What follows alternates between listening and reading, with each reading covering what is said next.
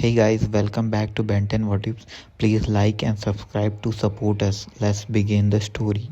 What if Ben 10 was in Tokyo Ghoul Universe Chapter 1? Stranger in a strange land. The familiar green flash faded from Ben Tennyson's vision as he tumbled through what felt like ice-cold jelly.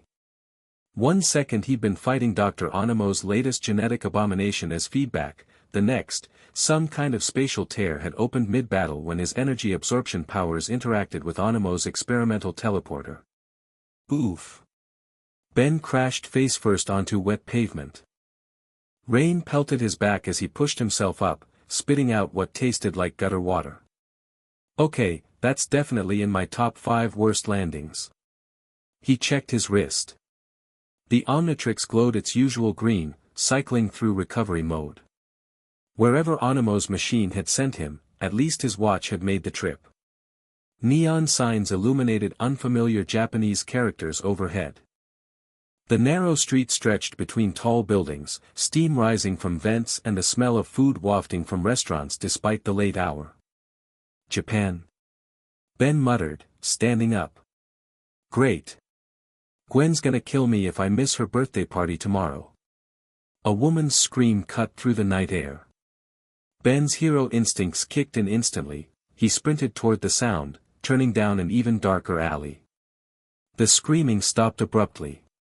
What Ben saw next froze him mid-step. A young businessman backed against the wall, trembling as a figure in a hoodie bent over a woman's body on the ground. Blood pooled beneath her. The hooded figure turned slightly, and Ben caught a glimpse of glowing red eyes and something that looked horribly like the man chewing meat off a bone. Hey! Ben shouted, unable to stop himself. The hooded figure whipped around. Ben's stomach lurched.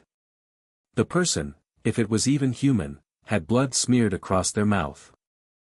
But worse were the eyes, black sclera with glowing red irises, and the writhing red appendages erupting from their lower back like tentacles. What the hell are you? Ben gasped. The creature grinned, revealing blood-stained teeth. Wrong place, wrong time, kid. The voice sounded almost normal, a young man's. Now you get to be dessert. The businessman used the distraction to bolt past Ben, running for his life. The creature didn't seem to care, focusing entirely on Ben. Look, I don't know what kind of alien you are, Ben said, backing up and activating the Omnitrix, but you picked the wrong planet to snack on. The creature's eyes widened. Alien? You're the one who smells weird, human. The red appendages, Kagun, though Ben didn't know that yet, shot forward like spears. Ben slammed down on the Omnitrix dial. Green light engulfed him as the transformation took hold. Where Ben had stood, a massive orange-furred creature now towered, Wildmutt. Unable to speak in this form, Ben roared and leaped sideways, dodging the attack with animal agility. The hooded figure stumbled back. What the, you're not human. Wildmutt charged, knocking the attacker into the wall. The creature recovered quickly, Kagun whipping frantically at Ben, who dodged with preternatural senses. One tendril caught him across the shoulder, drawing blood. The pain only made Wildmutt angrier. Ben pounced, pinning the creature down. Up close, he could smell the blood and raw meat on its breath. The attacker struggled, then suddenly went limp. Please, the voice cracked, suddenly sounding young and terrified. I'm just trying to survive. I haven't eaten in weeks. I can't help what I am. The pitiful plea caught Ben off guard. In his universe, the bad guys were usually pretty clear-cut. This person spoke like a desperate human, not a monster. The moment of hesitation cost him. The Kagun shot up, wrapping around Wildmutt's throat and flinging him into a dumpster. The creature bolted, running with inhuman speed. Ben transformed back, the Omnitrix timing out. What was that thing? Sirens wailed in the distance, approaching fast. Ben glanced at the dead woman, feeling sick. He hadn't been fast enough to save her. Footsteps pounded at the alley entrance. Flashlight beams swept the area as men in tactical gear appeared, carrying weapons Ben didn't recognize. CCG. Don't move, someone shouted in Japanese. Ben didn't understand the words, but the tone was universal. These looked like police or military. He raised his hands. I didn't do this. There was some kind of monster, confirmed ghoul attack, one officer reported into a radio. Victim deceased. Wait, we've got another subject here. A tall man in a white coat stepped forward, eyeing Ben suspiciously. A witness, he asked in accented English. I tried to stop it, Ben explained, but that thing escaped. It had these red tentacles and black and red eyes. The officers exchanged glances. The white coat man's expression darkened. You saw the ghouls Kagun and Kakugan. Describe the suspect. Ghoul. Ben repeated. Is that what you call them? It looked human except for the eyes and those tentacle things. Young guy in a hoodie. More muttering among the officers. The Omnitrix beeped softly, recharge complete. Ben casually lowered his hands, covering it. Where are you from, boy? The white coat man asked. What ward? I'm not from around here, Ben said truthfully. I'm American. Just, visiting. The man narrowed his eyes. At 2 a.m. in a back alley? Your Japanese is surprisingly good for a tourist. Ben blinked, confused. He wasn't speaking Japanese, was he? The Omnitrix's universal translator must be working. That was lucky. I got lost, Ben improvised. Heard screaming and came to help. Investigator Amon, one officer called, blood samples from the scene. We've got two types, victims and likely the ghouls. The white coat man, Amon, nodded. And check this boy too. Something feels off. Hey, I'm not involved in this. Ben protested as an officer approached with some kind of scanning device.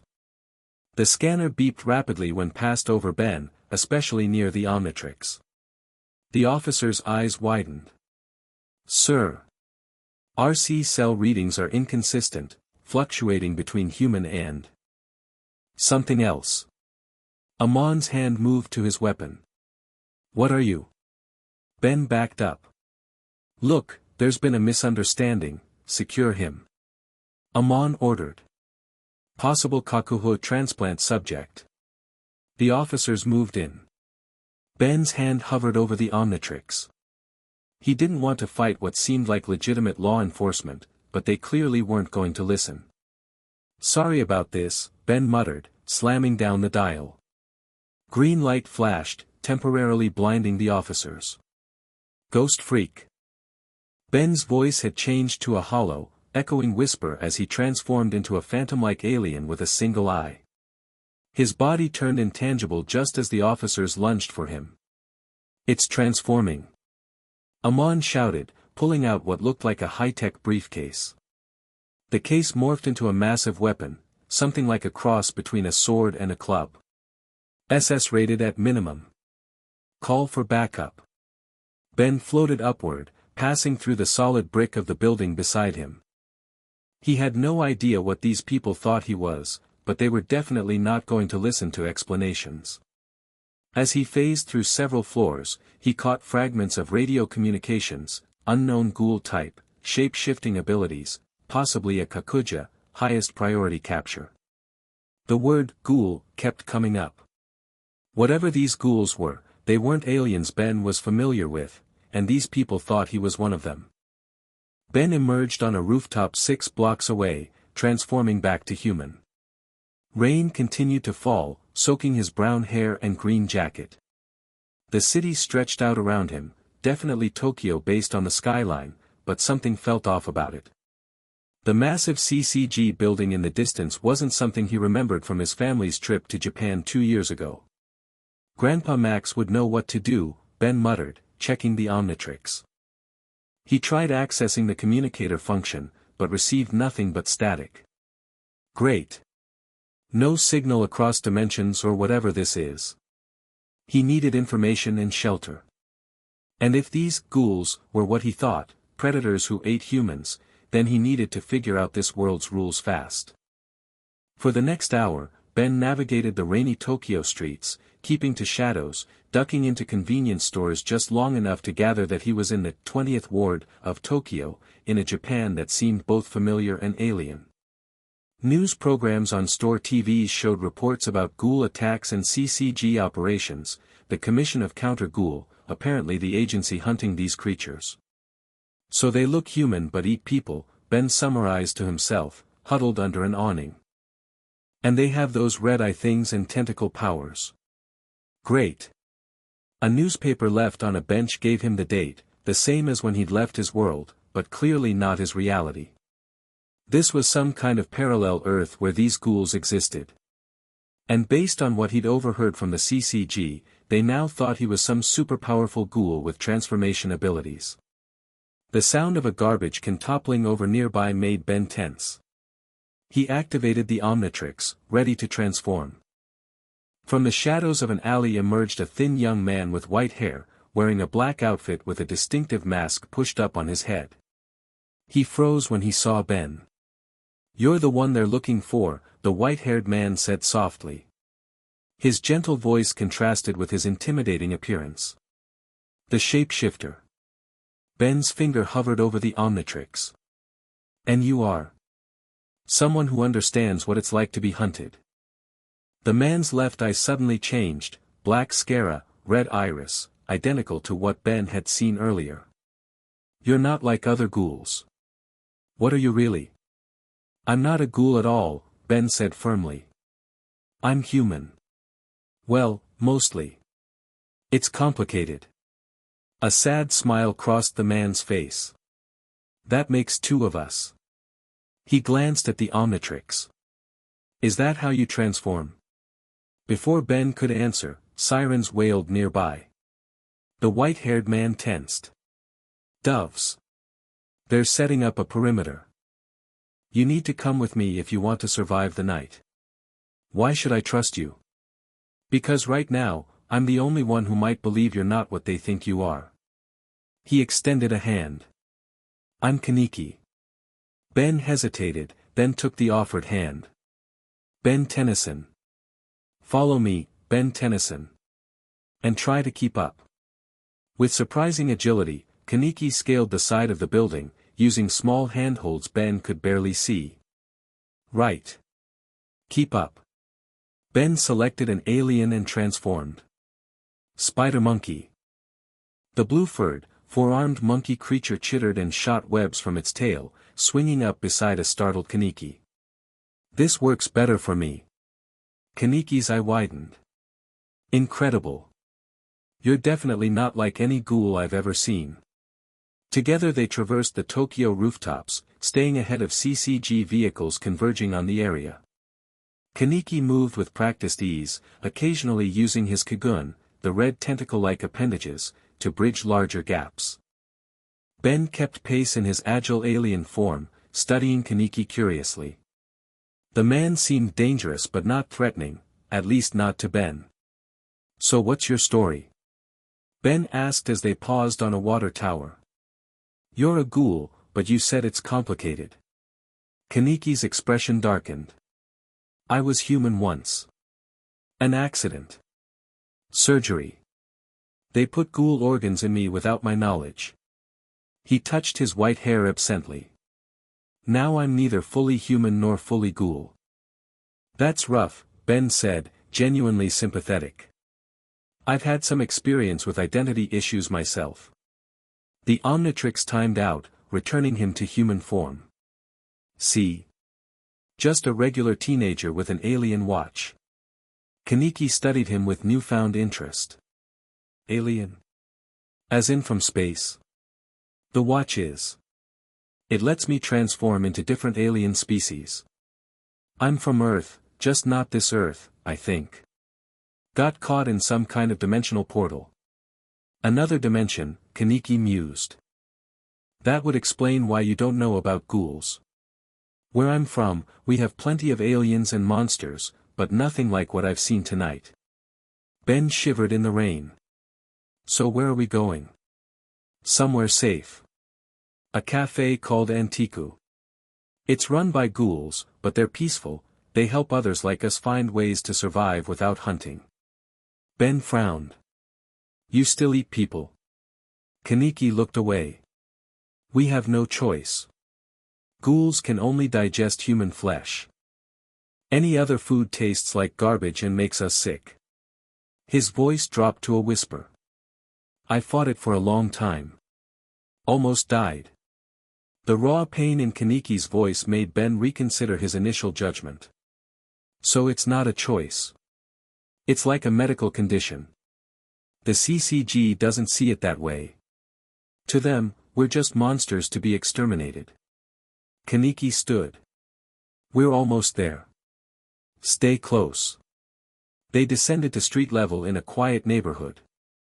Kaneki led Ben to a closed cafe with a European aesthetic. He knocked in a specific pattern. After a moment, the door opened slightly. It's me, Kaneki said. I've brought someone who needs help. The door opened wider, revealing a pretty teenage girl with short purple hair and a guarded expression. She took one look at Ben and frowned. Who's this? She demanded. The new ghoul everyone's talking about, Kaneki explained. Except he's not a ghoul at all. I'm Ben, he introduced himself with a small wave. Thanks for not immediately trying to eat me or arrest me. It's been that kind of night. The girl didn't smile. I'm Tuka. And if you're not a ghoul, then what are you? He's from another dimension, Kaneki said, as if this were a perfectly reasonable explanation. Tuka rolled her eyes. Great. Another weird one. The manager's going to love this. She stepped aside. Get in before someone sees you. The interior of Antiku was warm and inviting, polished wood, comfortable chairs, and the rich aroma of coffee. Several people looked up as they entered. Ben noticed they all had the same wariness in their eyes. An elderly man approached, his demeanor calm but alert. Kaneki. Tuka-chan said you found our mysterious new friend. This is Ben, Kaneki explained. The shapeshifter everyone's hunting. But his story is unusual. The old man smiled kindly. I'm Yoshimura, the manager of Antiku. Why don't we get you some dry clothes and coffee, and then you can tell us everything.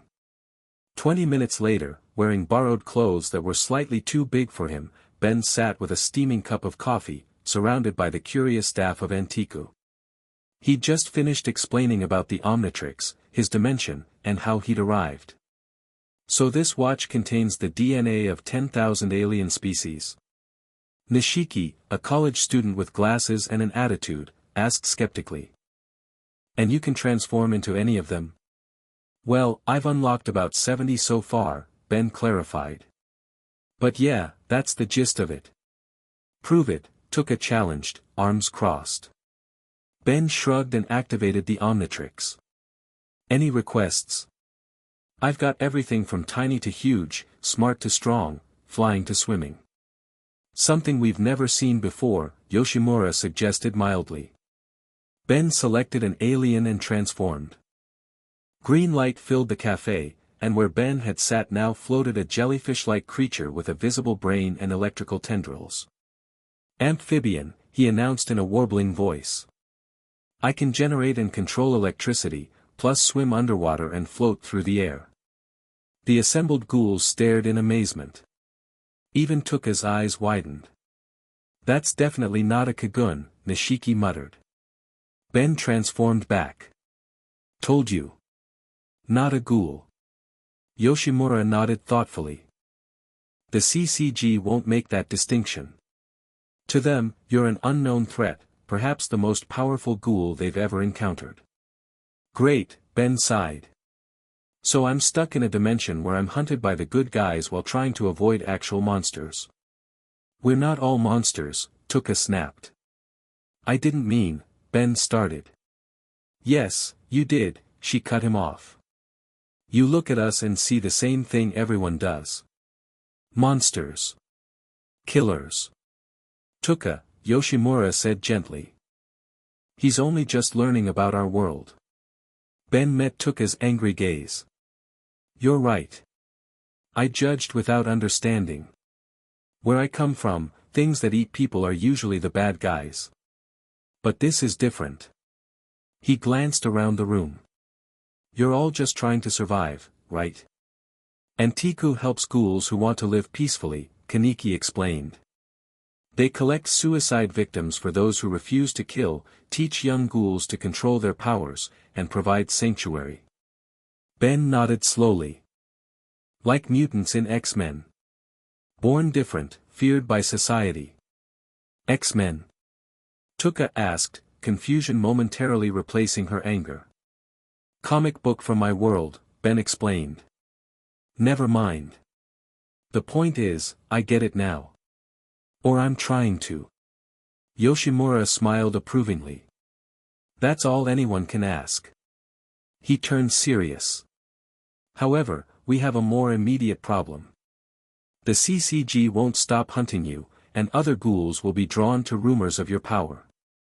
I need to find a way home, Ben said, fingering the Omnitrix. In my dimension, I've got people who can help with this kind of tech. Until then, Yoshimura continued, you need somewhere safe. You're welcome to stay here. Tuka made a small sound of protest but didn't speak up. Thank you, Ben said sincerely. And maybe I can help around the place. I feel bad just hiding out. Can you make coffee? Nishiki asked with a smirk. Ben grinned. No, but I learn fast. And I've got aliens who could probably brew a perfect cup in seconds. No aliens during business hours, Yoshimura said with gentle firmness. We maintain our cover carefully. The conversation was interrupted by frantic knocking at the back door. A young ghoul rushed in, panic on his face. Manager. The CCG, they've cordoned off the entire block around the 14th Ward office. They're saying they're hunting an SS-rated ghoul who can transform its entire body. They're calling it the Shifter. Ben winced.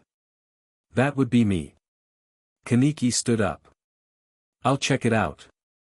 If they're mobilizing investigators, we need to know who's leading the operation.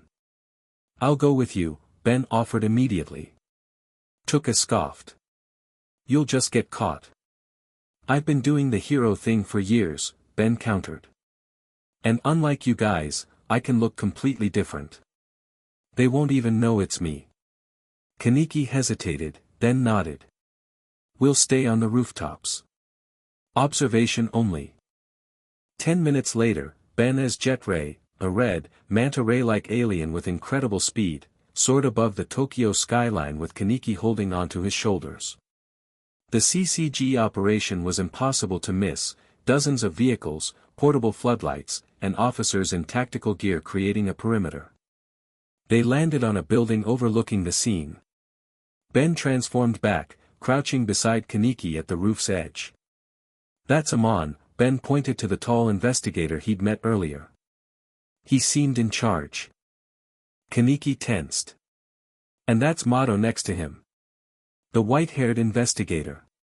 He's dangerous, obsessed with killing ghouls. He collects their Kagun as weapons. Ben watched the thin, hunched man with the creepy smile. Collects their body parts. That's seriously messed up. That's the CCG for you, Kaneki said grimly. They see us as less than human. Below, Amon addressed his troops, his voice carrying in the night air, the target has unprecedented abilities, full-body transformation unlike any Kagun we've documented. Approach with extreme caution. S-rated Quinqua only. Shoot to disable, not kill. The lab wants this one alive. Lab? Ben whispered. They experiment on captured ghouls, Kaneki explained.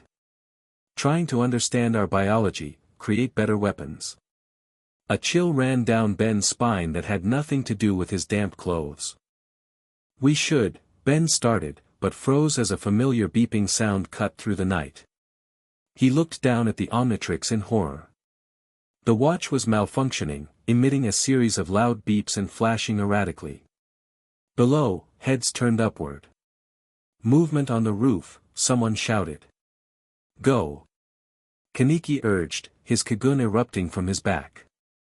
Searchlights swept upward as Ben desperately tried to silence the Omnitrix. Its faceplate had turned yellow instead of green, some kind of error mode he hadn't seen before. Come on, not now. Ben hissed, smacking the watch. The first Quinqua steel projectiles whistled past them as CCG officers opened fire. Kaneki's Kagun deflected several, but they were pinned down. I can't transform. Ben shouted over the commotion. The watch is glitching. Kaneki grabbed Ben around the waist. Then I'll get us out of here. Using his Kagun like spring-loaded tentacles, Kaneki launched them both to the next building as gunfire peppered their previous position. They rolled on impact, Kaneki immediately pulling Ben behind a ventilation unit. We need to separate, Kaneki said urgently. They're after you, not me. I can distract them while you get back to Antiku. I'm not leaving you to face them alone, Ben argued, still fiddling with the malfunctioning Omnitrix. This isn't your fight. It became my fight when I landed in this dimension, Ben shot back. He gave the watch one final, frustrated smack. The Omnitrix suddenly glowed bright green, the dial spinning rapidly. Omnitrix reset complete. New DNA signatures detected in proximity.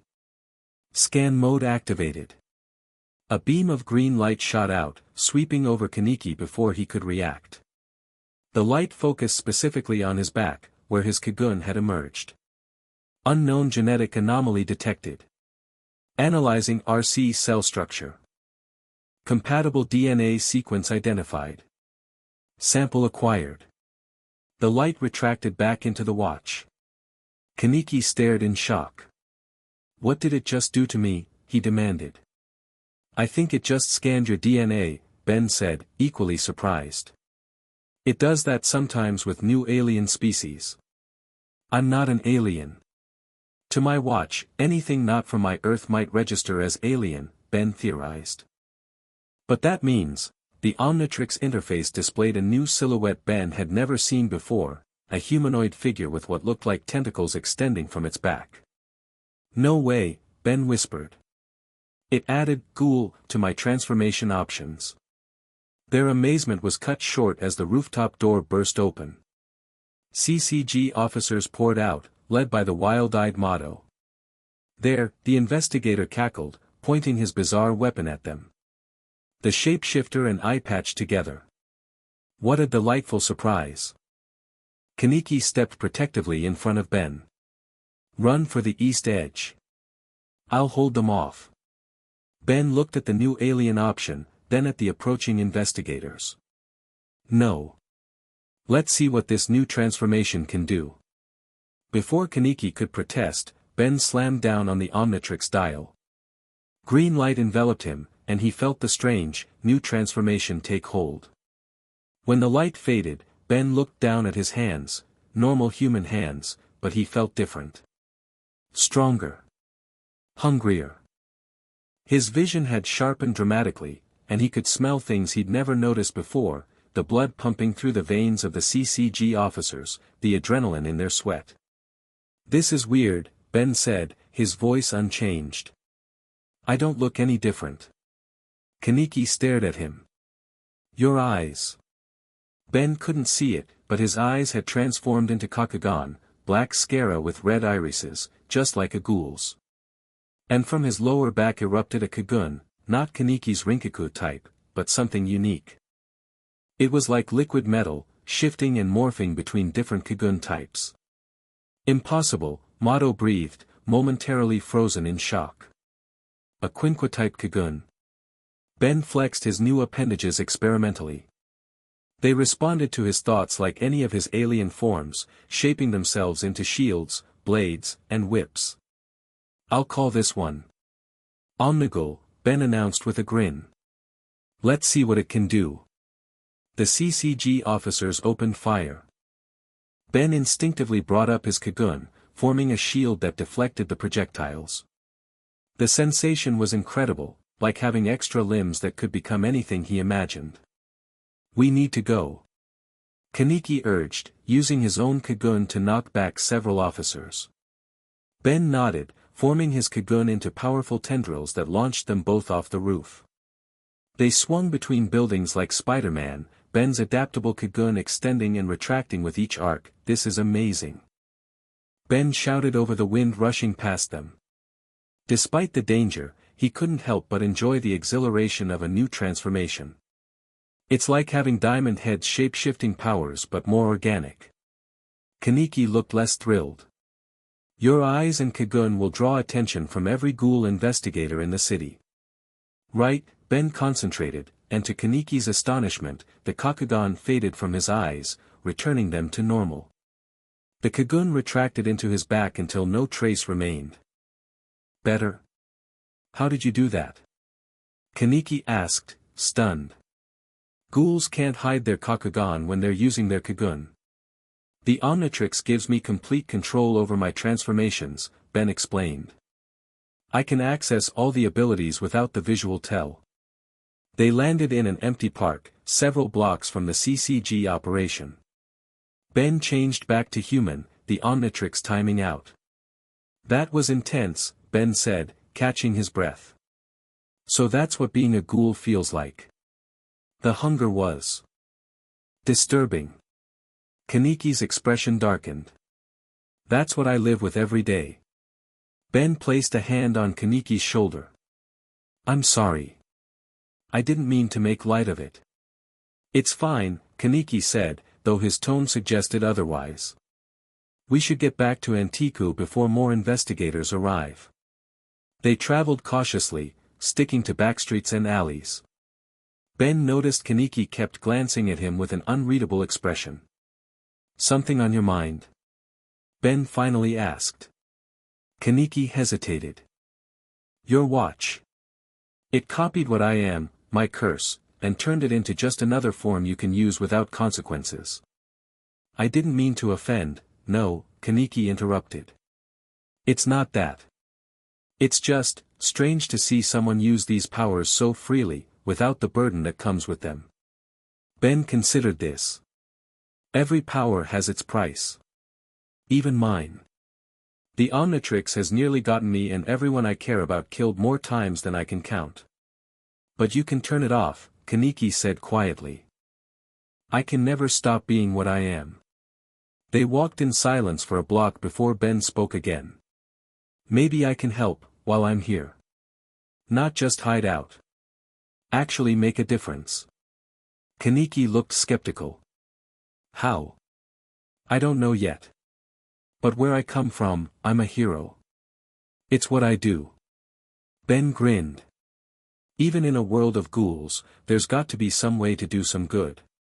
Kaneki's expression softened slightly. You really believe that? I have to, Ben replied.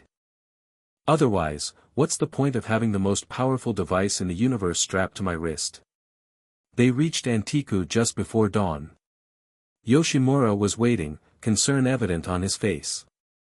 We saw the CCG operation on the news, he said, ushering them inside. I feared the worst. The kid's got a new trick, Kaneki explained. His watch copied ghoul abilities. Yoshimura's eyes widened. Is that possible? Apparently, Ben said, showing the new icon on the Omnitrix. It's never done that with humans before, but ghouls are different enough genetically that it registered as a new species. The others gathered around, reactions ranging from Tuka's suspicion to Nishiki's jealousy. So now you can play at being one of us? Tuka asked sharply. Put it on and take it off whenever it's convenient. Tuka-chan, Yoshimura chided gently. Ben faced her directly. I know it seems unfair. But maybe it's useful. I can experience what you go through without judging. Understand better. You felt the hunger? Kaneki asked. Ben nodded. It was intense. Like nothing I've experienced in any alien form. Yoshimura placed a kind hand on Ben's shoulder. Perhaps this is an opportunity. You bring a unique perspective, someone who can be both human and ghoul, yet is neither. Yeah, well, perspective won't stop the CCG from hunting him, Nishiki pointed out. Or other ghouls from trying to eat him when he's human. Which reminds me, Yoshimura said, you'll need to learn to defend yourself in human form as well. The CCG knows your face now. I can help with that, Tuka offered unexpectedly. Everyone turned to look at her in surprise. She scowled. What? If he's staying here, he needs to know how to blend in. CCG protocols, ward boundaries, safe houses. Ben smiled. Thanks, Tuka. She avoided his eyes. Don't thank me yet. Training starts tomorrow, and I won't go easy on you. I've faced intergalactic warlords and dimension-hopping sorcerers, Ben said confidently. How bad can it be? The assembled ghouls exchanged knowing looks that made Ben suddenly less confident. Get some rest, Yoshimura advised. You'll need it. Ben was shown to a small room above the cafe. Exhaustion hit him the moment he sat on the bed. Dimensional travel, multiple transformations, and combat with the CCG had drained him completely. As he drifted to sleep, Ben couldn't help wondering how his family was reacting to his disappearance. Were Gwen and Kevin looking for him? Was Grandpa Max mobilizing the plumbers? In this world of predators and prey, he felt more alone than he had in years. Yet somehow, he'd found allies, people who were feared as monsters but showed more humanity than the supposed protectors of the city. It wasn't the first time Ben had discovered that good and evil weren't as clear-cut as they seemed. Tomorrow, he'd start figuring out how to get home. But he'd also learn more about this world and its complex balance of powers. And maybe, just maybe, find a way to help these people who'd taken him in. After all, it was what heroes did, even in strange dimensions where the monsters weren't always the bad guys. Ben's last thought before sleep claimed him was of the new transformation. Omnigul.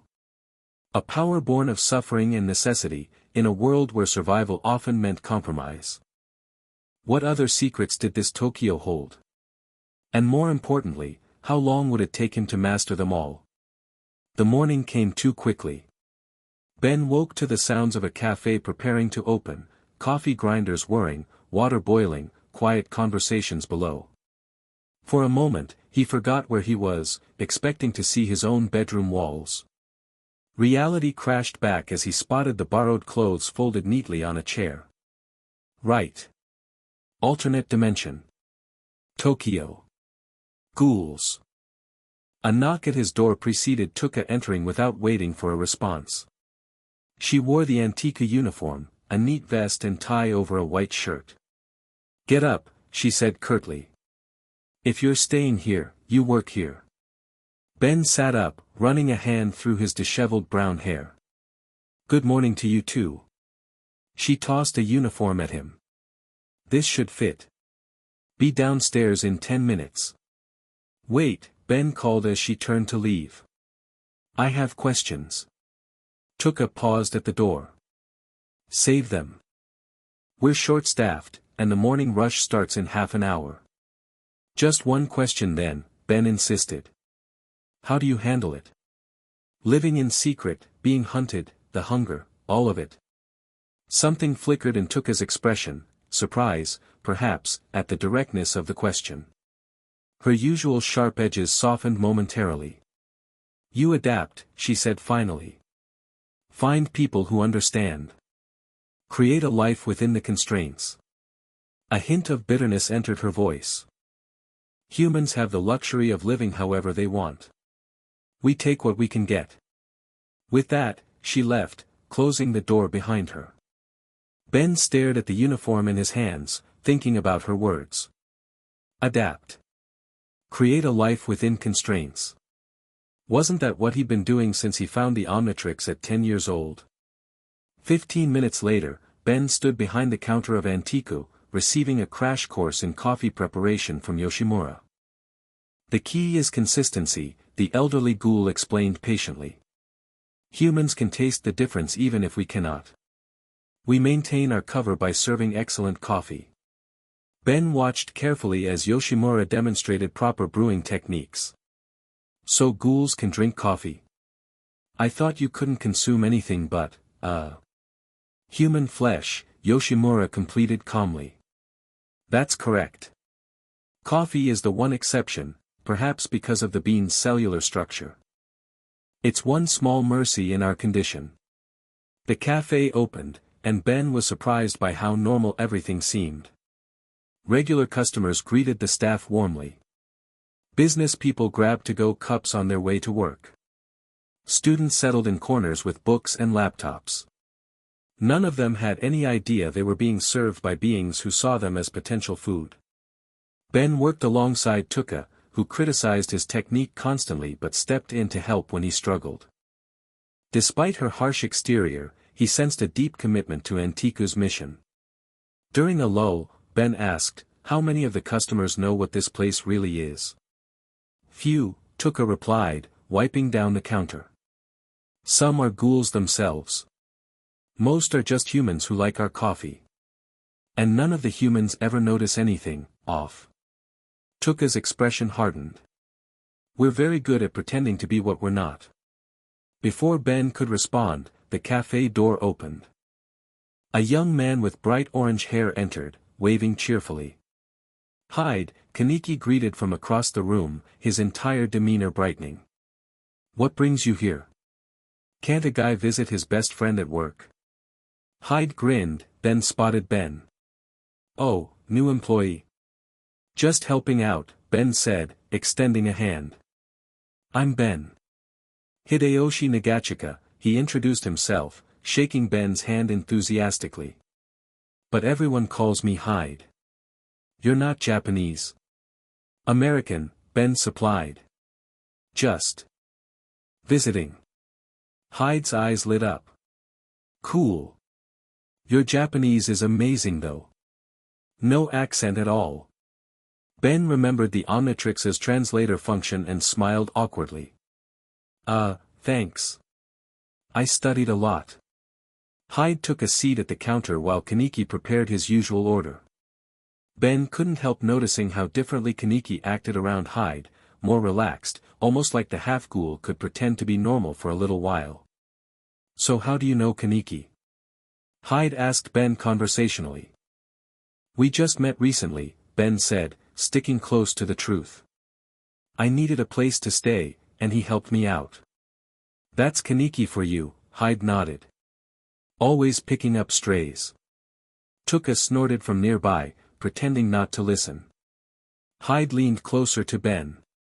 "Word of advice, don't let Tuka's attitude fool you. She's actually nice once you get past the death glares and threats of bodily harm." "I can hear you," Tuka growled. Hyde winked at Ben. "See what I mean?" There was something refreshing about Hyde, a genuine warmth and humor that seemed rare in this world of secrets and survival. Ben realized with a start that Hyde was the first normal human he'd really interacted with since arriving. "So Hyde," Ben asked casually, "what do you think about all this ghoul stuff in the news?" Hyde's expression turned thoughtful. "Complicated question. The media makes them all out to be monsters, but I wonder if it's that simple." He glanced at Kaneki briefly. "I think there's a lot we don't understand." "An unusually nuanced view," Yoshimura commented, joining the conversation. Hyde shrugged. "I'm studying information systems. Information is power, but misinformation is even more powerful. Makes me question the official story on anything." Ben nodded, impressed. "Smart approach." The pleasant atmosphere was shattered by the cafe television, which Nishiki had just turned to a news channel. A breaking news banner flashed across the screen. "Following last night's unprecedented ghoul sighting, the CCG has established checkpoints throughout the 20th ward," the reporter announced. Investigators described the suspect as a teenager with the ability to transform completely, a power never before documented in any ghoul. Citizens are advised to report any unusual sightings immediately. The screen showed a sketch of Ben's human face, alongside blurry photos of Wild Mutt and Ghost Freak captured by security cameras. "That's you," Hyde said, eyes widening as he looked between Ben and the screen. The cafe went silent. Ben froze, caught completely off guard. Hyde wasn't supposed to make that connection. The human's gaze darted around the suddenly tense cafe, understanding dawning on his face. "You're all," Hyde began. Tuka moved with blinding speed, appearing behind Hyde with her hand clamped over his mouth. Not another word. Kaneki rushed over. "Tuka, don't. He's my friend." "He knows too much," she hissed. "Wait." Ben interjected, stepping between them. "He doesn't know anything for sure. Let's not do something we'll regret." Hyde remained remarkably calm, making no attempt to struggle against Tuka's grip. When she cautiously removed her hand, he spoke quietly. "I've suspected for months," he admitted, looking directly at Kaneki. "About you. About this place." Kaneki paled. "Hyde. You're still my best friend," Hyde said simply. "That hasn't changed." The tension in the room shifted. Yoshimura stepped forward. "Perhaps we should continue this conversation upstairs, away from potential customers." Minutes later, they gathered in the private room above the cafe. Hyde sat calmly as Kaneki paced anxiously. "How long have you known?" Kaneki finally asked. "Since the hospital," Hyde answered. Little things didn't add up. Then I started researching ghoul physiology, behavior patterns. You started showing all the signs. Why didn't you say anything?" Kaneki demanded, anguish in his voice. Hyde shrugged. "Figured you'd tell me when you were ready. Or not. Your choice." Ben watched this exchange with growing respect for Hyde. The human had discovered his best friend was half monster and had simply accepted it. Continued their friendship without judgment. "And now you know about Ben as well," Yoshimura observed. Hyde turned to Ben. "So what's your story? You're clearly not a ghoul like them." Ben glanced at Yoshimura, who nodded slightly. Might as well tell him everything. So Ben explained about the Omnitrix, alternate dimensions, and his accidental arrival. Hyde listened with fascination rather than disbelief. "That's wild," Hyde said when Ben finished. "But it explains why the CCG's so worked up. You're something entirely new." "They think I'm some kind of super ghoul," Ben confirmed. "And now my face is all over the news." "Which means you can't work the front of the cafe anymore," Yoshimura concluded. "Too risky." Hyde leaned forward, expression serious. "I can help.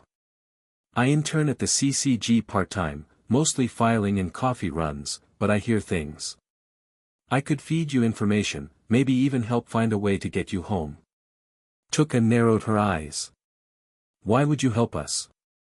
You're human." "Because Kaneki is my friend," Hyde said simply. "And because I've seen how the CCG operates. They're not always the good guys they pretend to be." Kaneki looked torn between gratitude and concern. "Hyde, it's dangerous to get involved." "I'm already involved," Hyde countered. "Have been since you became a ghoul. Might as well be useful." Ben felt a surge of admiration for Hyde's loyalty. It reminded him of his own friends back home. Gwen and Kevin would do the same for him in a heartbeat. "We could use an inside source," Ben admitted. "If the CCG knows anything about dimensional technology or alien energy signatures, that might help me find a way back." Yoshimura nodded slowly. "Very well. But we must be extremely careful. The CCG has spies everywhere." "Speaking of which," Tuka interjected, "we need to finish your training, Ben. If you're going to stay here, you need to know how to blend in better." "Right now?" Ben asked, glancing at the cafe downstairs. "Right now," Tuka confirmed firmly. "Nishiki and Kaneki can handle the customers. Ben spent the rest of the day receiving an intensive education in the world of ghouls. Tuka proved to be a demanding but effective teacher, drilling him on ward boundaries, CCG protocols, and ghoul social structures. The 20th ward is relatively peaceful, she explained as they walked through back alleys. Yoshimura's influence keeps most ghouls in line. But cross into the 11th or 13th wards, and you'll find feeding grounds where ghouls hunt openly. And the CCG lets that happen? Ben asked, surprised. Tuka's expression darkened. They prioritize. Focus resources on high-profile cases. An ordinary ghoul killing an ordinary human doesn't always make the cut. That's messed up. That's reality, Tuka corrected. Resources are limited. The CCG can't be everywhere.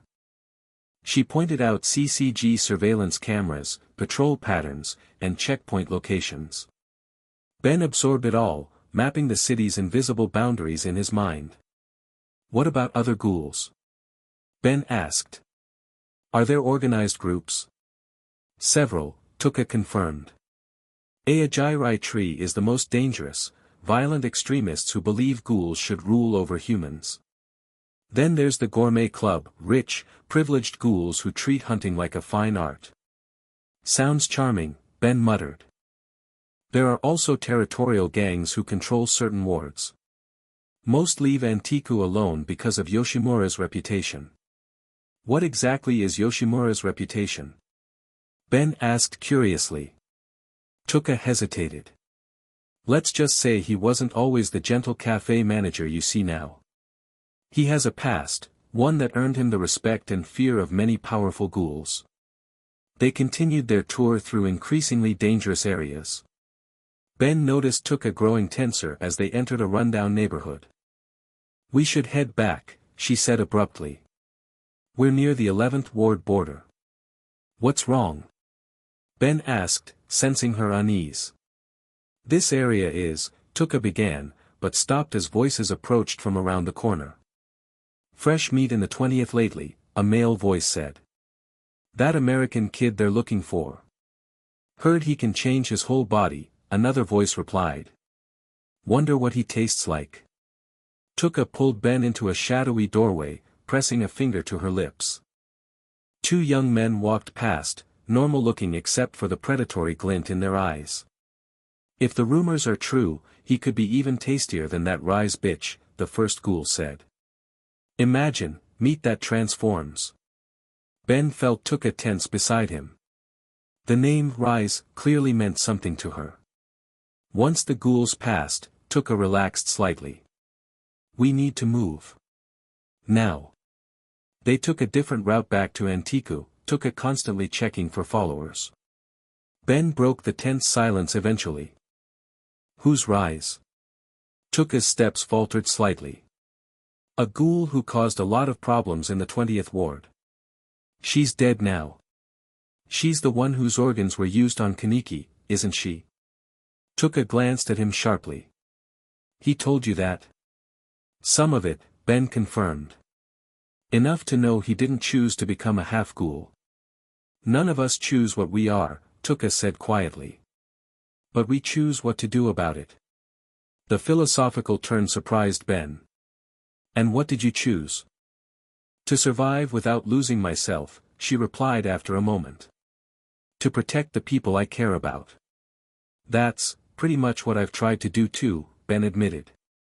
Ever since I got the Omnitrix, it's been about finding that balance, using power responsibly while still having some kind of normal life. Tuka studied him with renewed interest. Maybe you're not as clueless as I thought. High praise, Ben grinned. I'll take it. They reached Antiku as evening fell. The cafe was closing, customers trickling out as Kaneki and Nishiki cleaned up. Hyde had left hours ago, promising to return with any useful CCG information. Yoshimura greeted them. How was the training? He learns quickly, Tuka said, which Ben took as another compliment. But we had to avoid the 11th ward. Increased ghoul activity. Yoshimura frowned. Concerning. Perhaps related to the CCG's focus on finding Ben. Creating a power vacuum, Kaneki suggested. Exactly, Yoshimura confirmed. With resources diverted to hunting the shifter, opportunistic ghouls are taking advantage. Ben felt a weight of responsibility. So I'm making things worse just by being here. No, Yoshimura said firmly. The CCG's priorities are their own choice. You're simply trying to survive. The conversation was interrupted by the cafe phone ringing. Yoshimura answered, his expression growing grave as he listened. I see. Thank you for the warning, he said before hanging up. He turned to the others. That was Yomo. The CCG is conducting a surprise sweep of the ward tonight. All businesses will be searched for the fugitive ghoul. Here? Ben asked, alarmed. Eventually, yes, Yoshimura confirmed. We need to move you somewhere else for the night. Kaneki stepped forward. He can stay at my apartment. It's small, but the CCG already searched my building yesterday. Too risky, Tuka argued. What if they come back? They won't, Hyde said, appearing at the back door. Everyone turned in surprise. Sorry, door was unlocked. Thought you should know, the sweep is systematic, moving from east to west. They've already cleared Kaneki's neighborhood and won't return tonight. How do you know this? Yoshimura asked. Hyde held up his CCG intern badge. Overheard the operation briefing. I came as fast as I could. You're taking a huge risk, Kaneki said, concern evident. Hyde shrugged. What are friends for? The decision was made quickly. Ben would stay with Kaneki until the sweep was complete. He gathered his few belongings while Yoshimura gave last-minute instructions. Remember, no transformations unless absolutely necessary. Even in Kaneki's apartment, the CCG might have surveillance nearby. Ben nodded. Got it. Low profile. Tuka approached as he prepared to leave. Be careful, she said, her usual edge softened slightly. And take this. She handed him a small device that looked like a pager. Emergency communicator. Secure channel to Antiku. One button. Thanks, Ben said, genuinely touched by the gesture. I'll see you tomorrow. If you don't get caught, she replied, but there was almost a smile there. Ben left with Kaneki and Hyde, slipping out through the back alleys. They traveled cautiously, Hyde scouting ahead at each turn, using his CCG badge to bluff their way past one checkpoint. Kaneki's apartment was small but neat, bookshelves being the dominant feature. Ben noticed most were literature rather than manga or light novels. You're a reader, Ben observed as Kaneki prepared a makeshift bed on the couch. I was studying Japanese literature before. Kaneki gestured vaguely at himself. It's harder to focus on books now. The hunger makes concentration difficult. Hyde rummaged through Kaneki's refrigerator. Still keeping up appearances with normal food, huh? He held up a container of something that had clearly never been opened. Kaneki looked embarrassed. Force of habit. Ben settled on the couch while Hyde prepared to leave. I should get back to my dorm before curfew. I'll check in tomorrow with any news. After Hyde left, an awkward silence fell between Ben and Kaneki. They were still practically strangers thrust together by circumstance. So, Ben said eventually, what was it like? The transition from human to, what you are now. Kaneki sat heavily in a chair. Horrifying, he answered honestly. Imagine everything you enjoyed about being alive suddenly becoming disgusting. Food tastes like garbage. Your body rejects it violently. Meanwhile, you start smelling things, people, differently. The hunger, Ben nodded. I felt it briefly in omnigul form. It's constant, Kaneki continued, his voice hollow. Clawing at you from the inside. You fight it until you can't anymore. His eyes met Ben's. Then you hate yourself for giving in. How do you handle it? Ben asked quietly. Yoshimura helps. Provides ethically sourced meat. Kaniki's expression conveyed his distaste for the euphemism. Suicide victims, mostly. People who were already dead. Ben nodded slowly, processing this grim reality. And Tuka? The others? They do the same. Most who come to Antiku do, Kaniki confirmed. But not all ghouls have that option. Or care to take it. It's like being born a predator in a world that criminalizes hunting, Ben mused. I've met alien species with similar biological needs. But they usually had alternatives, synthetic options. The CCG isn't interested in alternatives, Kaniki said bitterly. Just extermination. They talked late into the night, comparing experiences, Ben's adventures across the universe, Kaniki's struggle to adapt to his new existence. Despite their vastly different backgrounds, Ben found they shared similar questions about identity, purpose, and the responsible use of power. Morning came with a knock at Kaniki's door. Both bolted upright, instantly alert. Kaniki motioned for Ben to hide in the bathroom while he cautiously approached the door. Kaniki? It's me. Tuka. Kaniki opened the door, revealing an exhausted-looking Tuka in her school uniform. The sweep's over, she reported as Ben emerged from hiding. Antiku was searched but cleared. It's safe to return. That's a relief, Ben sighed. Did they find anything suspicious? No, but they're expanding the search to neighboring wards, Tuka said. They're calling in special investigators from other districts. They're really going all out for one ghoul, Kaniki observed. That's what worries me, Tuka replied. It's not just about capturing a powerful ghoul anymore. They're treating this like a research opportunity. Ben felt a chill. You think they know I'm not just a regular ghoul? I think they suspect you're something new, Tuka said. And that makes you valuable to them. They returned to Antiku through back routes, avoiding main streets. The cafe remained closed for the morning, standard procedure after a CCG inspection, to avoid raising suspicion. Yoshimura was waiting with unsettling news. 3 ghouls were killed during last night's sweep. All were hunting in areas they normally avoided. The power vacuum, Kaniki concluded. With the CCG focused on Ben, territorial lines are shifting. This can't continue, Yoshimura said gravely. The 20th Ward's stability depends on balance. If that balance fails, we could see a feeding frenzy that would bring even more investigators. Ben felt the weight of unintended consequences. So my presence is disrupting everything. It's not your fault, Yoshimura assured him. But we need to address it nonetheless. How?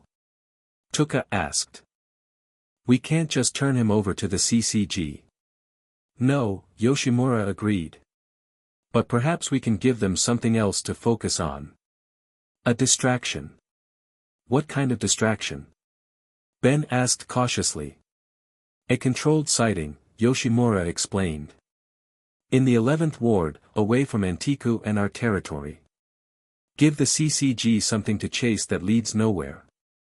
A wild goose chase, Ben nodded. I could transform into something fast, be seen, and disappear before they can mobilize fully. Too dangerous, Tuka objected.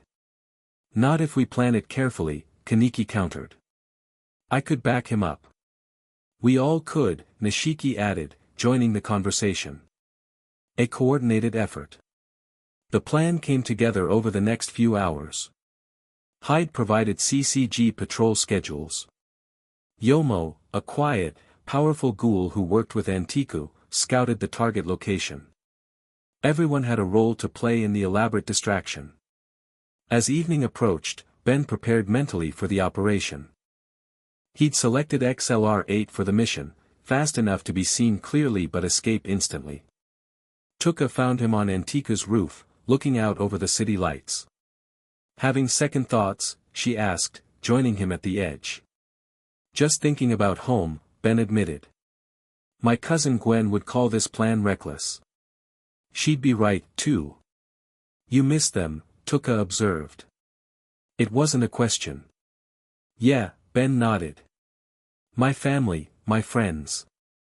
Even the boring parts of normal life. Tuka was quiet for a moment. What's it like? Having a normal human life? The question surprised Ben. I don't know if my life was ever really normal after finding the Omnitrix. But before that. He smiled at the memories. School. Video games. Summers with my grandpa. Normal kid stuff. Sounds nice, Tuka said softly, a rare vulnerability in her voice. What about you? Ben asked. What was your childhood like? Tuka's expression closed immediately. Survival. Always moving. Always hungry. Always afraid. I'm sorry, Ben said genuinely. That's not a childhood anyone deserves. It is what it is, Tuka replied, her usual defensive edge returning. We should get ready. The operation starts in an hour. As she turned to leave, Ben caught her arm gently. Hey. Thanks for helping me. I know I'm just a problem that dropped into your world. Tuka's expression softened slightly. You're not the worst problem we've had. Coming from her, it was practically a declaration of friendship. The distraction operation began precisely at 10 p.m. Yomo and Nishiki created a commotion near the 11th Ward border, just enough to draw CCG patrols but not enough to require special investigators. Ben, as XLR-8, streaked through the designated area at precisely the right moment, fast enough to be unmistakable but slow enough to be caught on security cameras. Kaneki and Tuka waited nearby as backup, ready to intervene if anything went wrong. CCG units responding, Hyde reported through the communicator. They're calling for reinforcements from the 20th Ward search grid. Phase 2, Yoshimura instructed from Antiku. Ben made a second appearance 2 kilometers away, drawing even more CCG resources to the new location. The cat-and-mouse game continued for nearly an hour, with Ben appearing and disappearing at carefully calculated points throughout the 11th Ward. It's working, Hyde confirmed. Over 60% of 20th Ward search teams have been redirected. The final phase brought Ben to an abandoned construction site at the very edge of the ward. Here, he would make his most visible appearance before disappearing completely, leaving the CCG to search empty buildings for hours. Ben raced into position, the blue-black blur of XLR-8 leaving a trail that CCG sensors would easily detect. He skidded to a stop in the center of the site, exactly as planned. What wasn't planned was the figure waiting for him. Interesting, said the white-haired investigator Ben recognized as Motto. The man stood alone, his Quinqua case in hand. I thought you might come here. Ben froze. This wasn't supposed to happen, Motto should be across the district with the main CCG force. You're wondering how I knew, Motto continued, his eerie smile widening. Simple pattern analysis. Your appearances were too precise, too calculated. Someone smart was planning them. He tapped his temple. But I'm smarter. Ben remained in XLR-8 form, ready to flee, but something kept him rooted. Curiosity, perhaps. What do you want? Ben asked, his voice distorted by the transformation. To understand, Motto replied, eyes gleaming with disturbing intensity. What are you? No ghoul can change their entire physical structure as you do. I'm just passing through, Ben answered cautiously. I don't want trouble. Motto laughed, a chilling sound. Trouble found you the moment you entered my hunting grounds. He opened his Quinqua case. And now, I'll add you to my collection. The weapon that emerged was grotesque, organic yet mechanical, like nothing Ben had seen before. With a sickening realization, he understood what Kaneki had meant about Quinquas being harvested from ghouls. That's someone's Kagun, Ben said, disgust evident in his voice. You killed a ghoul and turned their body into a weapon. Precisely. Motto exclaimed with disturbing enthusiasm. And yours will make the finest addition yet. The Quinqua lashed out with surprising speed. Even as XLR-8, Ben barely dodged the attack. The weapon's movements were unpredictable, almost as if it retained some organic intelligence. Ben. Kaniki's voice came through the communicator. What's happening? Trap, Ben managed to say before dodging another strike. Motto, the third attack caught him off guard, the Quinqua wrapping around his leg and sending him crashing into a concrete pillar. The impact was enough to disrupt the transformation, green light flashing as Ben returned to human form. Fascinating, Motto breathed, approaching slowly. So you do have a human appearance. Ben reached for the Omnitrix, but the Quinqua lashed out again, pinning his arm to the ground. Motto stood over him, studying the watch with clinical interest. Is this device the source of your power? The investigator asked. I'll need to examine it carefully back at the lab. You're not taking it, Ben growled, struggling against the weapon's grip. I've heard that before, Motto smiled. From countless ghouls protecting their Kaguns. They all broke eventually. A blur of motion interrupted the standoff as Kaniki crashed into Motto from above, Kagun extended. The investigator barely blocked the attack with his Quinqua, releasing Ben in the process. Run! Kaniki shouted, engaging Motto in a furious exchange of blows. Ben scrambled to his feet, but couldn't bring himself to flee. I'm not leaving you. This isn't your fight. Kaniki insisted, his Kagun clashing violently with Motto's Quinqua. Like hell it isn't, Ben replied, activating the Omnitrix. It's hero time. The green flash revealed Diamond Head, a crystalline alien with incredible durability and the ability to generate crystal projectiles. Ben immediately fired a barrage of crystal shards at Motto, forcing the investigator back. 2 for 1, Motto cackled, seemingly delighted rather than concerned. The shapeshifter and eye patch together. Kaniki and Ben fought side by side, complementing each other's abilities. Wherever Motto's Quinqua threatened one, the other would intercept. They slowly pushed the investigator back, gaining the upper hand. We need to end this and go, Kaniki urged.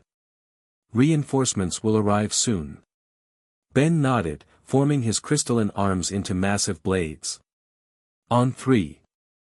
1, 2, their coordinated attack never came. A second Quinqua whipped through the air, catching them both off guard. Amon stepped from the shadows, his own weapon deployed. Special Investigator Motto, Amon said formally. You were ordered to remain with the main force. And miss this opportunity? Motto gestured excitedly at Ben and Kaniki. Look what I've found. Ben and Kaniki stood back to back, surrounded by the two investigators. The situation had deteriorated rapidly. We need to go, Ben muttered. Right now. Too many Quinquas, Kaniki replied tensely. They're blocking all exits. Ben assessed their options quickly. I have an idea, but it's risky. Ever been underground? Before Kaniki could ask what he meant, Ben transformed his crystalline body, extending it downward and creating a rapidly expanding hole beneath their feet. Both dropped into the impromptu tunnel as Ben sealed it above them, blocking the investigators' pursuit. Impressive, Kaniki admitted as they navigated the dark tunnel. Ben continued to forge ahead of them. One of my handier abilities, Ben agreed. Should connect to the sewer system in about 50 meters. They emerged into the city's drainage system, filthy but alive. Ben returned to human form, the Omnitrix beeping in low-power mode. That was too close, Kaniki said, catching his breath. Motto's no ordinary investigator. He's obsessed. I noticed, Ben grimaced. He's also smarter than we gave him credit for. He saw through our plan completely. They made their way through the sewers until they found a safe exit point, emerging several blocks from the operation zone. Tuka was waiting at the rendezvous point, relief briefly showing on her face before being replaced by anger. What happened? she demanded. We heard fighting over the communicator. Mato was waiting for me, Ben explained as they hurried back toward Antiku. He predicted the pattern. Impossible, Tuka insisted. The plan was perfect. Not against someone like Mato, Kaneki said grimly. He thinks differently. They reached Antiku to find Yoshimura waiting with Hyde, who looked uncharacteristically serious. Bad news, Hyde said without preamble. The CCG is connecting dots they shouldn't be able to connect. They've flagged Antiku for enhanced surveillance. How? Tuka asked. We've always been careful. Hyde shook his head. Not sure. But they're specifically looking for connections between the shifter and known Ghoul safe havens. Ben felt the weight of responsibility growing heavier. This is my fault. I'm putting all of you in danger just by being here. No one is blaming you, Yoshimura said kindly. But we do need to adjust our approach. I should leave, Ben suggested. Find somewhere else to hide while I figure out how to get home. And go where? Tuka challenged. You barely know this world. You'd be caught within days. She's right, Kaneki agreed. Antiku is still the safest option. We just need to be more careful. The discussion continued late into the night. Plans were made and discarded. Security protocols tightened. Through it all, Ben couldn't shake the feeling that his presence was a ticking time bomb for the people who had taken him in. As the others finally dispersed to get some rest, Yoshimura pulled Ben aside. There's something I've been considering, the elderly Ghoul said quietly. Your watch, it contains the genetic material of thousands of species. That's right, Ben confirmed. Why? And it can scan new genetic patterns, as it did with Kaneki? Ben nodded slowly, beginning to see where this was going. I wonder, Yoshimura continued thoughtfully, if it might contain information that could help us understand the Ghoul condition better. Perhaps even find that alternative you mentioned. A synthetic food source. Ben's eyes widened at the implication. You think the Omnitrix might help create that? It's merely speculation, Yoshimura cautioned. But your device contains the most comprehensive genetic database ever to enter our world. If answers exist anywhere. The possibility was tantalizing. If Ben could help create a solution for ghouls before returning home, a legacy that might bring peace to this troubled world, wouldn't that be worth the risk of staying longer? I can't make any promises, Ben said carefully. But I'll try. The Omnitrix wasn't designed for this kind of application, but I've seen it do some pretty amazing things. Yoshimura smiled gently. Sometimes the greatest discoveries come from unexpected directions. That night, as Ben lay in his small room above the cafe, he stared at the Omnitrix with new purpose. It had always been a weapon, a tool for fighting, a means of protecting people. Could it also become a key to peace in this world? The thought accompanied him into dreams where ghouls and humans walked together without fear, where children like Tuka grew up without hunger or hatred, where Kaneki could fully embrace both sides of his nature. Perhaps, Ben thought as consciousness faded, being trapped in this dimension wasn't merely an accident after all. Morning brought a renewed sense of determination. If Ben was stuck here for the time being, he would make his presence count for something positive. The first step was understanding more about ghoul biology. Kaneki agreed to help, offering blood samples and submitting to Omnitrix scans. Nishiki, who had some scientific background from university, assisted with analysis. The RC cells are the key, Nishiki explained, pointing to diagrams he'd drawn. They're what make us ghouls different from humans, concentrated in the kakuhu organ and flowing through our blood at levels 10 times higher than humans. And they're what prevents you from digesting normal food? Ben asked, studying the diagrams. Exactly. Our digestive systems are optimized for processing other RC cells, specifically, human ones. Ben activated the Omnitrix's analysis mode, scanning Kaneki's blood sample. The holographic display showed detailed genetic information. According to this, RC cells share characteristics with stem cells, Ben observed. They can transform into different structures, like your cocoon. That fits with what we know, Nishiki nodded. But how does that help us? Ben's expression grew thoughtful. What if we could reprogram RC cells to accept non-human proteins? Create a synthetic substance that satisfies the hunger without requiring, Theoretical at best, Nishiki scoffed. The CCG has been researching this for decades without success. They don't have the omnitrix, Ben pointed out. Their research continued throughout the day, with Ben transforming into various alien forms to access different analytical abilities. Gray matter's intelligence proved particularly useful, allowing him to understand ghoul biology at a molecular level. By evening, they had a theoretical framework for a potential synthetic food. Actually creating it would require laboratory equipment they didn't have, and knowledge that might only exist in CCG research facilities. We need to get into their database, Ben concluded during a group meeting. See what they already know about RC cell manipulation. Impossible, Tuka stated flatly. Their headquarters is the most secure building in Tokyo. Hyde cleared his throat. Not entirely impossible. I have basic access credentials. Nothing high level, but it could get someone into the building. Too risky, Kaneki argued. If you're caught helping us, you'll be killed instantly. What about remote access? Ben suggested. Can you log in from outside the building? Hyde shook his head. All sensitive data is air-gapped. You need to be physically connected to their internal network. The conversation hit an impasse until Yoshimura spoke up. There may be another way. Not through the CCG, but through someone who once worked with them. All eyes turned to the manager. Dr. Kano, Yoshimura said, the name hanging heavily in the air. The surgeon who turned Kaneki into a half-ghoul. Kaneki visibly tensed at the mention of the name. Kano disappeared months ago. Not disappeared, Yoshimura corrected. Went underground. He continues his experiments with ghoul-human hybridization.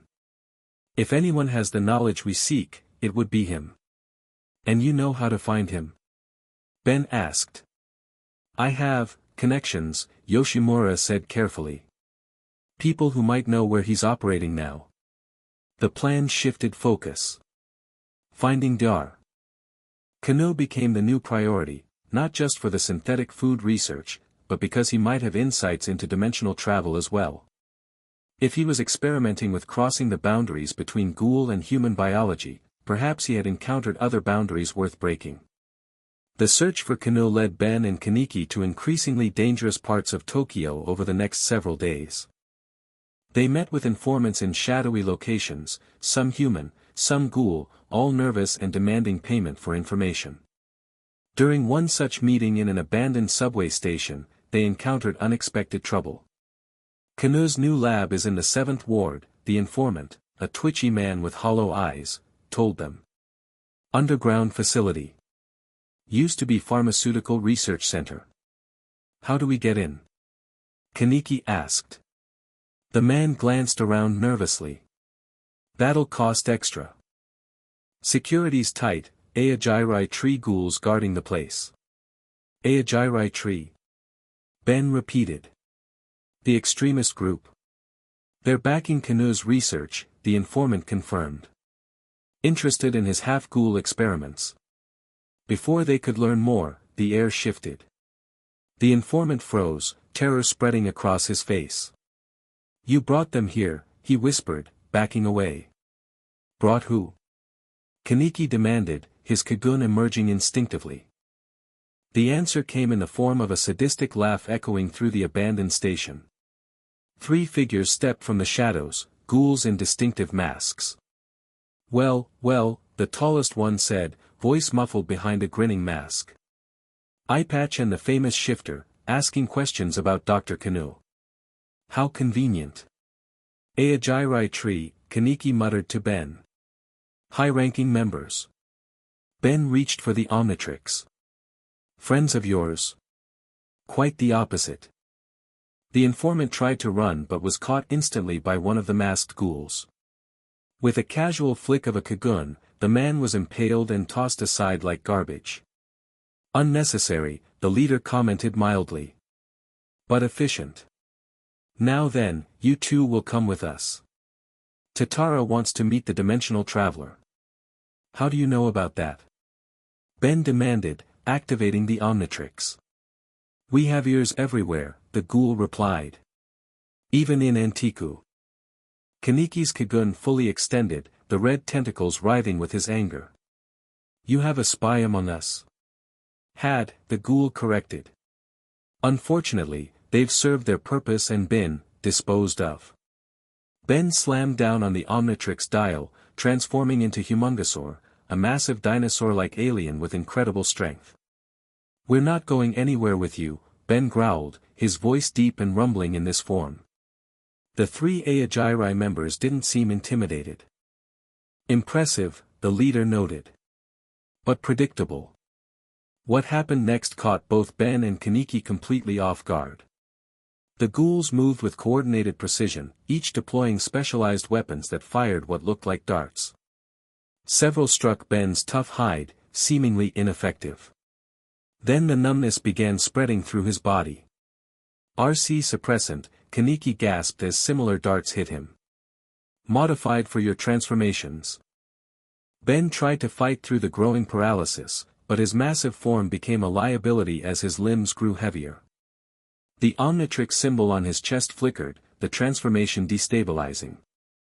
They knew exactly what to use, Ben managed to say before collapsing. The last thing he saw before losing consciousness was Kaneki fighting valiantly against the same paralysis before succumbing as well. Darkness claimed him, along with one final, troubling thought: the Aogiri tree hadn't just been waiting for them, they'd been hunting them all along. Ben awoke to the sound of mechanical humming and the smell of antiseptic. His body felt heavy, unresponsive. The Omnitrix was still on his wrist but surrounded by some kind of containment device that glowed faintly. Ah, he's awake, a pleasant voice observed. Excellent timing. Ben forced his eyes to focus on the speaker, a middle-aged man in a lab coat, his expression clinically interested rather than threatening. Dr. Kanu, I presume, Ben managed, his voice hoarse.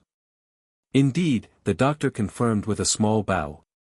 And you are Ben Tennyson, the dimensional traveler with the remarkable transformation device.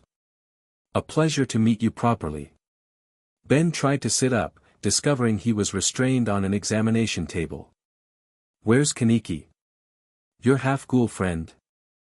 In another room, being examined by my colleagues. Don't worry, he's quite valuable to us. One of my earliest successful subjects. Subjects, Ben repeated with disgust. You mean victims? Kanu's expression didn't change. Perspective is everything, Mr. Tennyson. I create potential where none existed before. Like yourself, I'm interested in transcending natural limitations. Ben looked around the room, clearly a laboratory, filled with equipment both familiar and alien to him. Through a glass wall, he could see other rooms with similar setups. Some contained what appeared to be humans or ghouls in various states of experimentation. You're creating half-ghouls, Ben realized. Intentionally. The future of evolution, Kanu stated matter-of-factly. Humans with ghoul abilities. The perfect synthesis. Why? To create weapons. Super soldiers. Kanu seemed amused by the question. So limited in your thinking. I seek to advance humanity beyond its current state. Ghouls have remarkable regenerative abilities, enhanced strength, specialized predatory organs, all evolutionary advantages. Why shouldn't humans benefit from these traits? Because people aren't lab rats, Ben snapped. You can't just experiment on them without consent. Progress requires sacrifice, Kanu said dismissively.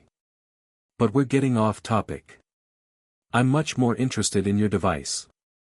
He gestured to the Omnitrix. A technological marvel unlike anything in our world. The ability to rewrite DNA on demand, transform biological structures instantly, preserve consciousness across radical physical changes.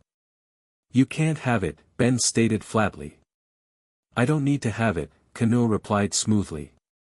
I merely need to understand it. And thanks to Ajirai's resources, I have all the time and equipment necessary to do exactly that.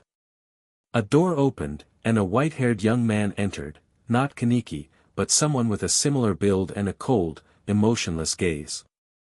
Ah, Sidhu, Kano greeted the newcomer. Perfect timing. This is the subject I mentioned. The young man, Sidhu, studied Ben with clinical detachment. Tatara wants an update on the extraction progress. Tell him we're proceeding carefully, Kano replied. The device appears biologically bonded to the subject. Premature removal could damage it. Ben felt a chill at the casual way they discussed removing the Omnitrix. Even if they somehow succeeded, the failsafes would likely trigger an energy discharge that could kill everyone in the facility. You're making a mistake, Ben warned.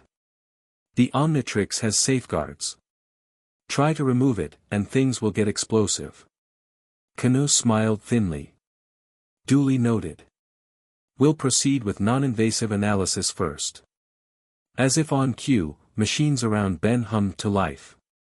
Scanners passed over his body, focusing particularly on the Omnitrix. Screens displayed data flowing too fast for Ben to interpret. Fascinating, Kano murmured, studying the readings. The device contains an energy signature I've never encountered before. Sidhu, informed Tatara that our dimensional travel theories appear to be correct. The object originates from outside our reality. Ben tried to focus through the fog of whatever drugs they'd given him. You know about dimensional travel? Theoretically, Kano confirmed, adjusting some equipment. My research occasionally touches on quantum physics, particularly as it relates to RC cell behavior. Some phenomena can only be explained by matter interacting across dimensional boundaries. Hope flickered in Ben's mind.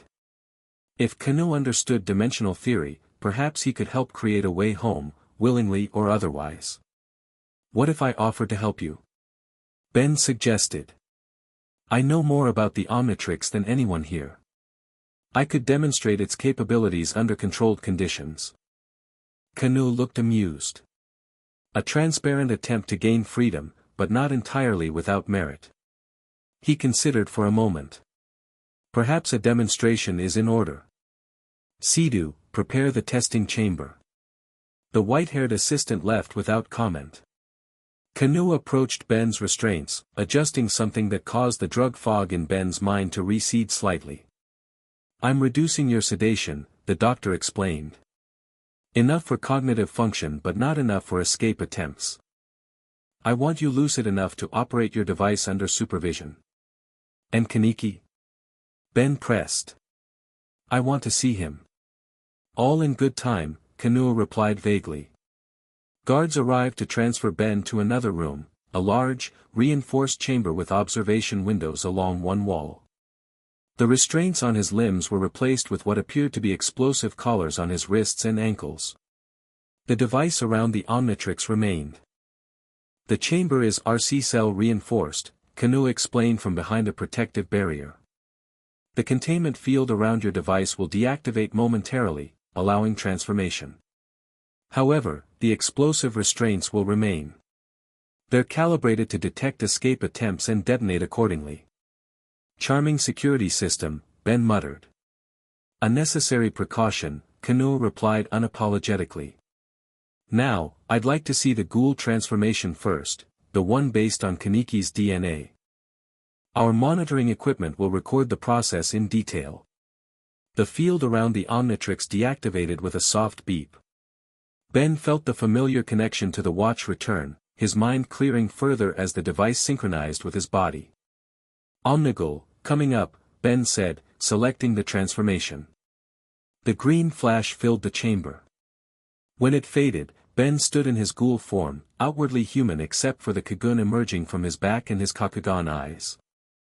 Kano's expression showed genuine excitement. Remarkable. A perfect replication of Ghoul characteristics without surgical intervention. Complete with functional Cocoon. Ben flexed the metallic-looking Cocoon, forming it into various shapes. Not just functional, adaptable. I can do things natural ghouls can't. To demonstrate, he shifted his Cocoon between different types, from Kaniki's Rinkaku tentacles to wing-like formations to hardened shields and finally to the quick-striking Bikaku type. Unprecedented control, Kanu murmured, taking notes furiously. No specialization limitations. The Omnitrix doesn't just copy DNA, Ben explained, seeing an opportunity to gather information. It optimizes it, accesses evolutionary potential. Could it optimize human DNA to incorporate Ghoul characteristics without surgery? Kanu asked immediately. Create a stable hybrid naturally? Theoretically, Ben hedged, not wanting to give too much away. But the process is complex. I'd need to understand more about how your half-ghoul procedures work. Kanu seemed to consider this. Perhaps we can help each other, Mr. Tennyson. Your knowledge of genetic manipulation combined with my research could yield significant advances for both of us. Including dimensional travel research.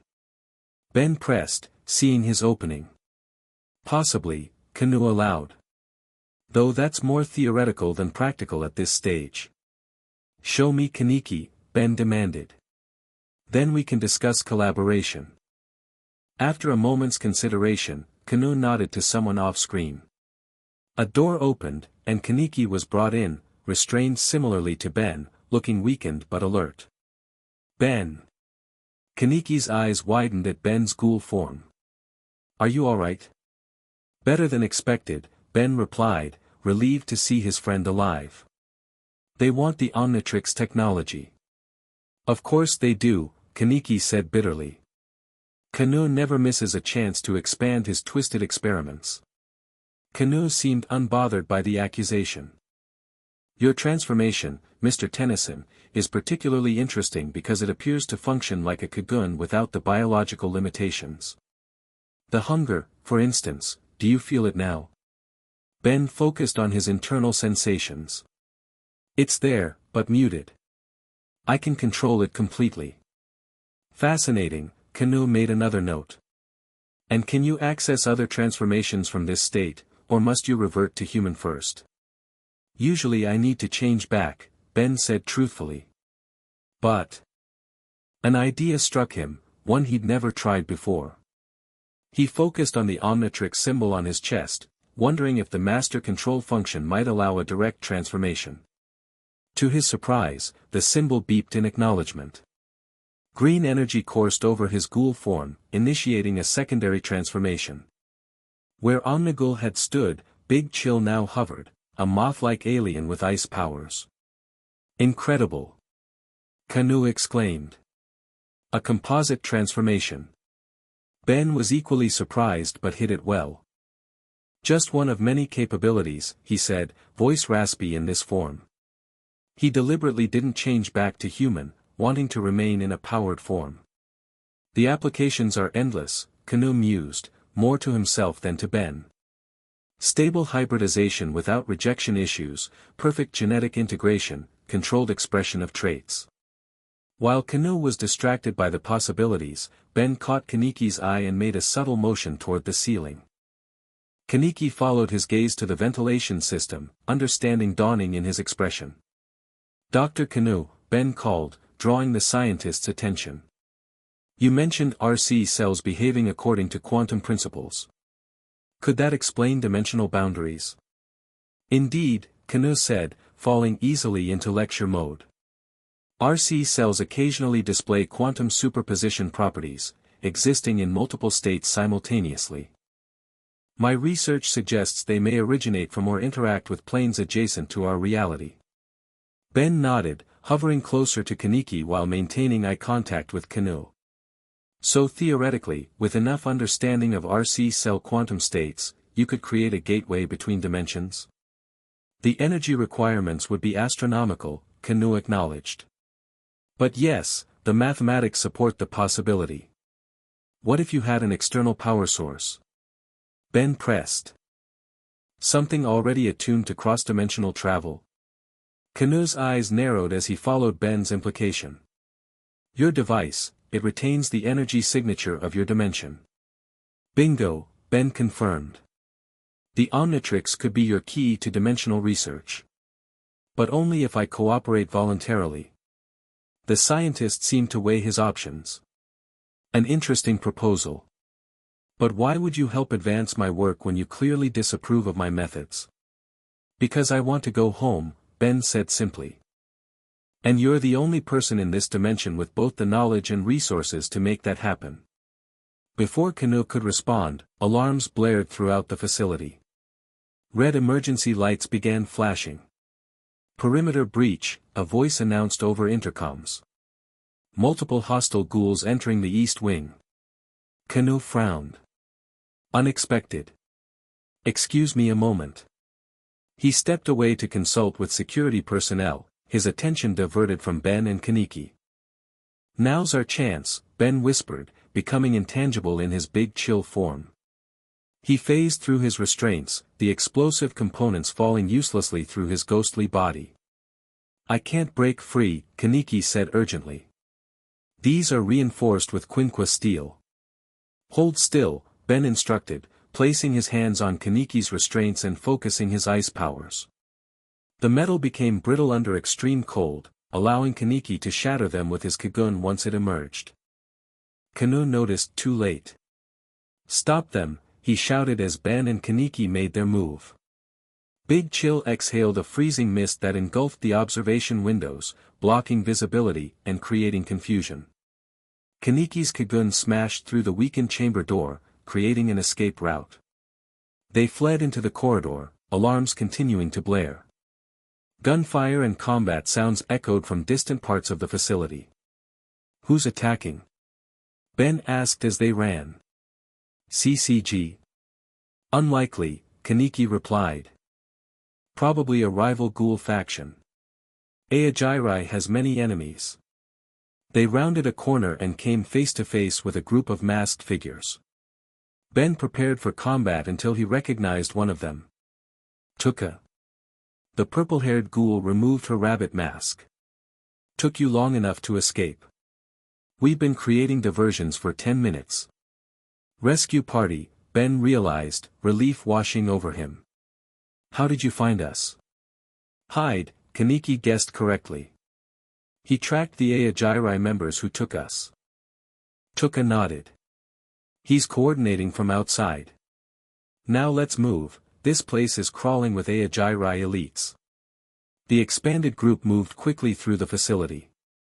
Yomo, Nishiki, and other Antiku allies had created multiple distractions, drawing Aogirai forces away from their escape route.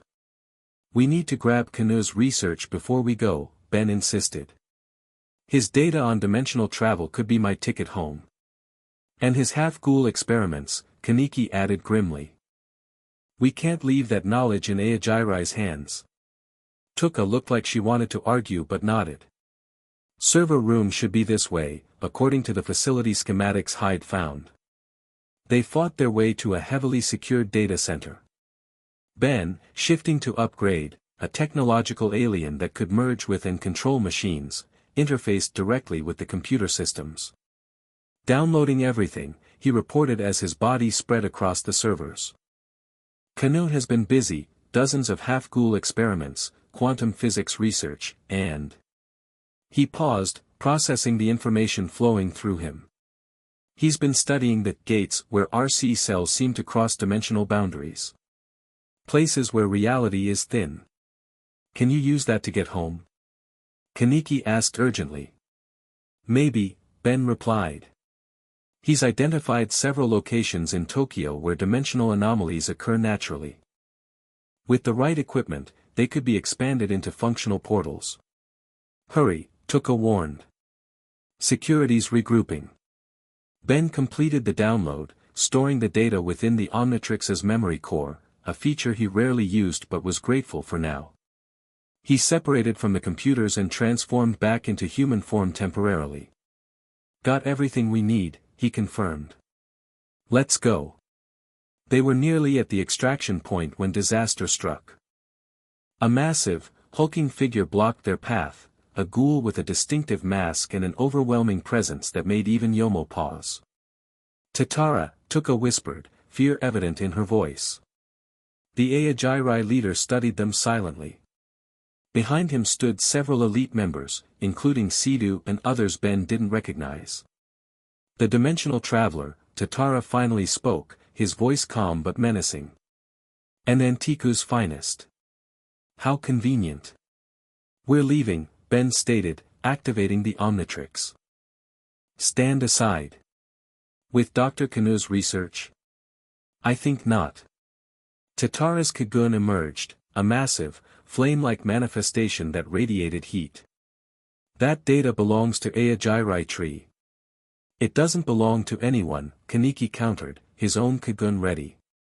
"Knowledge like that is too dangerous for any single group to control." Tatara tilted his head slightly. "A naive perspective. Power exists to be wielded. Those unwilling to use it deserve to lose it." Without further warning, he attacked. The battle that followed was chaos, Antiku's rescuers against Ajairai's elite fighters. Ben transformed into 4 arms, a 4-armed powerhouse alien, matching Tatara's strength blow for blow. Kaneki engaged Sidhu, their Kaguns clashing in a blur of movement. Tuka, Yomo, and the others fought the remaining Ajarai members in a desperate struggle to reach the exit. "We can't beat them all," Tuka shouted over the combat. "We need to break through." Ben grabbed Tatara in a powerful hold. "Get everyone out. I'll hold them off. We're not leaving you." Kaneki called back, dodging Sidhu's attacks. "I'll be right behind you," Ben promised. "Go." Reluctantly, the rescue team began falling back toward the exit, Kaneki covering their retreat. Ben fought with everything he had, using 4-armed strength to keep Tatara occupied while the others escaped. When he was certain they were clear, Ben transformed again, this time into Automix, one of his most powerful aliens. Energy radiated from his mechanical organic body as he charged up a devastating attack. "HMENA, HMENA, HMENA." Ben chanted as energy gathered between his hands. "Nuclear winner." The blast that followed wasn't full power. Ben didn't want to kill anyone, but it was enough to collapse part of the facility, buying precious escape time as Ajarai members scrambled for cover. Ben raced after his friends, shifting to XLR-8 for speed. He caught up to them at the facility's exit, where vehicles waited to transport them away. "Did you just bring down the building?" Nishiki asked incredulously as they sped away from the compound. "Just part of it," Ben said, returning to human form. "Enough to slow them down." Hyde was waiting at the rendezvous point, relief washing over his face as they all arrived safely. "When I heard explosions, I thought. Just Ben being Ben," Kaneki said with the ghost of a smile. They regrouped at a safe house rather than Antiku, knowing both the CCG and Ajarai would be looking for them. Ben shared what he'd learned from Kanu's data. "There are 7 locations in Tokyo where dimensional boundaries are weakest," he explained, displaying the information through the Omnitrix's holographic function. "Places where Kanu detected quantum fluctuations consistent with cross-dimensional energy. Can you use these weak points to create a portal home?" Yoshimura asked. "Theoretically," Ben said. "With the right equipment, I could amplify the natural thinning and create a temporary gateway. But I'd need components that probably only exist in CCG research facilities or Kanu's lab," Kaneki finished. "Which we just destroyed." "Not entirely," Hyde interjected. Everyone turned to look at him. "Kanu maintains multiple research sites. The one you escaped from was just his newest facility. According to CCG intelligence, his primary laboratory is somewhere in the 13th ward. That's Ajairai's stronghold," Tuka pointed out. "We barely escaped one of their facilities. Breaking into their main territory would be suicide." "We might not have a choice," Ben said grimly. "If I'm going to get home, I need specialized equipment that only Kanu would have." The discussion continued late into the night, weighing options and risks. Eventually, they settled on a plan. They would investigate the 7-dimensional weak points first, gathering data and determining which offered the best chance for a successful portal. Over the next week, Ben, Kaneki, and Tuka visited each location Canoe had identified. Some were disappointing, abandoned buildings or ordinary street corners with barely detectable quantum fluctuations. Others showed more promise, strange areas where electronics malfunctioned and both humans and ghouls reported disorientation. The most promising site was, ironically, near Riza's hunting ground, the construction area where steel beams had collapsed on her and Kaneki, leading to the surgery that created the first half-ghoul. The readings are strongest here, Ben confirmed, using the Omnitrix to scan the area while in gray matter form. His tiny alien body allowed for enhanced intelligence and analytical abilities. Canoe's notes suggest the accident that injured Kaneki and Rise wasn't entirely random. The dimensional thinning might have affected structural integrity. So my entire existence as a half-ghoul started because of a dimensional anomaly? Kaneki asked, the irony not lost on him. Possibly, Ben acknowledged. Or the trauma of your transformation created the anomaly. Cause and effect get blurry around dimensional boundaries. Tuka kept watch while they worked, her Kagun ready in case of threats. Can you open a portal here? With the right equipment, yes, Ben confirmed. But I'd need an energy amplifier calibrated to the Omnitrix's dimensional frequency. Something to focus and expand the natural gateway. Which brings us back to Canoe, Kaneki said grimly. Not necessarily, Ben replied thoughtfully. There's another option we haven't considered. If Canoe created artificial gateways by studying natural ones, maybe I can reverse engineer something using parts from this world plus the Omnitrix itself. You'd risk your only way of transforming? Tuka asked, surprised. Not permanently, Ben assured her. More like, borrowing some of its power temporarily. I've done similar things before in emergencies. They returned to the safe house with new purpose. Ben, working with Hyde and Nishiki, began designing a portal generator using Canoe's research and whatever technology they could salvage or acquire. Parts came from various sources, some purchased legally, others borrowed from research facilities during nighttime operations. Hyde's CCG connections proved invaluable for identifying potential resources. 2 weeks after their escape from Canoe's lab, they were ready for a test run. The device they constructed looked cobbled together, a mixture of scientific equipment and improvised components connected to a central platform where the Omnitrix would serve as both power source and dimensional anchor. This should create a stable connection to my home dimension, Ben explained to the gathered Antiku crew at the construction site. The Omnitrix will naturally attune to its native reality. How long will the portal stay open? Yoshimura asked. Minutes at most, Ben admitted. And there's no guarantee I'll emerge exactly where I left. Dimensional coordinates are complicated. So this is goodbye then, Tuka said, her usual edge softened by what might have been sadness. Ben looked around at the people who had become his friends in this strange, dangerous world. I guess it is. Unless it doesn't work, Nishiki pointed out helpfully. Then we're back to square one. Always the optimist, Kaneki commented dryly. Final preparations were made as dusk fell. The construction site was deserted, giving them the privacy they needed for the attempt. Ben connected the Omnitrix to the makeshift portal device, calibrating the settings carefully. Once I activate this, stand back, he warned. Dimensional portals can be unpredictable. If anything goes wrong, shut it down immediately using that emergency switch.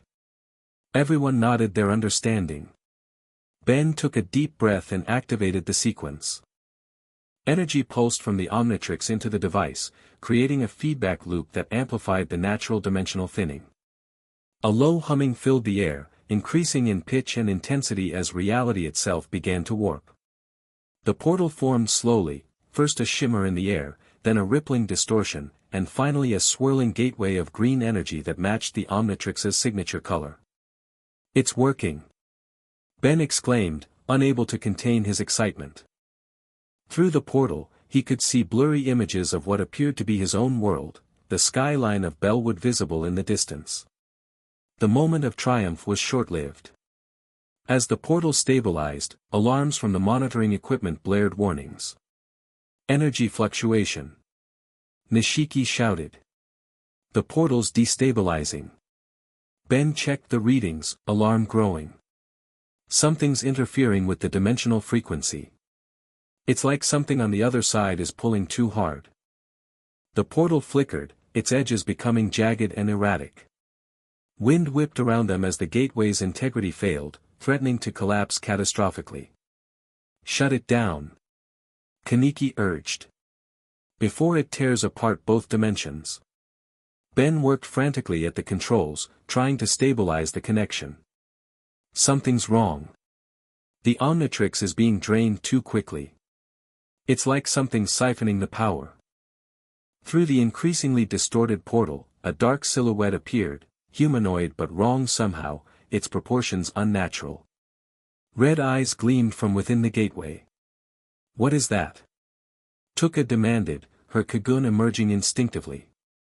Not from my world, Ben said grimly, recognizing danger when he saw it.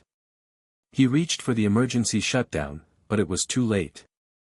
The figure lunged forward, partially emerging from the portal, revealing a horrific fusion of mechanical and organic parts. It resembled a ghoul in some ways, with Kagun-like appendages, but was clearly not of this world. Ben Tennyson, the creature spoke in a voice that sounded like metal grinding on bone. The Omnitrix. Finally. Everyone back. Ben shouted, transforming into feedback, an alien capable of absorbing and redirecting energy. He grabbed the intruder, attempting to drain its power. The creature laughed, a sound that sent chills through everyone present. Your conductoid form cannot absorb what I am, child. I am beyond your understanding. With frightening strength, it threw Ben aside and advanced toward the others. Kaneki and Tuka moved to intercept, their Kaguns clashing with the creature's appendages. What are you? Yoshimura demanded, his own Kagun deployed, massive and owl-like, revealing the power he normally kept hidden. I am what comes between, the creature replied cryptically. A traveler of the void between realities. Your device, it pointed at Ben, opened a door I have long sought. Understanding dawned on Ben with horrifying clarity. You were trapped between dimensions. That's why the portal destabilized, you forced your way through. Perceptive, the creature acknowledged. And now I shall feast on this reality before moving to the next. So much life energy to consume. It attacked with blinding speed, overwhelming even Yoshimura's defenses. Its appendages functioned like Kaguns but seemed to drain life energy on contact. Wherever they struck, matter withered and decayed. Ben transformed again, this time into Way Big, a towering, cosmic alien capable of incredible power. Even at nearly 30 feet tall, he moved with surprising speed to protect his friends. You don't belong in this dimension or mine, Ben declared, grabbing the creature in a massive fist. And I'm sending you back to the void. The interdimensional entity struggled but couldn't match Way Big's raw strength. Ben carried it toward the still fluctuating portal, fighting against its thrashing limbs. Ben, wait. Kaneki called. The portal's collapsing. If you go through now, I know, Ben interrupted, determination in his voice. But this thing can't stay here. It would consume everything. The creature laughed again. You cannot destroy me, Tennyson. I am eternal. Where there are dimensions, I will find cracks between them. Maybe, Ben acknowledged. But you won't be starting with this world. With one powerful motion, Ben hurled the creature back through the portal.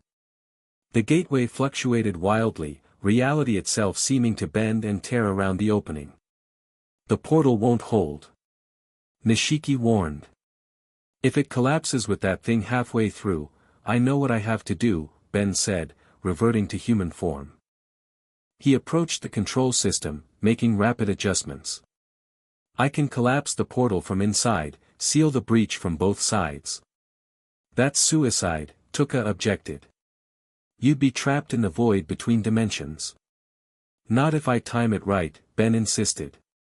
I might get home, I might not. But I can't let that thing return here. Before anyone could stop him, Ben ran toward the destabilizing portal. Kaneki moved with inhuman speed, grabbing his arm. There has to be another way, he insisted. Ben smiled sadly. Sometimes there isn't. That's what being a hero means. Then let us help, Yoshimura said, stepping forward. Together, we might generate enough RC cell energy to stabilize your path home. Understanding dawned on Ben.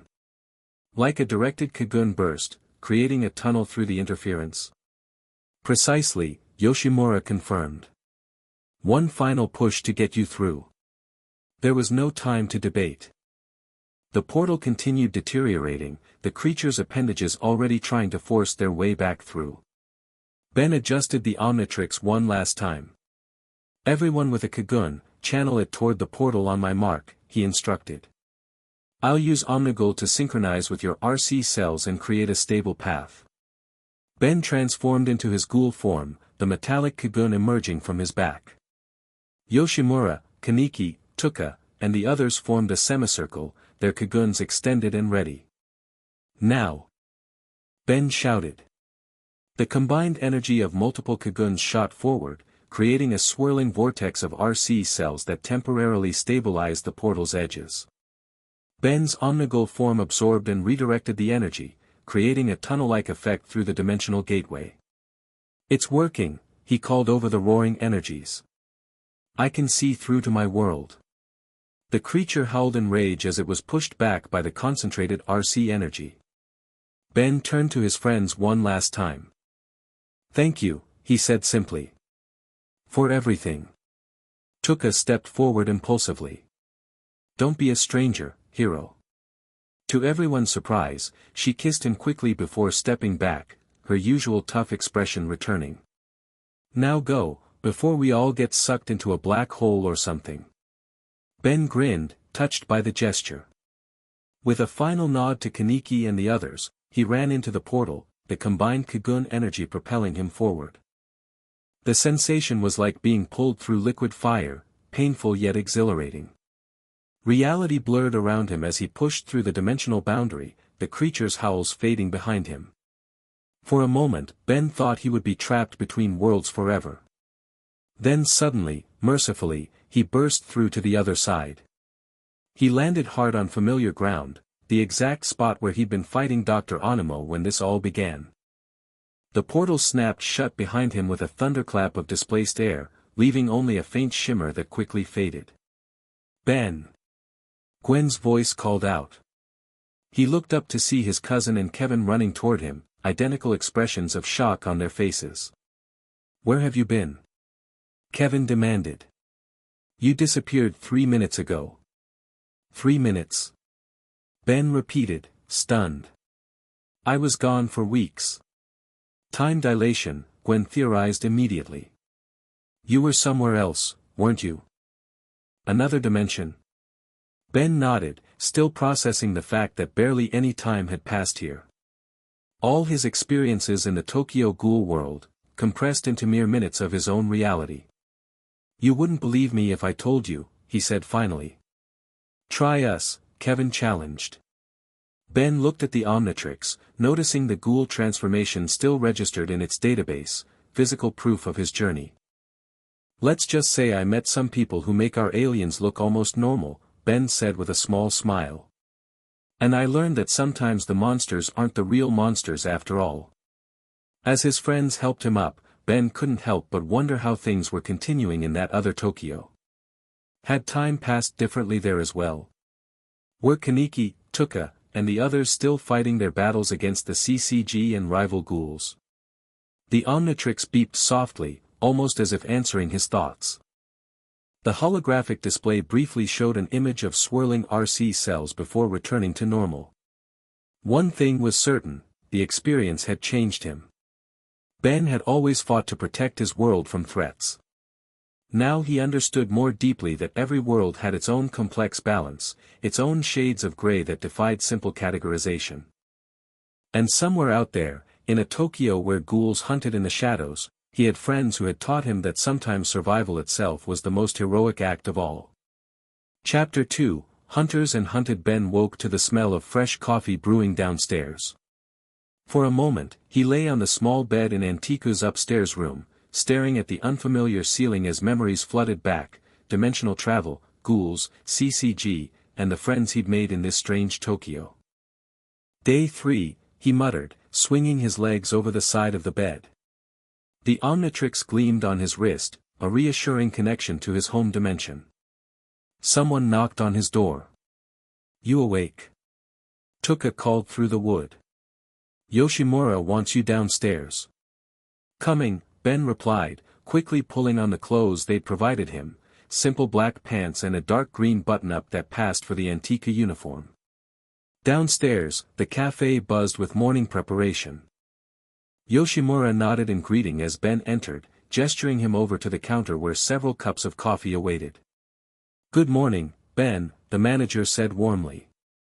"I thought we might continue your education today." Ben raised an eyebrow. "More coffee training?" "Not exactly." Yoshimura placed a cup before him. "This is from our special reserve. I'd like you to try it." The coffee looked ordinary enough, but when Ben took a sip, the richness surprised him. "This is amazing. What's different about it?" "It's blended specifically for ghouls," Yoshimura explained quietly. "The beans are prepared differently, enhanced with certain compounds that satisfy our unique palate." Understanding dawned on Ben. "This helps with the hunger." "To a degree," Yoshimura confirmed. "Coffee is one of the few conventional substances ghouls can enjoy. This particular blend also contains nutrients that help suppress the need to feed, temporarily, at least." "Smart," Ben acknowledged. "Keep everyone calm while they're here." Yoshimura smiled approvingly. "Precisely. Antiku isn't just a cafe, it's a sanctuary. A place where ghouls can experience a few hours of normalcy." Kaneki emerged from the back room, already dressed in his uniform. "Morning, Ben. Sleep better?" "Actually, yeah," Ben admitted. The first 2 nights had been restless, his mind racing with everything he'd experienced. "Starting to adapt, I guess." "Good," Tuka interjected, tying her apron with practiced efficiency. "Because we've got a lot to cover today. Yoshimura thinks you need to understand our world better if you're going to survive here. Tuka has volunteered to show you around the 20th ward," Yoshimura explained. "To familiarize you with ghoul territories, feeding grounds, and CCG patrol patterns." Ben glanced at Tuka, surprised. She avoided his gaze, focusing intently on wiping down the counter. "Thanks," he said simply. She shrugged. "Don't thank me yet. This isn't a sightseeing tour." After breakfast, coffee for the ghouls, actual food scrounged up for Ben, Tuka led him out through Antiku's back door. She'd changed from her cafe uniform into street clothes, jeans, boots, and a purple jacket that matched her hair. "First rule," she began as they walked, "never draw attention. No alien transformations unless absolutely necessary. The CCG has eyes everywhere." "Got it," Ben nodded. "Low profile. Second rule, always be aware of whose territory you're in. Ghouls are territorial predators. Cross the wrong boundary, you're asking for trouble." Ben listened carefully as Tuka guided him through the 20th ward, pointing out invisible boundaries that separated different ghoul hunting grounds. She showed him CCG cameras disguised as ordinary security equipment, explained patrol patterns, and identified safe houses where ghouls could take shelter in emergencies. "The 20th is peaceful compared to other wards," she explained as they passed through a busy shopping district. "Yoshimura's influence keeps most ghouls in line. Cross into the 11th or 13th, though, and it's a feeding frenzy." "And the CCG allows that?" Ben asked. Tuka's expression hardened. They prioritize. A ghoul who kills quietly and disposes of bodies properly might fly under their radar for years. Get flashy or sloppy, you get a code name and a squad hunting you. Like the shifter, Ben noted, referring to his own CCG designation.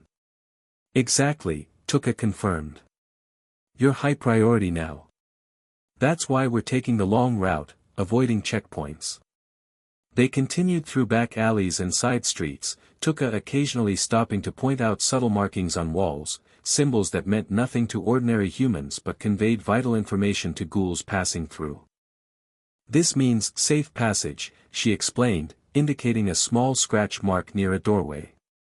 This one means CCG watched area. And this, she pointed to a red smudge that looked like casual graffiti, means feeding ground, enter at your own risk. Ben absorbed it all, building a mental map of this hidden world operating alongside normal human society. It reminded him of the underground alien communities he'd encountered back home, beings living in plain sight, following their own rules. How do you manage it?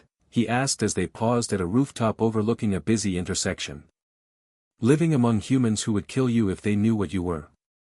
Tuka was quiet for a moment, watching the people below. You adapt.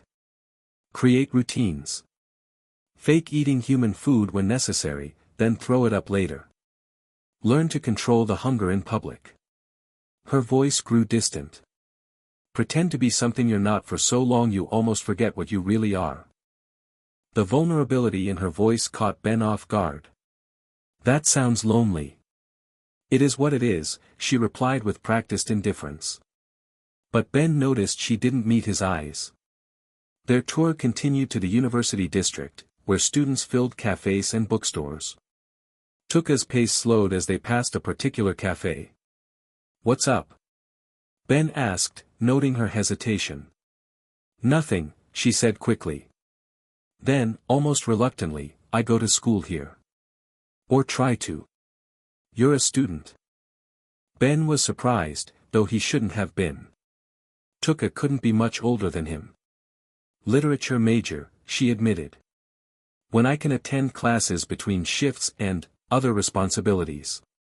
That's impressive, Ben said sincerely. Balancing normal life with everything else. Tuka seemed uncomfortable with the compliment. It's just school. Still, it's cool that you're pursuing something like that. Before she could respond, a voice called out from behind them. Well. Kirishima slumming with the new pet. They turned to find a tall, bespectacled young man leaning against a wall, his posture casual but his eyes sharp behind round glasses. Something about him immediately set Ben on edge. Nishiki, Tuka greeted coldly.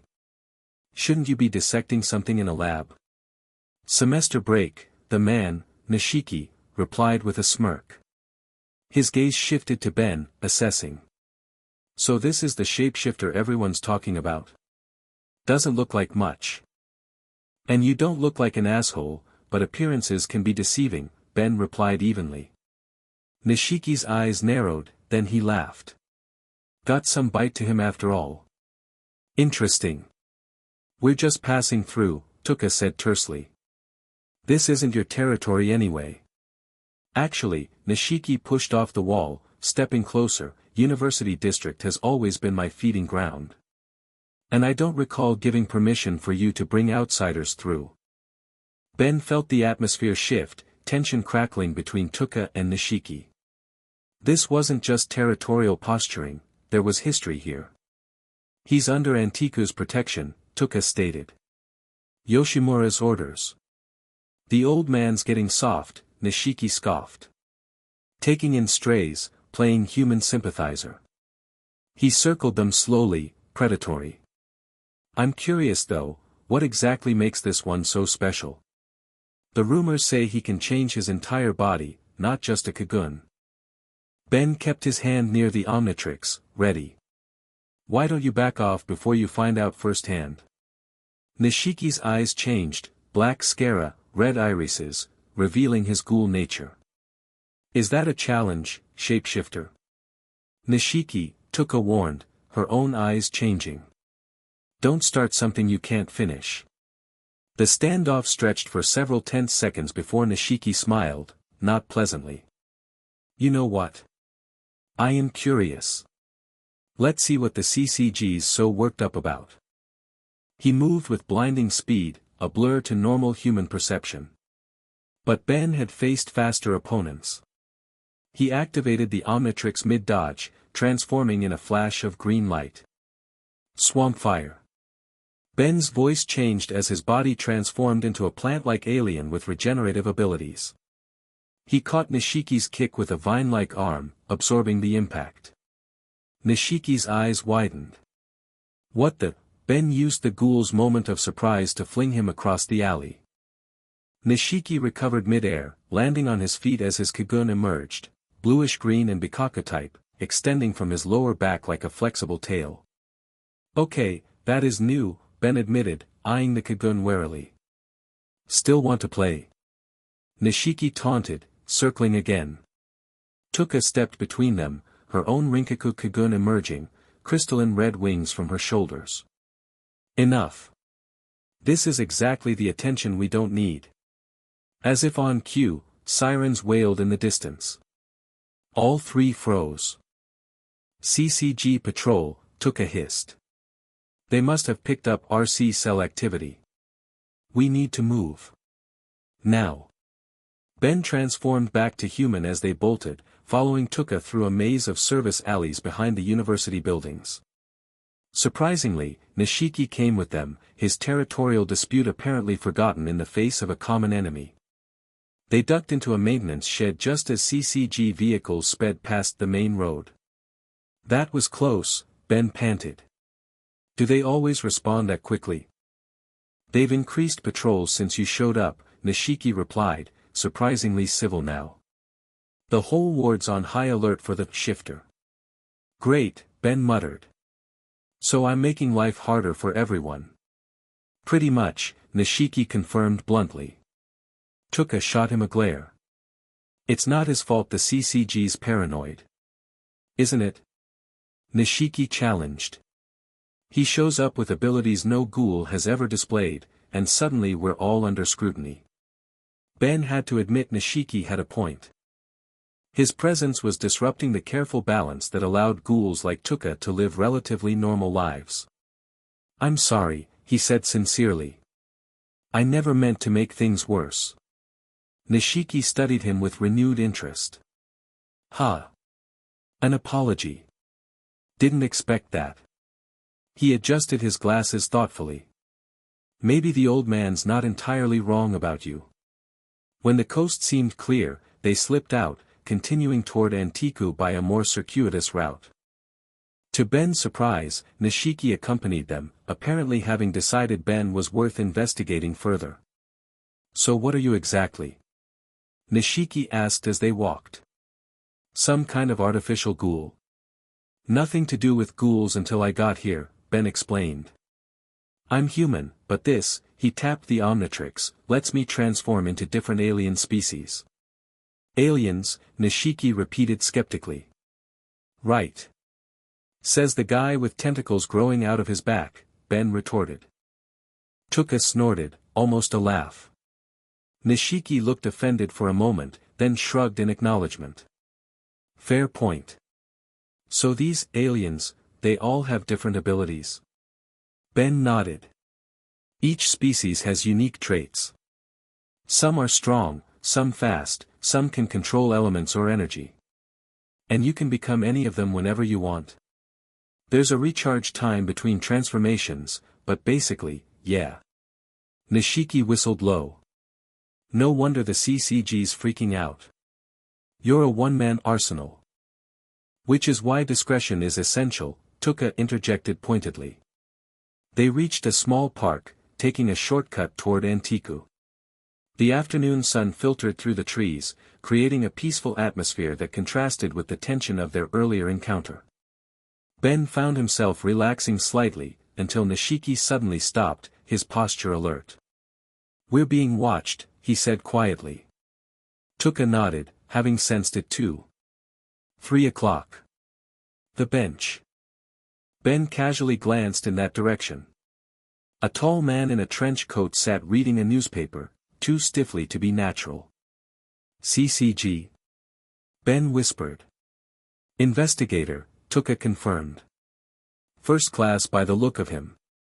Amon, Nishiki identified. He's been hunting in the 20th lately. Smart, persistent. Dangerous. The investigator hadn't spotted them yet, his attention focused elsewhere in the park. They changed direction subtly, using a group of schoolchildren as cover to slip behind a hedgerow. He's not here by accident, Tuka murmured. They must be watching all of Antiku's known associates.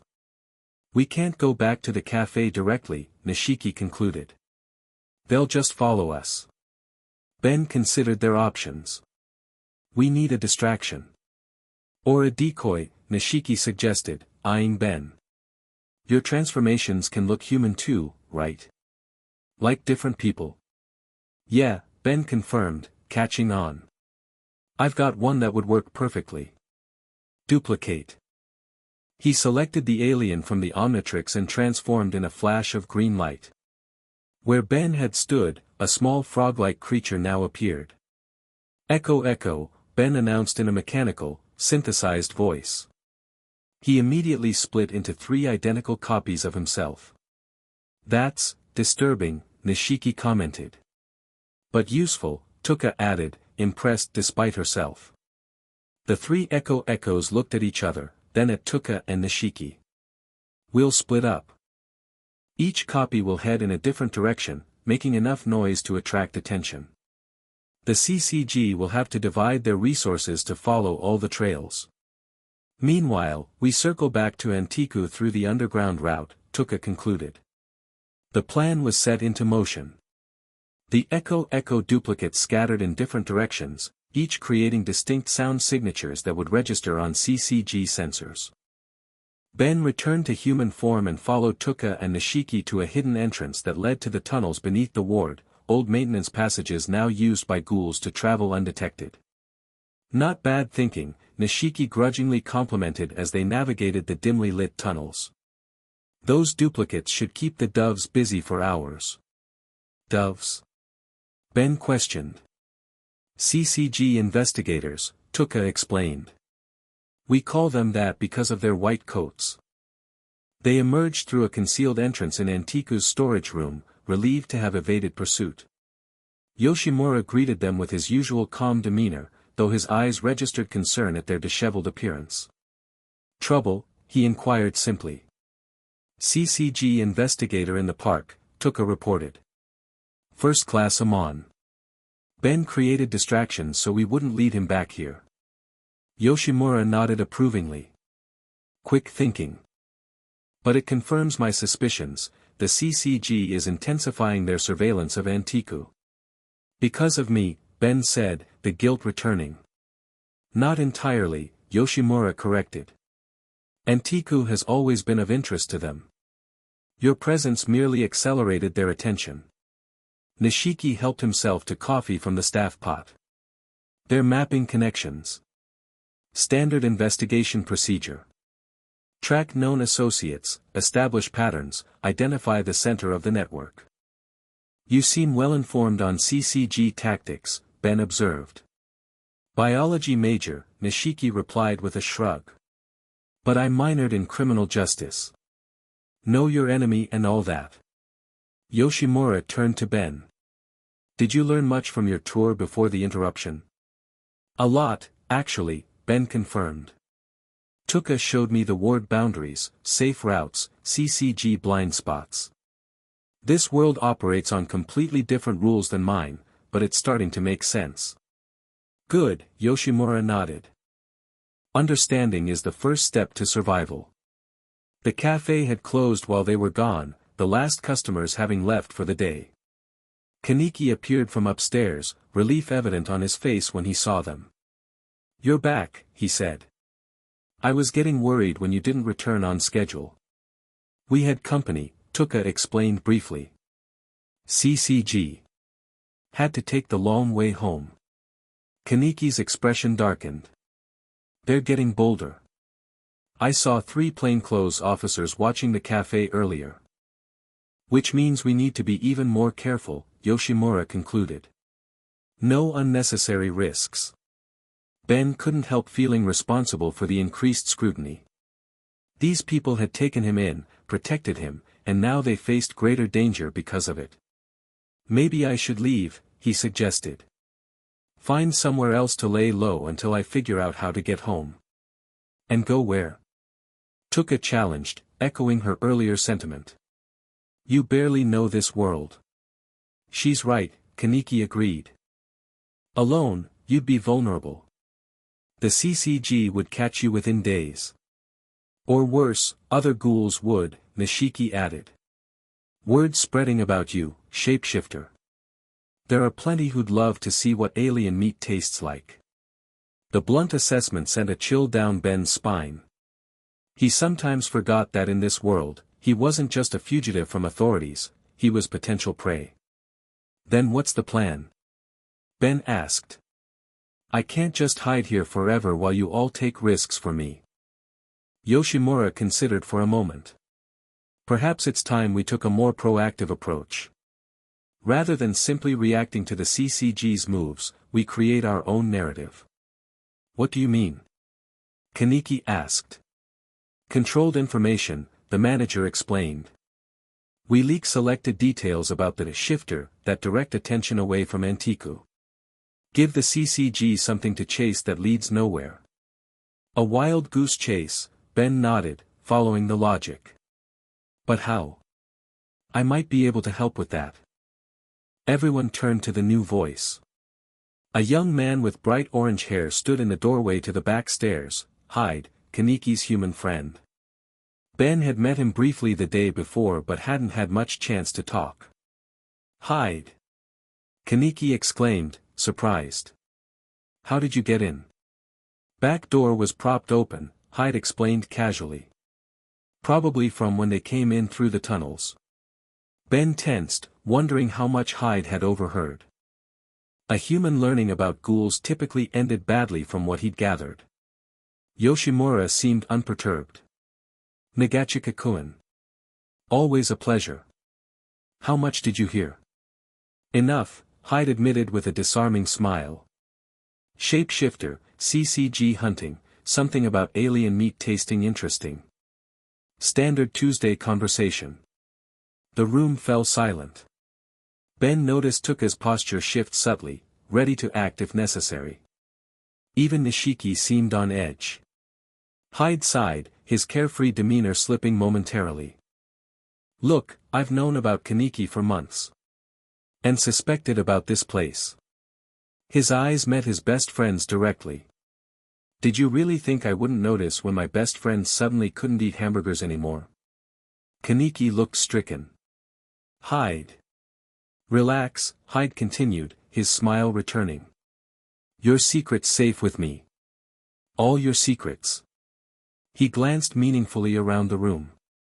I'm here to help. Why would you help ghouls? Tuka asked suspiciously. Hyde's expression turned serious. Because Kaneki is my friend. Has been since we were kids. And because I've seen enough to know the CCG's black and white view is wrong. What could you possibly offer? Nishiki challenged. Hyde produced an ID badge from his pocket. I intern at the CCG 3 days a week. Filing, coffee runs, data entry. Nobody notices the errand boy, but I notice everything. Ben was impressed. You're spying on them. I prefer independently gathering information, Hyde corrected with a wink. And right now, all their information is focused on you, Mr. Shifter. Ben, he introduced himself properly. Ben Tennyson. Hyde Nagachika, the orange-haired student replied with a small bow. Pleasure to officially meet the dimensional traveler causing so much chaos. Ben blinked. How did you, like I said, nobody notices the errand boy, Hyde grinned. But I've had access to the preliminary reports on your case. The CCG has theories about what you are, everything from a new type of artificial ghoul to an evolutionary mutation. Visitor from another dimension isn't on their list yet. Yoshimura studied Hyde thoughtfully. And what exactly are you offering, Nagachika-kun? Information, Hyde replied simply. CCG patrol schedules, investigation updates, search patterns. And, he added with a sly smile, the ability to plant false leads when necessary. That's extremely risky, Kaneki said, concern evident in his voice. If they catch you, they won't, Hyde assured him confidently. I'm very good at appearing harmless. Ben could believe it. There was something disarming about Hyde that made you underestimate him, a quality Ben recognized as potentially more useful than any Kagun. Yoshimura considered the offer carefully. Very well. Your help would be appreciated, provided you understand the dangers involved. Completely, Hyde confirmed. Then perhaps you can start by telling us what the CCG currently knows about our visitor. Hyde pulled out a small notebook. They've categorized the shifter, Ben, as an SS-rated ghoul with unprecedented abilities. They're operating under the theory that he's either a chimera ghoul who can incorporate multiple Kagun types, or the result of illegal experimentation. How close are they to identifying Antiku's connection?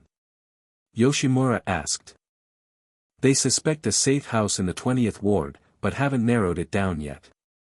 They're monitoring several locations, including here, but as a low-priority target so far. Enamon. Tuka prompted. Why was he in the park today? He's been assigned as lead investigator on the shifter case, Hyde explained. Very methodical guy. He's mapping all ghoul activity in the ward, looking for patterns that might reveal hideouts. Ben absorbed this information grimly. The net was tightening, even if slowly. What about my transformations? He asked. How are they explaining those? Hyde flipped a page in his notebook. They've documented 3 distinct forms from security footage, something big and orange, something ghostly, and something fast and blue. The working theory is that you can manipulate your RC cells to completely restructure your body, not just form a Kagun. Not entirely wrong, Ben admitted. Just missing the alien DNA part. Which brings me to my question, Hyde said, looking directly at Ben. What exactly are you? Kaneki mentioned another dimension, but that doesn't explain the transformations. Ben glanced at Yoshimura, who nodded permission. He held up the Omnitrix. This device lets me transform into different alien species, beings from planets other than Earth. I got pulled into this dimension during a fight back in my world. Hyde's eyes lit up with fascination. That is so cool. Real aliens? Like, actual extraterrestrials? Yep, Ben confirmed. About 70 different species so far. And you're trying to get home, Hyde concluded. Back to your dimension. That's the goal. I just don't know how yet. Hyde tapped his chin thoughtfully. The CCG has a research division that studies unusual phenomena related to RC cells. If anyone in this world has encountered dimensional anomalies, it would be them. Breaking into CCG headquarters would be suicide, Nishiki pointed out. Maybe not breaking in, Hyde suggested. Just, accessing their research database. How? Tuka asked skeptically. Hyde grinned. Leave that to me. I might be just an intern, but I've made friends with the IT guys. The discussion continued into the evening, developing a plan to gather intelligence while minimizing risk. Hyde would continue his intern work, collecting information on CCG operations and research that might help Ben find a way home. Meanwhile, Ben would maintain a low profile, avoiding transformations that might attract attention. As the meeting wrapped up, Ben found himself alone with Hyde for a moment while the others prepared dinner upstairs.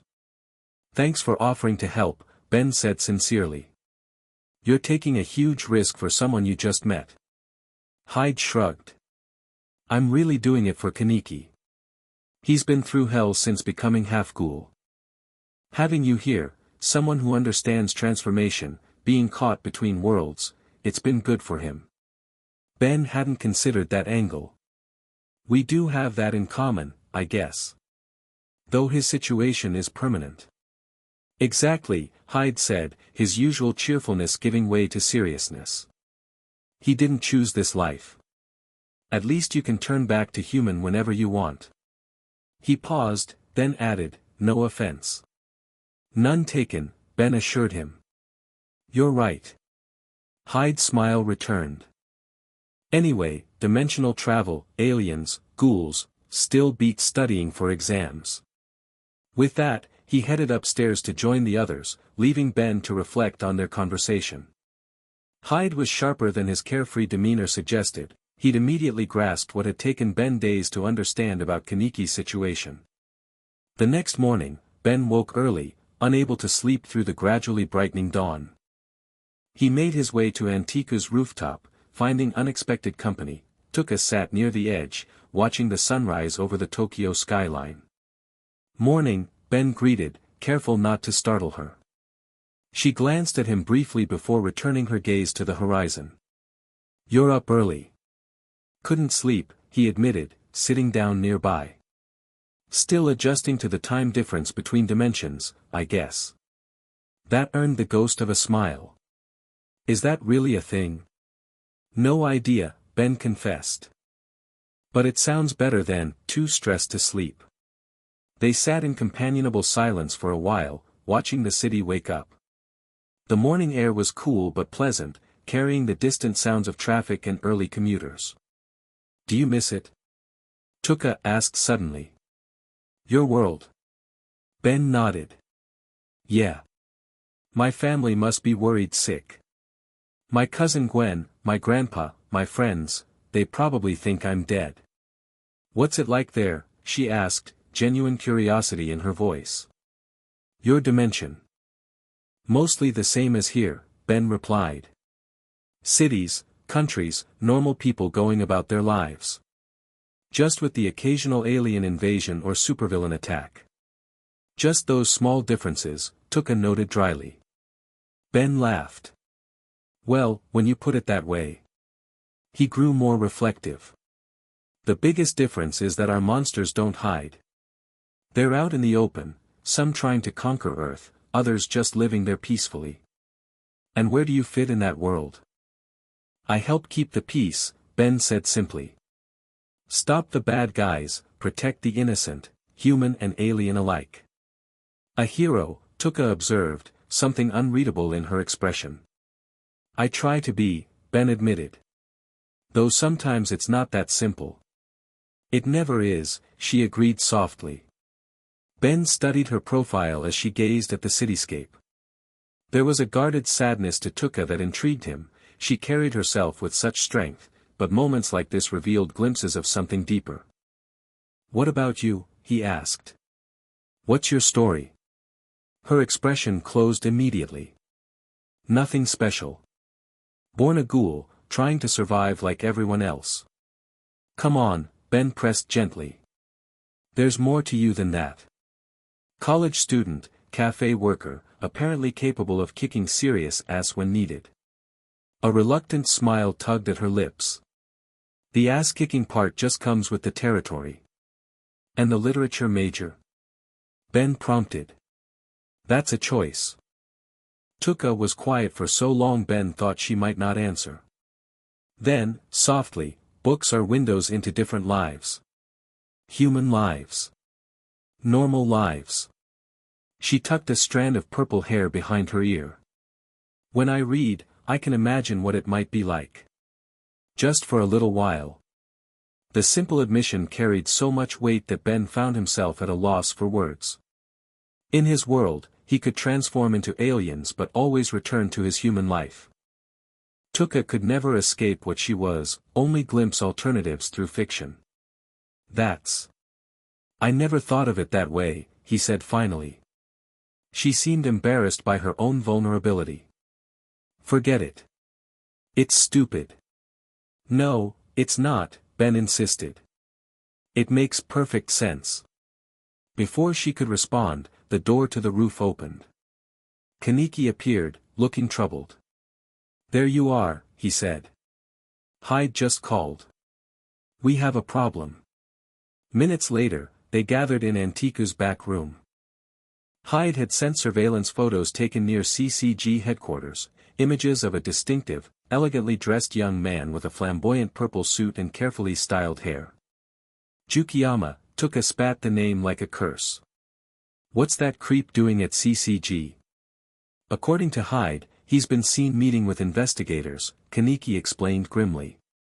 Apparently offering information. About the shifter. Ben guessed. Yoshimura nodded gravely. It appears so. Jukiyama Shu is a dangerous ghoul, intelligent, powerful, and utterly self-serving. He's part of the gourmet organization, Nishiki explained to Ben. Elite ghouls who treat feeding like fine dining. They hunt specific humans with unique flavors. And now he's working with the CCG? Ben asked, confused. Isn't that like a serial killer helping the FBI? It's not unprecedented, Yoshimura replied. The CCG occasionally uses ghoul informants, those willing to betray their own kind for protection or privileges. But why would Jukiyama care about me? Ben wondered. Because you're unique, Kaneki said quietly. And Jukiyama is obsessed with unique tastes. The implication hung heavily in the air. This wasn't just about evading authorities anymore, now Ben had a predator specifically hunting him. Great, Ben muttered. Not only am I interdimensionally displaced, but now I'm on some ghoul gourmand's menu. We need to assume the CCG now has whatever information Jukiyama provided, Yoshimura stated practically. Which means our security protocols must change immediately. New procedures were established, no one entered or left Antiku alone, communication devices were kept on at all times, and Ben's quarters were moved to a more secure location several blocks away, connected to the cafe through the underground tunnels. That evening, Ben found himself relocated to a small but comfortable apartment above a bookstore owned by an elderly ghoul couple who owed Yoshimura favors. The place smelled pleasantly of paper and binding glue, reminding Ben of libraries back home. Kaneki helped him settle in, bringing essentials from Antiku. It's just temporary, he assured Ben. Until we deal with Jukiyama's interest in you. How exactly do we deal with that? Ben asked. Kaneki's expression darkened. I have history with Jukiyama. He once tried to eat me as well. He's dangerous, but also predictable in his obsessions. So we use that against him somehow. Perhaps, Kaneki acknowledged. But first, we need more information about what exactly he told the CCG. That information came the next day through Hyde, who arrived at the bookstore during his lunch break. His normally cheerful demeanor was subdued, indicating the seriousness of the situation. It's worse than we thought, he reported. Jukiyama didn't just give them theories, he provided locations, times, specific details about recent sightings. How would he know that? Ben asked. I've been careful. He has an extensive network, Kaneki explained. The gourmet employs scouts throughout the wards, looking for unique prey. Hyde nodded. The CCG is planning coordinated raids on 3 locations tonight, places Jukiyama claimed you frequent. False information, obviously, Tuka stated confidently. Hyde's expression remained grim. Not entirely. One of the locations is the construction site where Ben first arrived in this dimension. Ben remembered the site clearly, where he'd first encountered a ghoul and subsequently the CCG. But how would Jukiyama know about that? The only people who know are in this room or at Antiku. A cold silence fell as the implication became clear. Someone talked, Nishiki concluded bluntly. Or Antiku is under surveillance more effectively than we realized, Yoshimura suggested, having joined them at the bookstore. Either way, our position is compromised. Ben felt the walls closing in. His presence was endangering everyone who helped him, yet he had nowhere else to go in this hostile dimension. I need to leave the 20th ward, he decided. Draw attention away from all of you. And go where? Tuka demanded, the familiar argument resurfacing. You'd be dead within days. Not if I keep moving, Ben countered.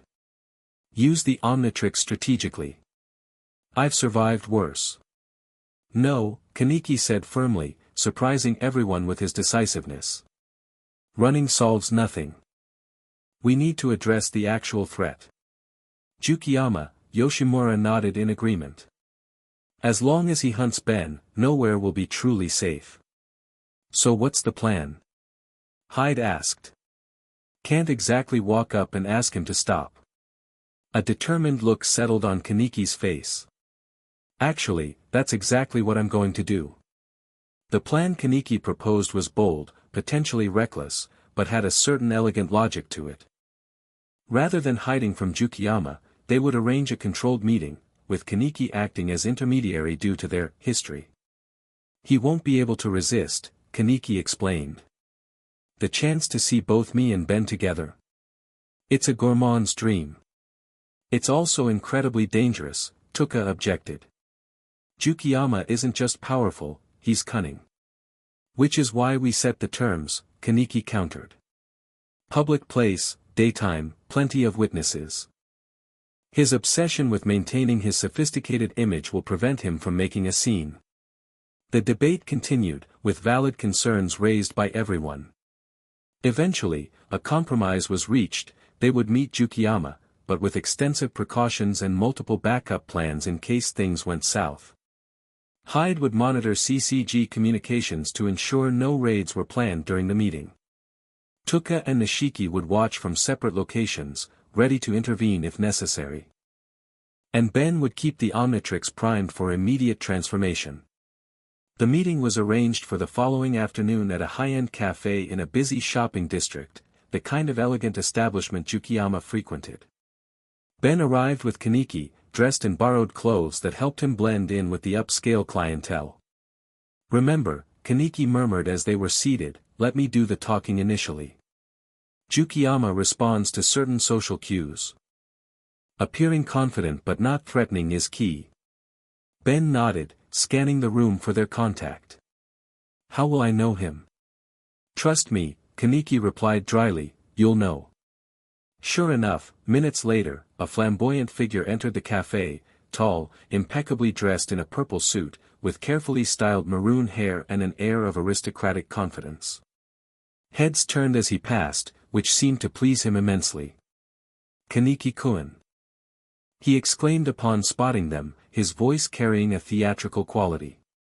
What a delightful surprise. Jukiyama-san, Kaneki greeted coolly. Thank you for coming. The elegantly dressed Ghoul slid into the seat opposite them, his movement graceful despite his imposing height. His gaze immediately fixed on Ben with an intensity that was uncomfortable, not merely assessing, but appraising. And this must be the famous shapeshifter I've heard so much about, Jukiyama practically purred. Enchanté, monsieur. I am Jukiyama Shu. The French greeting caught Ben off guard, but he maintained his composure. Ben Tennyson. American, Jukiyama noted with interest. How exotic. Though I suspect that's the least interesting thing about you, isn't it? There was something deeply unsettling about being studied like a menu item. Ben had faced countless villains intent on killing him, but Jukiyama's gourmet interest felt uniquely disturbing. We need to discuss your recent conversations with the CCG, Kaneki said, redirecting Jukiyama's attention. Ah, that, Jukiyama waved dismissively. Merely a bit of strategic maneuvering, Kaneki-kun. Nothing personal. It became personal when you put a target on my friend's back, Kaneki replied, his tone hardening slightly. Jukiyama's eyes gleamed with interest. Friend? How quickly you form attachments, Kaneki-kun. First me, then this fascinating newcomer. Let's be clear, Ben interjected, tired of being discussed like an object. I'm not on anyone's menu. Not the CCG's, not yours. Rather than being offended, Jukiyama seemed delighted by Ben's directness. Magnifique. Such spirit. He leaned forward, dropping his voice. You must understand my position. When I heard rumors of a being who could transform their entire body, not just a cocoon, but complete physical reconstruction, how could I not be intrigued? Your intrigue is putting people in danger, Kaneki stated bluntly. The CCG was already hunting him, Jukiyama countered smoothly. I merely focused their attention on areas away from certain establishments we both value. Ben and Kaneki exchanged glances. This wasn't what they'd expected.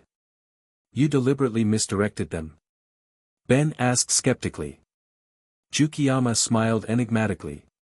The locations I provided are places you've been, certainly, but not places you frequent. The construction site was a necessary inclusion to establish my credibility, but the other locations will keep the investigators occupied far from Antiku. Why would you help us?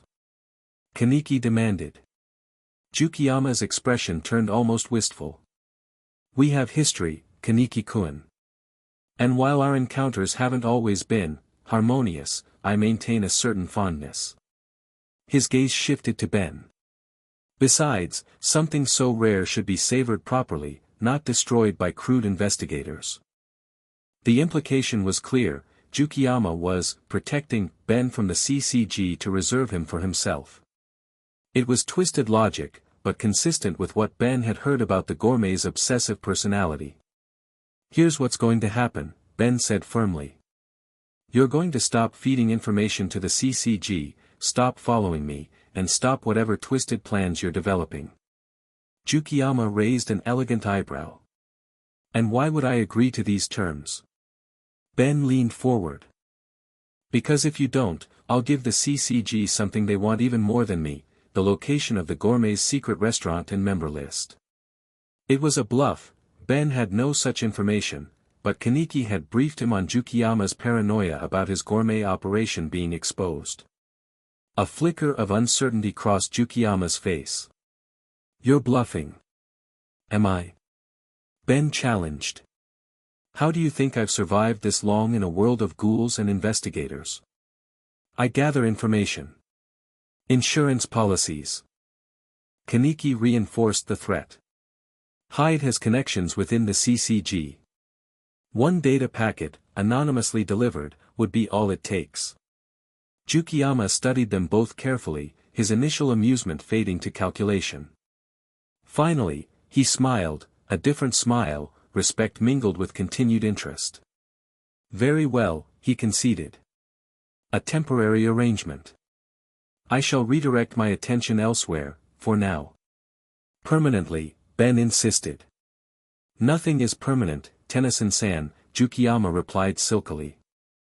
Especially for one who doesn't belong in this world. Before Ben could respond, Jukiyama's phone chimed. He checked it, his expression changing subtly. It appears our meeting must conclude, he announced, rising smoothly.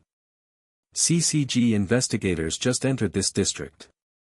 Routine patrol, but better safe than sorry, non. He adjusted his tie precisely.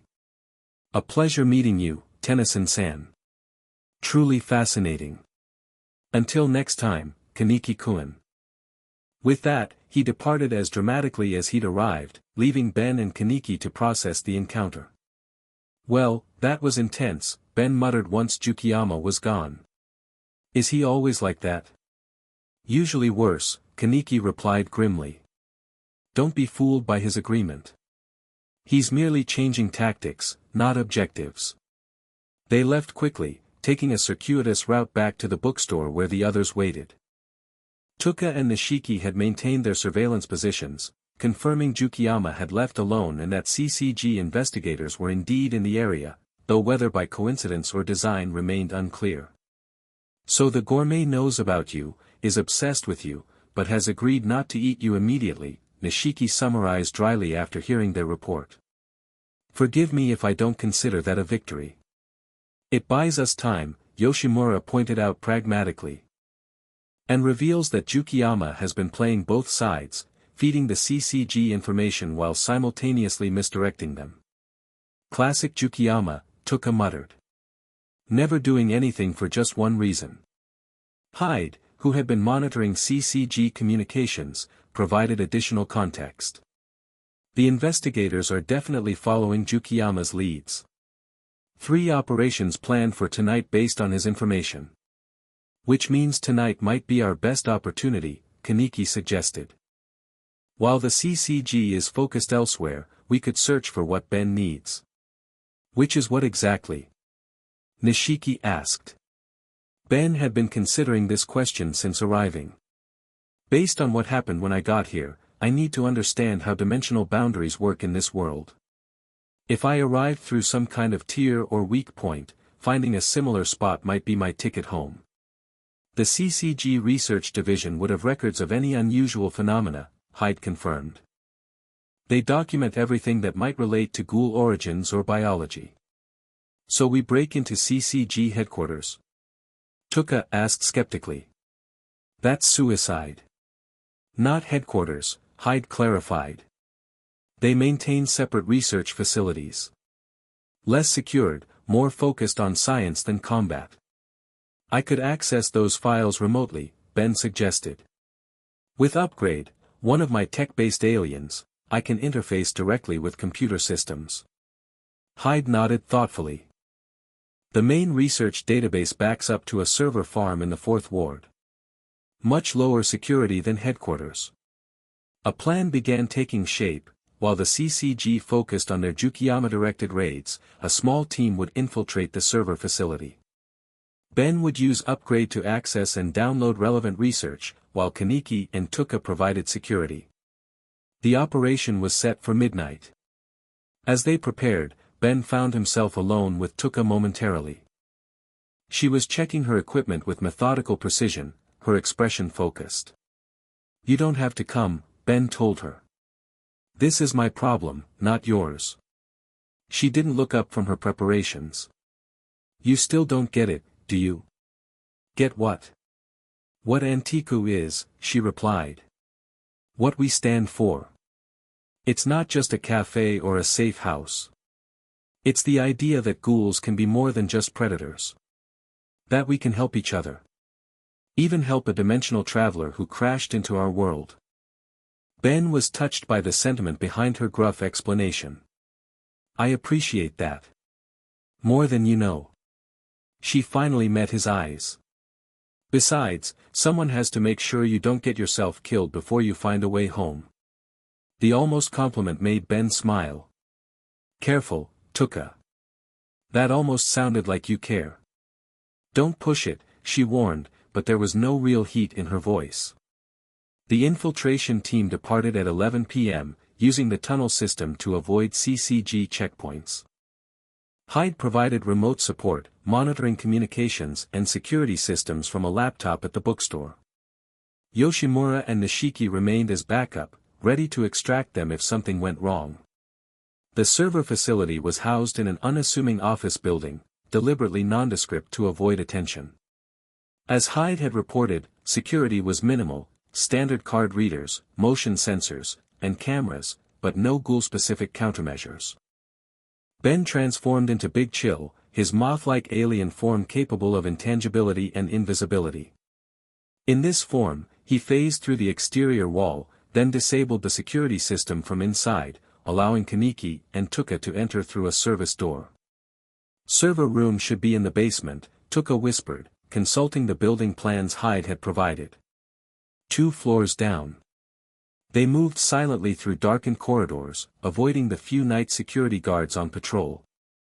Kaneki's enhanced senses proved invaluable, detecting approaching personnel well before they came into view. The server room itself was climate-controlled and humming with equipment, rows of black cabinets containing the CCG's research database. A separate security system protected this area, but Ben's upgrade form made short work of it, merging with the control panel and overriding its protocols. I need about 10 minutes, Ben explained as he transformed into upgrade, his black and green technological form spreading across the main server bank. Keep watch. Kaneki and Tuka positioned themselves at the room's entrance, alert for any sign of trouble. Ben's consciousness expanded through the computer system, navigating through the CCG's database architecture. The amount of information was staggering, decades of research on ghoul biology, cocoon types, RC cell behavior, and experimental technologies. Ben filtered through it, searching for anything related to dimensional anomalies or unusual energy signatures. "There's something here," he reported after several minutes. "Research files on quantum fluctuations in RC cell behavior. They've documented incidents where RC cells seem to interact with something outside normal spacetime." "Can you download it?" Kaneki asked. "Already am," Ben confirmed. "But there's more. They've mapped locations in Tokyo where these fluctuations are strongest. Places where the boundary between dimensions might be thinner." "Like where you arrived," Tuka concluded. "Exactly," Ben agreed. "And there's something else, reports of unusual energy signatures detected recently. Energy that doesn't match known RC patterns." "Recently as in since you arrived?" Kaneki asked. "Yes, but not just at the construction site," Ben explained, still processing the data. "Multiple locations. Almost like, something else came through with me." That troubling thought was interrupted by Tuka's urgent whisper, "Someone's coming." Multiple footsteps. Ben accelerated his download, grabbing everything that looked remotely useful while preparing to disconnect. 30 more seconds. "We don't have 30 seconds, Kaneki warned as the footsteps grew closer. Ben finished the download just as the server room door opened. He detached from the system, reverting to human form and diving behind a server rack with Kaneki and Tuka. 2 security guards entered, followed by a figure in a white coat, an actual CCG investigator. Not just any investigator, but one Ben recognized from his first night in this dimension. "Amon," Tuka breathed, tension evident in her voice. The tall, serious-faced investigator surveyed the room with suspicion. The system logged an unauthorized access attempt. "Someone's been here." "Could be a glitch," one guard suggested hopefully. "These systems have been acting up since the upgrade last week." Amon wasn't convinced. "Check everything. If someone accessed our database, I want to know exactly what they were after." The 3 intruders remained perfectly still, hidden behind the server racks. Escape seemed impossible with Amon and the guards systematically searching the room. Ben caught Kaneki's eye, gesturing subtly to the Omnitrix and then the ceiling. Kaneki understood immediately, nodding slightly. Ben selected Ghost Freak, the phantom-like alien capable of intangibility and invisibility, and transformed as quietly as possible, the green flash muffled by Kaneki's Kagun, which he extended just enough to shield the light. In Ghost Freak form, Ben floated silently upward, positioning himself above the guards. With careful precision, he used his powers to short out the room's main power distribution panel, plunging everything into darkness. The sudden blackout created the perfect distraction. As emergency generators kicked in, providing minimal lighting, Ben used his telekinetic abilities to move objects around the room, creating the impression of multiple presences. "What the hell?" one guard exclaimed as a keyboard seemingly flew past his head. Amon remained composed, drawing his quinqua. "This isn't a system failure. We have intruders, possibly ghouls." In the confusion, Kaneki and Tuka slipped toward the exit. Ben maintained the distraction, creating eerie sounds and moving more objects to keep attention focused away from his friends. Once they were clear, Ben phased through the ceiling, following their planned escape route to the building's roof. He found them waiting, tense but ready. "Did you get everything?" Kaneki asked as Ben returned to human form. "Everything I could find," Ben confirmed. "But we've got bigger problems than I thought." "Explain later," Tuka insisted. "Right now, we need to move. The entire building will be locked down any minute." They fled across rooftops, using the urban landscape to their advantage. Behind them, alarms began blaring from the server facility, followed by the sound of vehicles and shouted orders. By the time they reached the safety of the tunnel system, a full CCG response team had descended on the building they'd left behind. They continued underground until they reached the bookstore, where Hyde, Yoshimura, and Nishiki waited anxiously. "You made it!" Hyde exclaimed, relief evident. "When I lost connection to the security systems, I feared the worst." Amon showed up, Kaneki explained grimly. "They knew someone was accessing the system." "Impossible," Hyde frowned. "Those servers aren't actively monitored at night." "Unless someone tipped them off," Nishiki suggested darkly. The implication hung in the air, the possibility of another leak, another betrayal. "Speculation helps no one," Yoshimura interjected calmly. "What matters is what Ben discovered. Did you find anything useful?" Ben nodded, exhausted but determined. "The CCG has been researching dimensional anomalies for years, places where reality seems thinner. They call them quantum fluctuation zones and have documented 7 major locations throughout Tokyo. And one of these could be your way home?" Hyde asked. "Possibly," Ben confirmed. "But there's something else, something that worries me. The CCG detected unusual energy signatures recently, distinct from normal Ghoul RC patterns. Energy that appeared in multiple locations simultaneously." "Since your arrival?" Yoshimura clarified. "Yes," Ben said grimly. "Which suggests I might not have come through alone." Kaneki's expression darkened. "Something else from your dimension is here. Another alien? Or something worse," Ben admitted.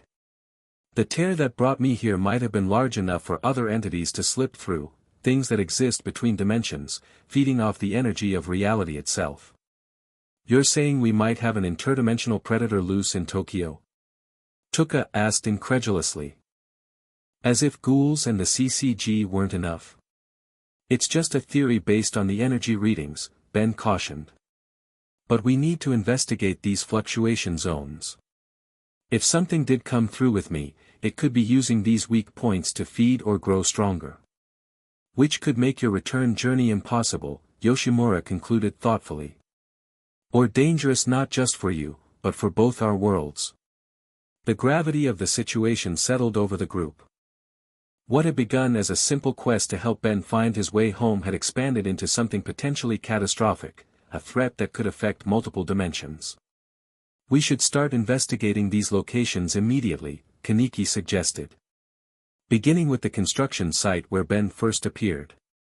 "Tomorrow," Yoshimura decided. "Tonight, you all need rest. The CCG will be on high alert after the server breach, and we need to be at full strength." The next morning, Ben awoke from troubled dreams, visions of shadowy entities slipping between worlds, feeding on the fabric of reality itself. The concern that he might have inadvertently brought something dangerous into this world weighed heavily on him. The CCG data had identified 7 major, quantum fluctuation zones, throughout Tokyo where dimensional boundaries appeared weakest. The construction site where Ben had arrived was one, but there were 6 others, each with unique energy signatures that the CCG had been monitoring for years. Ben, Kaneki, and Tuka set out to investigate the first location, the construction site, while Hyde monitored CCG communications for any indication they were tracking similar phenomena. The site looked different in daylight, less ominous, more mundane. Construction had halted, the area cordoned off with CCG warning tape under the guise of structural concerns. "They've been here," Tuka noted, examining footprints in the dirt. "Recently." Ben activated the Omnitrix's scanner function, sweeping the area for traces of interdimensional energy. "This is definitely where I came through. The quantum signature matches what the CCG documented. Do you sense anything else?" Kaneki asked. "Any sign of this other entity you're worried about?" Ben frowned, studying the readings. "There are trace energy patterns that don't match my arrival. Something else did come through here, or at least, passed through recently. Can you track it?" Tuka asked. "Maybe," Ben replied, adjusting the scanner. "The energy leaves a kind of wake. Like ripples in water. It seems to be heading toward another fluctuation zone in the 13th ward." That information was troubling. The 13th ward was Ayajirai Tree territory, one of the most dangerous areas for non-affiliated ghouls to enter. We need backup, Kaneki decided. If we're going into the 13th, we can't do it alone. They returned to Antiku to report their findings and plan their next move. Yoshimura listened carefully, his expression growing increasingly concerned. The 13th Ward fluctuation zone is near an abandoned research facility, he noted after consulting the CCG data Ben had retrieved. Once used for pharmaceutical development, now rumored to house underground ghoul operations. Aojirai operations, specifically, Nishiki added. That whole sector is under their control. Could this entity be drawn to RC cells? Kaneki wondered. If it feeds on dimensional energy, maybe ghoul biology resonates with it somehow. It's possible, Ben acknowledged. The CCG research suggested RC cells sometimes exhibit quantum properties, existing in multiple states simultaneously. That could attract something that lives between dimensions. So this thing is potentially hunting ghouls? Tuka asked, troubled by the implication. Or feeding on the energy they generate, Ben clarified. Either way, we need to find it before it gains too much power. The expedition to the 13th Ward was planned for that night. Yoshimura arranged additional backup. Yomo, the silent but powerful ghoul who handled much of Antiku's supply gathering, would accompany them. Nishiki, despite his earlier antagonism, volunteered as well. Not because I care about your interdimensional problems, he clarified to Ben. But if something's hunting ghouls, I want to know about it. As they prepared, Ben took a moment alone on Antiku's roof to gather his thoughts. The Omnitrix had been acting strangely since the server facility, occasionally flickering or scanning unprompted, as if detecting something just beyond its normal range. Something on your mind? Kaneki asked, joining him. Ben sighed, looking out over the Tokyo skyline. Just thinking about consequences. I never considered that my arrival here might have brought something dangerous with me. You couldn't have known, Kaneki said reasonably. Maybe not, Ben conceded. But I've been dealing with the Omnitrix long enough to know that dimensional tiers aren't selective.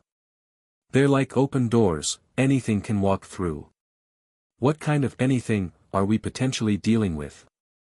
Kaneki asked, the practical question grounding Ben's concerns. In my experiences, there are entities that exist between realities, energy beings that feed on dimensional boundaries. Some are sentient, some are more like forces of nature. All are dangerous if they find their way into a stable dimension. Kaneki absorbed this grimly. And if we find one? Then I'll handle it, Ben said with determination. It's my responsibility. Their conversation was interrupted by Tuka's arrival. It's time. Everyone's ready. The journey to the 13th Ward required careful navigation. They traveled through the tunnel system as far as possible, then proceeded above ground, staying to shadows and back alleys. As they crossed the ward boundary, the atmosphere changed noticeably, more tension in the air, more signs of ghoul activity, and significantly fewer humans after dark. Aojirai territory begins 3 blocks ahead, Yomo informed them quietly. From there, we move with extreme caution. The abandoned research facility loomed ahead, a sprawling concrete complex surrounded by chain-link fence topped with barbed wire. Despite its supposedly abandoned status, lights flickered in some windows, and figures could be seen patrolling the perimeter. Definitely occupied, Nishiki observed. Aojirai guards by the look of them. Ben scanned the facility with the Omnitrix. The dimensional energy signature is strongest in the eastern wing, probably underground, based on the diffraction pattern. So we need to infiltrate an Aojirai stronghold, find whatever interdimensional entity might be hiding there, and deal with it without starting a war, Tuka summarized dryly. No pressure. We don't engage Aojirai directly if we can avoid it, Yomo instructed firmly. This is reconnaissance only. Ben selected an alien from the Omnitrix. Infiltration is my specialty. Let me handle this part. He transformed into Big Chill, his moth-like alien form capable of invisibility and intangibility. I'll scout ahead, find the exact location of the energy source, and report back. No engagement, just information.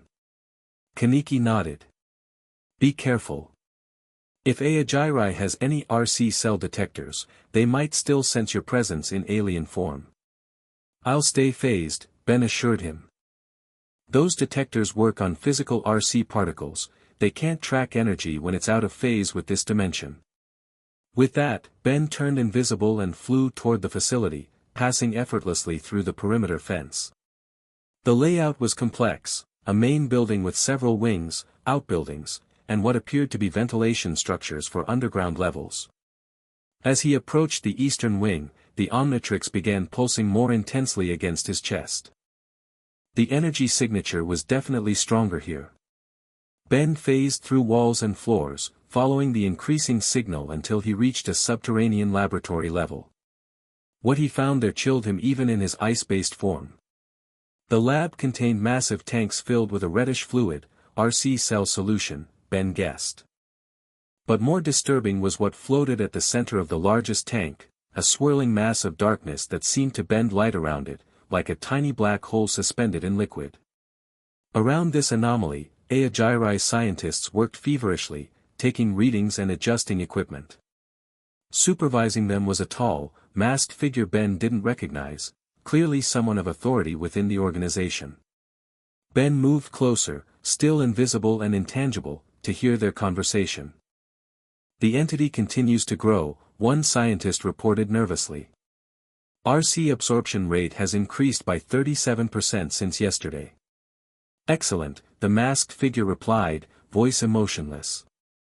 And the dimensional stability readings? Fluctuating, but within predicted parameters. The boundary weakens with each feeding cycle. Ben had heard enough to confirm his fears. The entity that had come through with him wasn't just present, Aogiri had captured it and was actively feeding it RC cells, apparently attempting to use it to further weaken dimensional boundaries. He needed to report back immediately. Ben retreated the way he'd come, maintaining his intangible state until he reached the rendezvous point where the others waited. We have a serious problem, he announced upon returning to human form. Aogiri hasn't just found the entity, they're cultivating it. Ben quickly explained what he'd witnessed.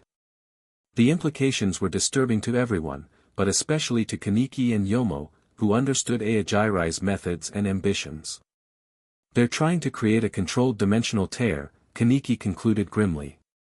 Possibly to access whatever's on the other side. Or to weaponize it, Yomo suggested. An RC-powered dimensional entity would be devastating against the CCG. Whatever their plan, we need to stop it, Ben stated firmly. That entity is dangerous, the more it feeds, the more powerful it becomes. Eventually, it won't need their help to tear through dimensional walls. So we destroy it, Tuka said decisively. Go back in with full force. Not that simple, Ben cautioned. Destroying it improperly could release all the energy it's absorbed at once, potentially creating an even larger dimensional tear. Then what do we do? Nishiki demanded. Ben considered their options. I need to contain it, then destabilize it safely. I have an alien form that might be able to absorb and redirect its energy, feedback. But I'd need direct access to the containment tank. Which means a full infiltration, Kaneki concluded. Not just reconnaissance. They developed a plan quickly, a surgical strike rather than a full assault. Ben would enter with Kaneki and Yomo while Tuka and Nishiki created a distraction at another part of the facility. Hyde, monitoring remotely, would alert them to any CCG presence that might complicate matters. The operation began at midnight. Tuka and Nishiki attacked the western perimeter, creating enough chaos to draw Aogiri forces away from the eastern wing. Meanwhile, Ben, Kaneki, and Yomo infiltrated through a service entrance Yomo had identified during previous reconnaissance of Aogiri operations. Rather than going invisible again, Ben transformed into XLR-8, prioritizing speed over stealth for this phase of the mission. They needed to reach the underground lab quickly before Aogirai realized the Western attack was just a diversion. They encountered minimal resistance initially, easily overwhelming the few guards they couldn't avoid. The real challenge began when they reached the laboratory level. Two powerful Aogirai members guarded the main lab doors, both wearing distinctive masks that marked them as executives. "We can't avoid them," Yomo said quietly. "And they won't go down easily." "Let me handle this," Kaneki suggested, his Kakugan activating as his Rinkaku Kagun emerged, multiple red tentacles writhing with power. "Not alone," Ben countered, transforming into 4 arms, a 4-armed powerhouse alien with tremendous strength. The two Aogirai executives reacted instantly as Kaneki and Ben charged, their own Kaguns deploying in a flash of red and purple. The battle that ensued was brutal and fast-paced. Kaneki moved with surprising agility, his fighting style having evolved significantly since Ben first met him. Meanwhile, Ben used 4 arms raw power to counter the executive's experience. Yomo slipped past during the chaos, heading for the inner lab to secure their objective. Ben and Kaneki gradually gained the upper hand, forcing the executives back until an opening appeared. "Go!" Kaneki shouted to Ben. "I'll finish here." Ben hesitated, not wanting to leave his friend outnumbered. "I've got this," Kaneki insisted, his Kagun expanding further, revealing a power level Ben hadn't seen from him before. "The entity is the priority." Acknowledging the urgency, Ben rushed through to the inner lab. Inside, he found Yomo engaged with the masked figure he'd seen earlier, a tall, white-haired man whose Kagun seemed to generate flame-like properties. "Tatara," Yomo identified grimly as Ben arrived. Aogirai's second-in-command. The containment tank dominated the center of the room, the swirling darkness within it having grown noticeably larger since Ben's reconnaissance. Scientists cowered in corners, having abandoned their stations when the fighting began. The dimensional traveler himself, Tatara observed coolly, assessing Ben. "How convenient. We've been studying your energy signature since you arrived. Whatever you're doing with that entity, it stops now," Ben declared, selecting a new transformation. "That thing is more dangerous than you understand." "On the contrary," Tatara replied. "We understand precisely what it is and what it can do. The question is, do you?" Before Ben could respond, Tatara attacked with frightening speed. Even as Ben transformed into Diamondhead, a crystalline alien with incredible durability, the force of Tatara's blow sent him crashing into equipment. Yomo engaged Tatara directly, their Kaguns clashing in brilliant displays of power. Ben recovered quickly, using Diamondhead's crystal generation abilities to create barriers between the fighting and the containment tank. "I need to get to that tank," Ben called to Yomo. The silver-haired ghoul nodded once, then redoubled his assault on Tatara, forcing the Aogirai commander further from the containment system. Ben approached the tank cautiously, studying the swirling entity within. Up close, he could sense its true nature, not simply darkness, but an absence, a tear in reality that consumed light and matter. The Omnitrix reacted strongly to its presence, the dial flickering between green and yellow as if struggling to categorize what it detected. "How do I contain something that exists to break containment?" Ben muttered to himself. The answer came from an unexpected source, one of the scientists who had remained, watching from a corner. "The RC suppression field," the woman whispered, just loud enough for Ben to hear. "It's the only thing keeping it stable. Disrupt that, and it will seek a new dimensional anchor point." Ben glanced at her, surprised by the assistance. "Why are you helping me?"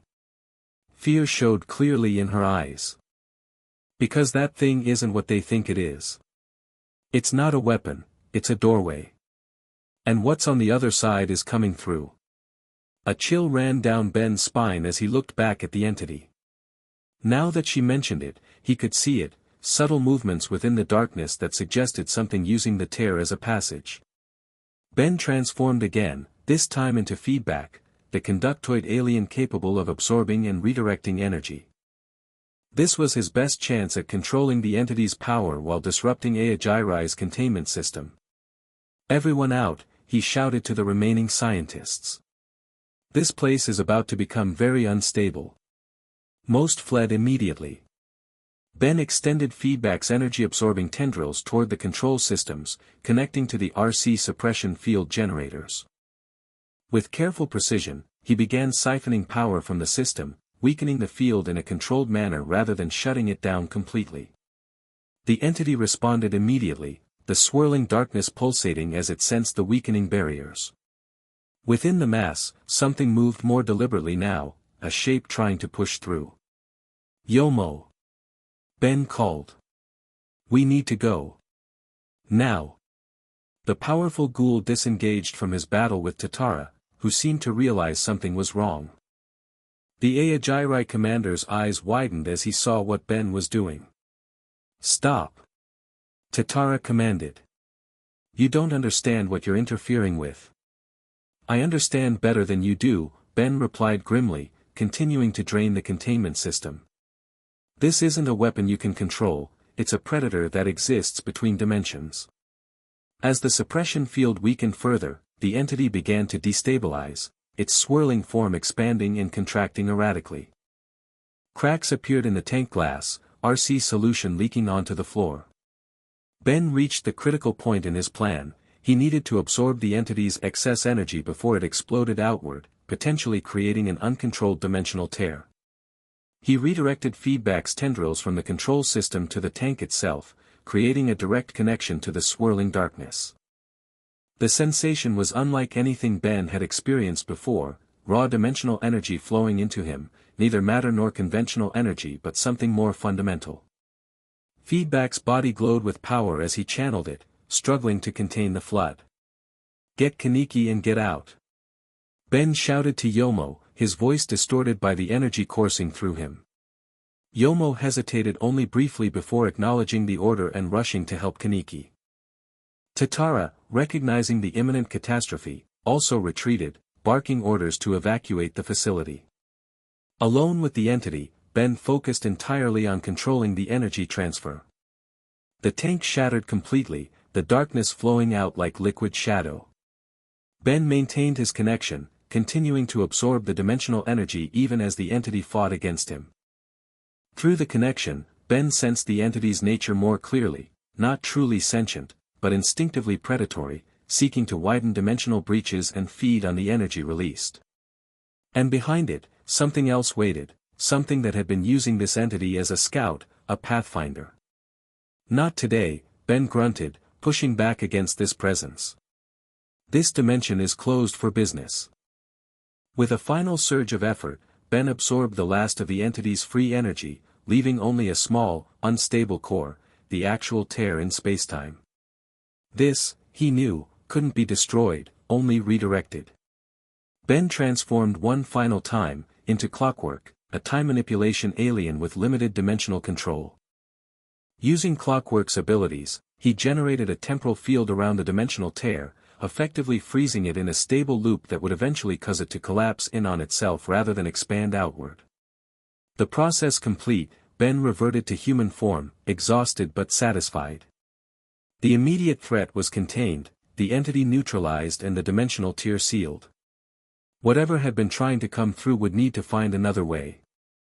Alarms blared throughout the facility as Ben made his escape.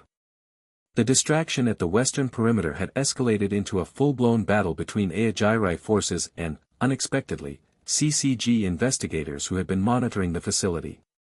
Ben found Kaneki, Yomo, and the others at their extraction point, a maintenance tunnel leading away from the research complex. "Did you stop it?" Kaneki asked urgently. "Temporarily," Ben confirmed. "The tear is sealed, the entity contained." But there was something else, something trying to come through from the other side. "What do you mean?" Tuka demanded, nursing an injury to her shoulder. "I'm not sure yet," Ben admitted. "But whatever it was using the entity as a gateway. And I don't think it's given up."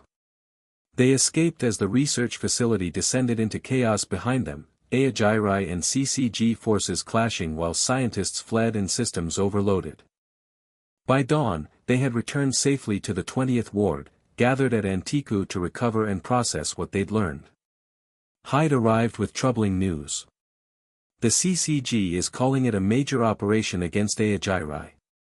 Official reports mention experimental RC technology, but nothing about dimensional entities or tiers. They're covering it up, Nishiki concluded. Typical. Or they don't fully understand what they found, Yoshimura suggested. The CCG researchers might recognize anomalous readings without comprehending their significance. Ben shared everything he had learned, about the entity, Aogiri's attempts to weaponize it, and the disturbing sense of something larger waiting beyond the dimensional tear. This complicates your situation, Yoshimura observed thoughtfully. Finding a way home now carries additional risk. Any tier large enough for you might also allow this other presence to enter. I know, Ben acknowledged grimly.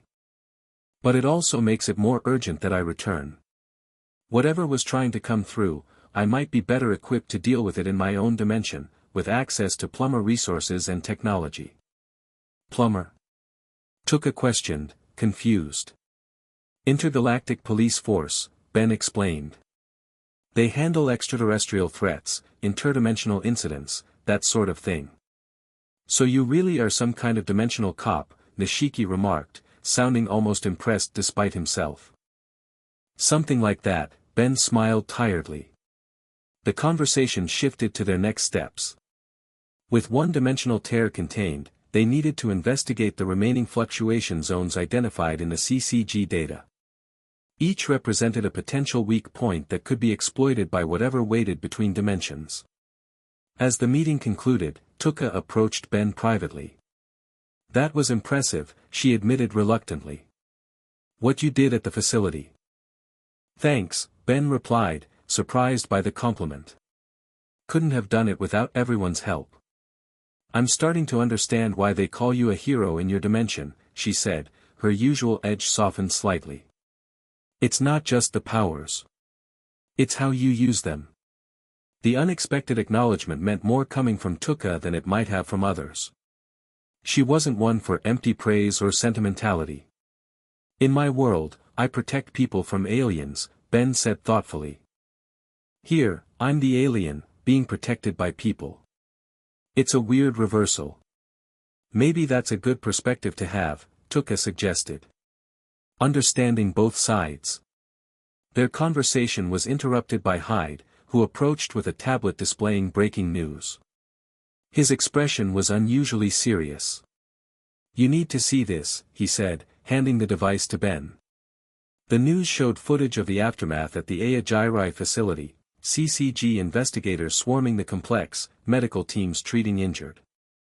But what caught Ben's attention was a figure being interviewed, Amon, the investigator who had been hunting him since his arrival. We believe the incident was triggered by the unidentified ghoul known as the Shifter, Amon stated firmly to reporters. Physical evidence confirms its presence at the scene. This SS-rated threat has now been elevated to SSS classification, our highest priority target. The report continued, showing a new sketch of Ben, more accurate than previous versions, alongside blurry footage captured during their escape from the facility. They're putting everything they have into finding you now, Hyde said grimly. This isn't just about capturing an unusual ghoul anymore. They believe you deliberately attacked a CCG operation. Which means we have even less time, Kaneki concluded, having joined them.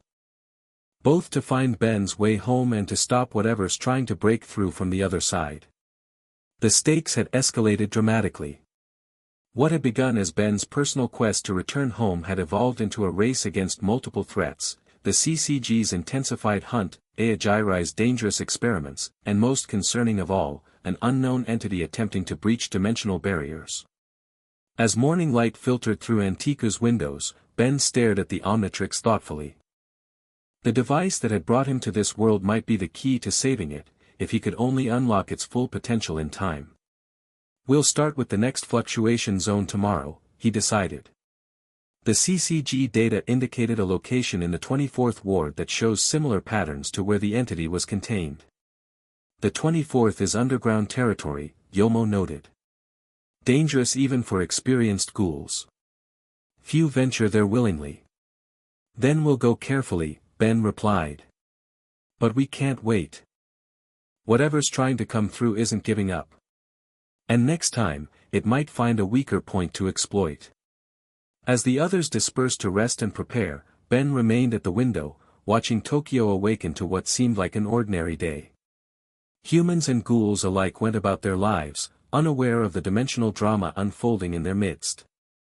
He thought of his home dimension, of Gwen and Kevin, Grandpa Max and the plumbers, wondering if they were searching for him, if they had any idea where he'd gone.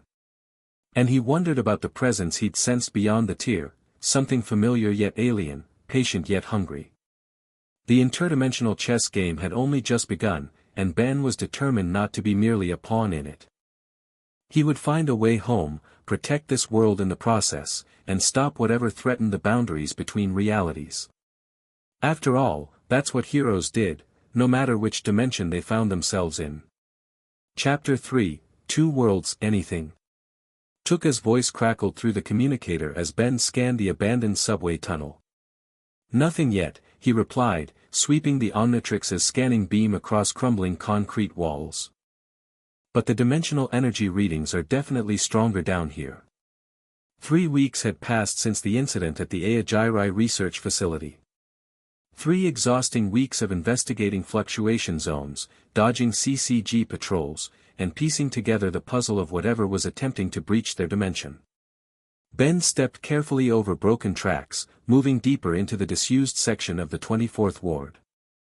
The underground network stretched beneath Tokyo like a forgotten city, home to the most desperate ghouls and secrets both factions preferred to keep buried.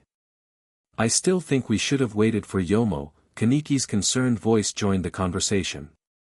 He and Tuka maintained lookout positions at different tunnel entrances while Ben explored the heart of the anomaly. Time's not exactly on our side, Ben reminded him. The CCG's getting closer to connecting all these fluctuation zones. If they find this one and whatever's trying to come through. He didn't need to finish the thought. They'd all seen what Aogirai attempted with just one interdimensional entity. The CCG would be no less aggressive in weaponizing such discoveries. The tunnel opened into a larger chamber, once a station platform, now abandoned for decades. Ben's flashlight beam caught strange crystalline formations growing from the walls and ceiling, structures that shouldn't exist naturally. "Guys, I think I found something," he reported, approaching the largest crystal cluster. It pulsed with faint internal light, responding to his proximity. These crystal formations, they're not normal. Almost like they're growing along the dimensional weak point. "What's your alien analysis say?" Kaneki asked. Ben activated the Omnitrix's scanner again, this time focusing specifically on the crystals. They're organic-inorganic hybrids. The molecular structure keeps shifting, like they exist partially in another dimension. "That sounds bad," Tuka commented. "It is," Ben confirmed grimly. "These are dimensional anchors, physical manifestations of the tear trying to stabilize itself. I've seen something similar before, when Ian tried to force his way into my timeline." The crystals pulsed more intensely as Ben approached, the glow shifting from pale blue to angry red. The Omnitrix reacted simultaneously, its dial flickering between colors. "Whatever's on the other side knows I'm here," Ben realized. "It's responding to the Omnitrix." He backed away cautiously, but too late, the largest crystal formation shattered explosively, releasing a swirling vortex of energy that coalesced into a humanoid shape. Unlike the mindless entity at the Aogirai facility, this manifestation appeared deliberate, controlled. Ben Tennyson, a distorted voice emerged from the figure, its form still unstable but recognizably bipedal. At last. Ben activated the Omnitrix, ready to transform. "Who are you? How do you know me?" The figure solidified slightly, revealing a vaguely mechanical appearance with glowing red eyes. "I am Maltruant's echo, seated across dimensions when you shattered him at the beginning of time." The name sent a chill down Ben's spine. Maltruant, the rogue Chronosapien Time Lord he'd defeated years ago. Not just defeated but completely destroyed, or so he'd thought. That's impossible, Ben stated, though uncertainty crept into his voice. Maltruant was erased from existence. Nothing is truly destroyed in a multiverse of infinite possibilities, the entity replied. Fragments escaped, scattered across dimensions. I have been gathering strength, waiting for the opportunity your dimensional displacement provided.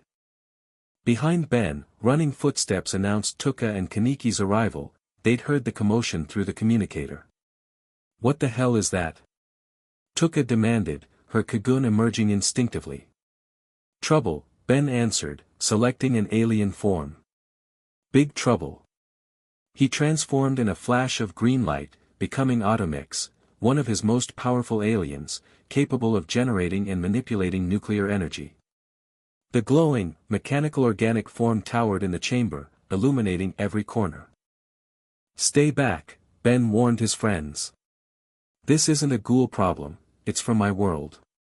The Maltruant Echo seemed amused. Your attachments to these primitive beings is fascinating. They're barely more evolved than animals, yet you protect them. Those primitive beings are my friends, Ben replied, energy gathering between his hands. And this isn't your dimension to invade. HMENA. The nuclear blast that followed was carefully controlled, enough to disrupt the Echo's manifestation without collapsing the entire tunnel system. The entity scattered into particles of light, but Ben knew it wasn't destroyed, merely disrupted temporarily. What was that thing? Kaneki asked as Ben reverted to human form, the Omnitrix beeping in recharge mode. Part of an enemy I fought before, Ben explained quickly. A time-traveling warlord named Maltruant. If even a piece of him is trying to reconstitute in this dimension, then we have bigger problems than the CCG, Tuka finished, understanding the gravity of the situation. They retreated from the chamber as crystal formations began regenerating, more rapidly than before. The Maltruant Echo would reform soon, stronger for the encounter. We need to get back to Antiku, Ben decided. This changes everything. The journey back through the underground tunnels was tense but uneventful. They emerged in the 20th ward just as dawn broke over Tokyo, the city awakening to what seemed like an ordinary day. Yoshimura was waiting at Antiku, having already opened the cafe for early preparations. His normally serene expression tightened as they recounted their discovery. An entity from your dimension, he repeated thoughtfully. One with personal knowledge of you. This suggests the dimensional tiers are not random but targeted. Exactly, Ben agreed. Maltruant was obsessed with controlling time and reality. If even a fragment of him survived and detected my dimensional displacement, he would absolutely try to exploit it. But why this dimension specifically? Nishiki questioned, having arrived for his morning shift. What's special about our world? Ben had been pondering this since the confrontation. It might be the RC cells, he theorized. They exhibit quantum properties unlike anything in my dimension. Perfect building blocks for someone trying to reconstruct themselves across realities. So this Maltruant is using ghoul biology to rebuild himself? Kaneki asked, disturbed by the implication. It would explain why the fluctuation zones align with areas of high ghoul activity, Ben confirmed. He's feeding off RC energy, gathering strength. Hyde arrived with his usual impeccable timing, bringing fresh intelligence from the CCG. His expression was unusually serious as he laid photographs across the table. This might be connected, he said, pointing to satellite imagery of an unmarked facility on Tokyo's outskirts. The CCG has been redirecting resources to this location for the past week. Officially it doesn't exist, but there's been unusual energy readings identical to what they detected during the Aojirai incident. Ben studied the images carefully. That's the 7th fluctuation zone from the CCG data. But it looks like they've built something around it. Not the CCG, Hyde corrected, sliding over an ID badge. This is a Sunlit Garden facility, their elite research division. Technically part of the CCG but with separate funding and oversight. They answer directly to the Washu family. The Washu? Tuka questioned. The family that founded and still controls the CCG, Hyde explained. Their interest in RC cell research goes back generations. But this project is something new, codenamed dimensional synthesis. Ben felt pieces clicking into place. They're trying to harness dimensional energy, maybe even control the tears. If they've detected Maltruant's echo, then we have 3 separate groups all pursuing interdimensional power, Yoshimura concluded grimly. Ajarai Tree, the CCG's secret division, and this entity from your world. With us caught in the middle, Nishiki added dryly. Fantastic. The implications were staggering. Ben had been focused on finding a way home, but now faced a much larger threat, one that endangered not just this dimension but potentially many others if Maltruant regained his full power. I need to stop him before he fully manifests, Ben stated firmly. Which means investigating this Sunlit Garden facility. Not alone, Tuka said immediately. The others nodded in agreement. This goes beyond ghoul-human conflicts, Kaneki added.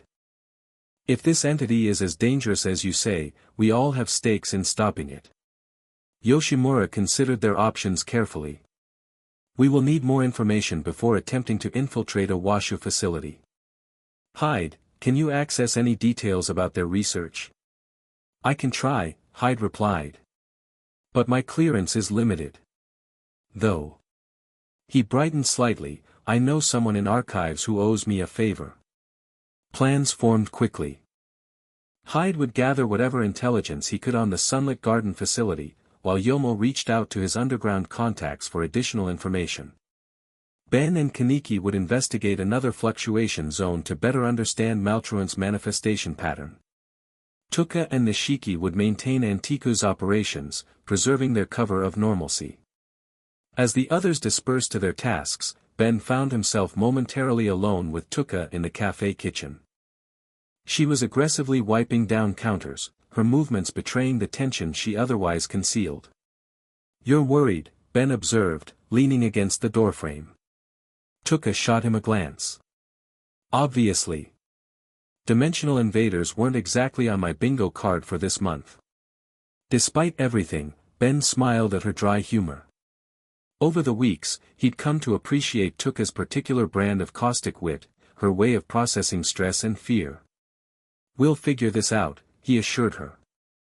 I've stopped Maltruant before. In your dimension, she pointed out, with your resources. Here, you're just. Just what? Ben prompted when she trailed off. Tuka set down her cloth, finally meeting his eyes directly. Just one person trying to fight everyone at once. The CCG, Ajarai, now this Maltruant thing. Even heroes have limits, Ben. The genuine concern in her voice caught him off guard. Their relationship had evolved from initial suspicion to grudging respect to something deeper, a connection neither had fully acknowledged. I'm not alone though, Ben replied softly. Not anymore. Something unspoken passed between them, understanding, perhaps, or recognition of how much had changed since Ben crashed into this world. For a brief moment, the weight of interdimensional threats and ghoul politics faded, leaving just 2 people standing in a quiet kitchen, seeing each other clearly. The moment shattered as Nishiki burst in. If you two are done with whatever this is, we've got customers arriving. Some of us still have to pretend everything's normal. Tuka immediately reverted to her usual scowl. We were just discussing strategy. Sure, Nishiki smirked. Strategy.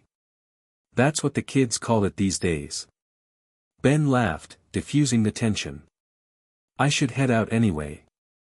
Kaneki's waiting to check the next fluctuation zone. As he left through the back door, Ben caught Tuka watching him go, her expression thoughtful. Whatever was developing between them would have to wait, interdimensional crises took priority over personal revelations. Kaneki was waiting at their rendezvous point, a quiet playground several blocks from Antiku.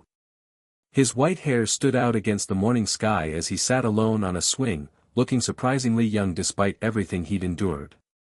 "Ready?" Ben asked, approaching. Kaneki nodded, rising to his feet. The fourth fluctuation zone is in Cochlea's outer perimeter. Ben whistled low. The Ghoul prison. That complicates things. It gets worse, Kaneki added grimly. According to Hyde's information, the CCG has detected the same energy signatures there. They've increased security accordingly. So we're walking into the most heavily guarded CCG facility in Tokyo, Ben summarized. To investigate a dimensional tear that might contain a fragment of an interdimensional warlord. When you put it that way, it sounds almost impossible, Kaneki observed with the ghost of a smile. Good thing impossible is my specialty, Ben replied, activating the Omnitrix. Their approach to Cochlea required extreme caution. Ben transformed into Ghost Freak, his phantom-like alien form capable of invisibility and intangibility. With Kaneki holding onto his shoulder, they passed through the prison's outer defenses undetected. The fluctuation zone should be near the eastern wall, Kaneki whispered, consulting the coordinates Hyde had provided. Ben extended his perceptions, sensing energy patterns beyond normal vision. I feel it. Similar to the subway station, but weaker. More like an echo than a direct manifestation. They moved through the facility's maintenance tunnels, avoiding guard patrols and security cameras. Cochlea's architecture was imposing, designed not just to contain ghouls but to suppress their powers through RC inhibitors built into the very walls. These inhibitors might actually be helpful, Ben noted. If they suppress RC cells, they could be limiting Maltruant's ability to gather energy here.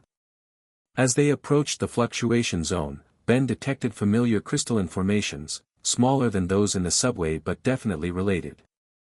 They grew along the junction of two corridors, spreading like metallic fungi across the concrete. Same type of dimensional anchors, Ben confirmed, reverting to human form in a secluded corner. But there's something different about these. He scanned the crystals with the Omnitrix. They're being suppressed somehow. Not just by the RC inhibitors, something more targeted. Kaneki's enhanced senses picked up approaching footsteps. Someone's coming. Multiple people. They ducked into a maintenance alcove as a group of researchers in white lab coats passed by, escorted by armed guards. Through the narrow opening, Ben caught fragments of their conversation. Energy signature is stable but diminishing. The suppression field is working. Director Washu wants hourly updates. The primary site is showing increased activity. Concerns about containment failure at Site 7. Preparations for Operation Rebirth should be accelerated. Once the group passed, Ben and Kaneki exchanged troubled looks. Operation Rebirth? Kaneki questioned quietly. And Site 7, that must be the facility Hyde identified, Ben added. They're not just studying these fluctuations, they're actively manipulating them. Further exploration revealed a small laboratory built around the crystal formations. Unlike the Aogirai approach of feeding the dimensional entity, the CCG researchers appeared to be containing and studying it, using specialized equipment to suppress its growth while extracting energy samples. They don't understand what they're dealing with, Ben murmured, examining their setup. These containment fields won't hold if Maltruant decides to push. Kaneki gestured toward research notes left on a nearby terminal. Can you access those? Might give us more insight into their plans. Ben transformed into gray matter, a tiny, hyper-intelligent alien perfect for technological infiltration. He scurried across the floor and up the terminal stand, tiny fingers flying across the keyboard. Fascinating and disturbing, he commented in gray matter's sophisticated voice. They've identified 7 fluctuation zones throughout Tokyo, each exhibiting unique dimensional properties. But they're not trying to close them, they're attempting to synchronize them. Synchronize for what purpose? Kaneki asked. According to these notes, they believe synchronizing all 7 zones will create a stable dimensional gateway. Gray matter continued scanning documents rapidly. Operation Rebirth involves using extracted RC cells combined with dimensional energy to create. Oh, this is bad. What? Kaneki pressed.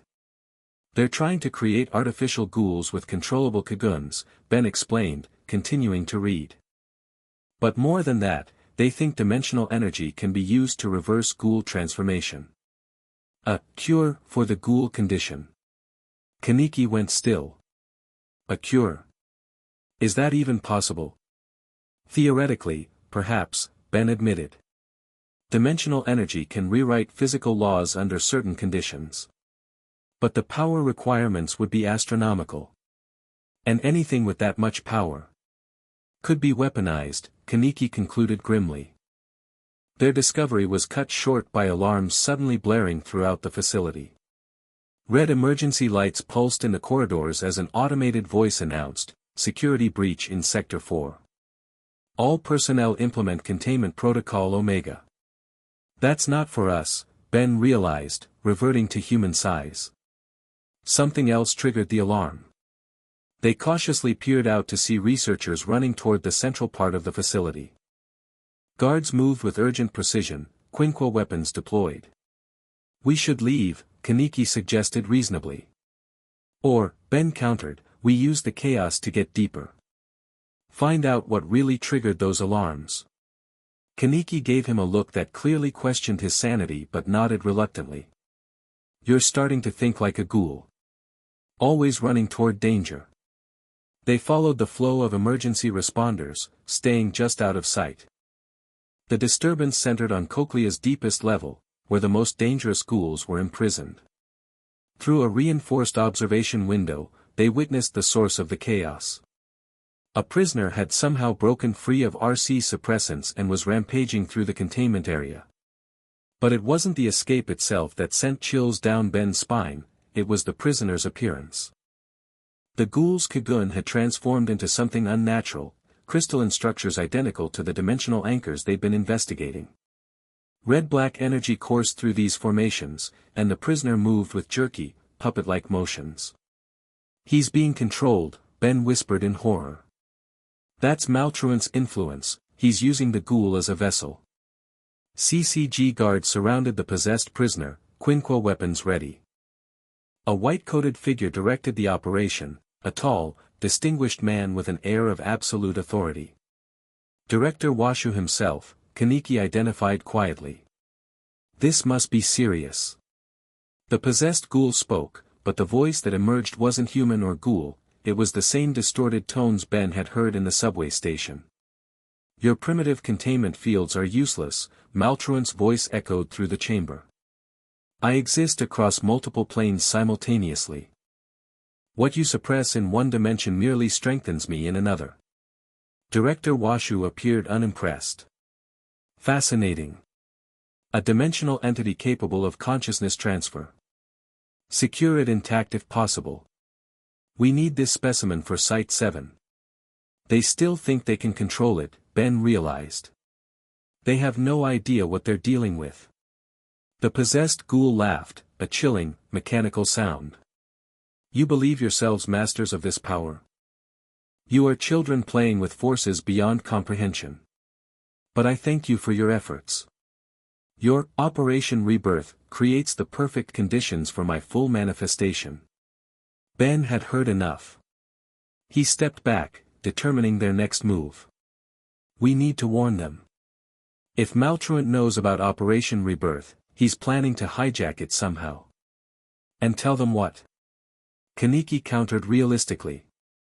"That you're an interdimensional traveler who recognizes the evil Time Lord trying to rebuild himself through their experiments. They'll throw us both in cells." Before Ben could respond, the situation below escalated. The possessed ghoul lashed out with its crystalline Kagun, shattering containment barriers. More alarmingly, the attack seemed to trigger a reaction in the nearby fluctuation zone, the crystals growing along the walls pulsed in synchronization. "He's connecting to the other zones," Ben realized with dawning horror. "Using this one to communicate with the others." Director Washu evidently reached a similar conclusion. "Initiate Site 7 protocols immediately," he commanded into a communications device. Accelerate the synchronization timetable. This entity proves the theory correct, dimensional energy can indeed transfer consciousness. We have to get to Site 7, Ben decided. Whatever they're planning there, Maltruant intends to use it to fully manifest. They retreated hastily as more security forces arrived. Their exit proved more challenging than their entrance. The entire facility was now on high alert, with guards at every potential escape route. Ben transformed into Big Chill, his moth-like alien form once again providing intangibility. With Kaneki holding on, they phased through walls and security barriers, emerging outside Cochlea's perimeter just as reinforcements arrived from CCG headquarters. Once safely away, Ben contacted the others, arranging an emergency meeting back at Antiku. The situation had escalated beyond their worst expectations. Not only was Maltruant attempting to reconstitute himself across dimensions, but the CCG was unknowingly helping him do it. The cafe closed early that evening, its upper rooms converted to an impromptu war room. Maps of Tokyo covered the walls, the 7 fluctuation zones marked with red pins. Hyde had outdone himself, providing detailed schematics of Site 7, the sunlit garden facility where Operation Rebirth was centered. Based on what you discovered, Yoshimura summarized, this Operation Rebirth aims to use dimensional energy to potentially cure the Ghoul condition.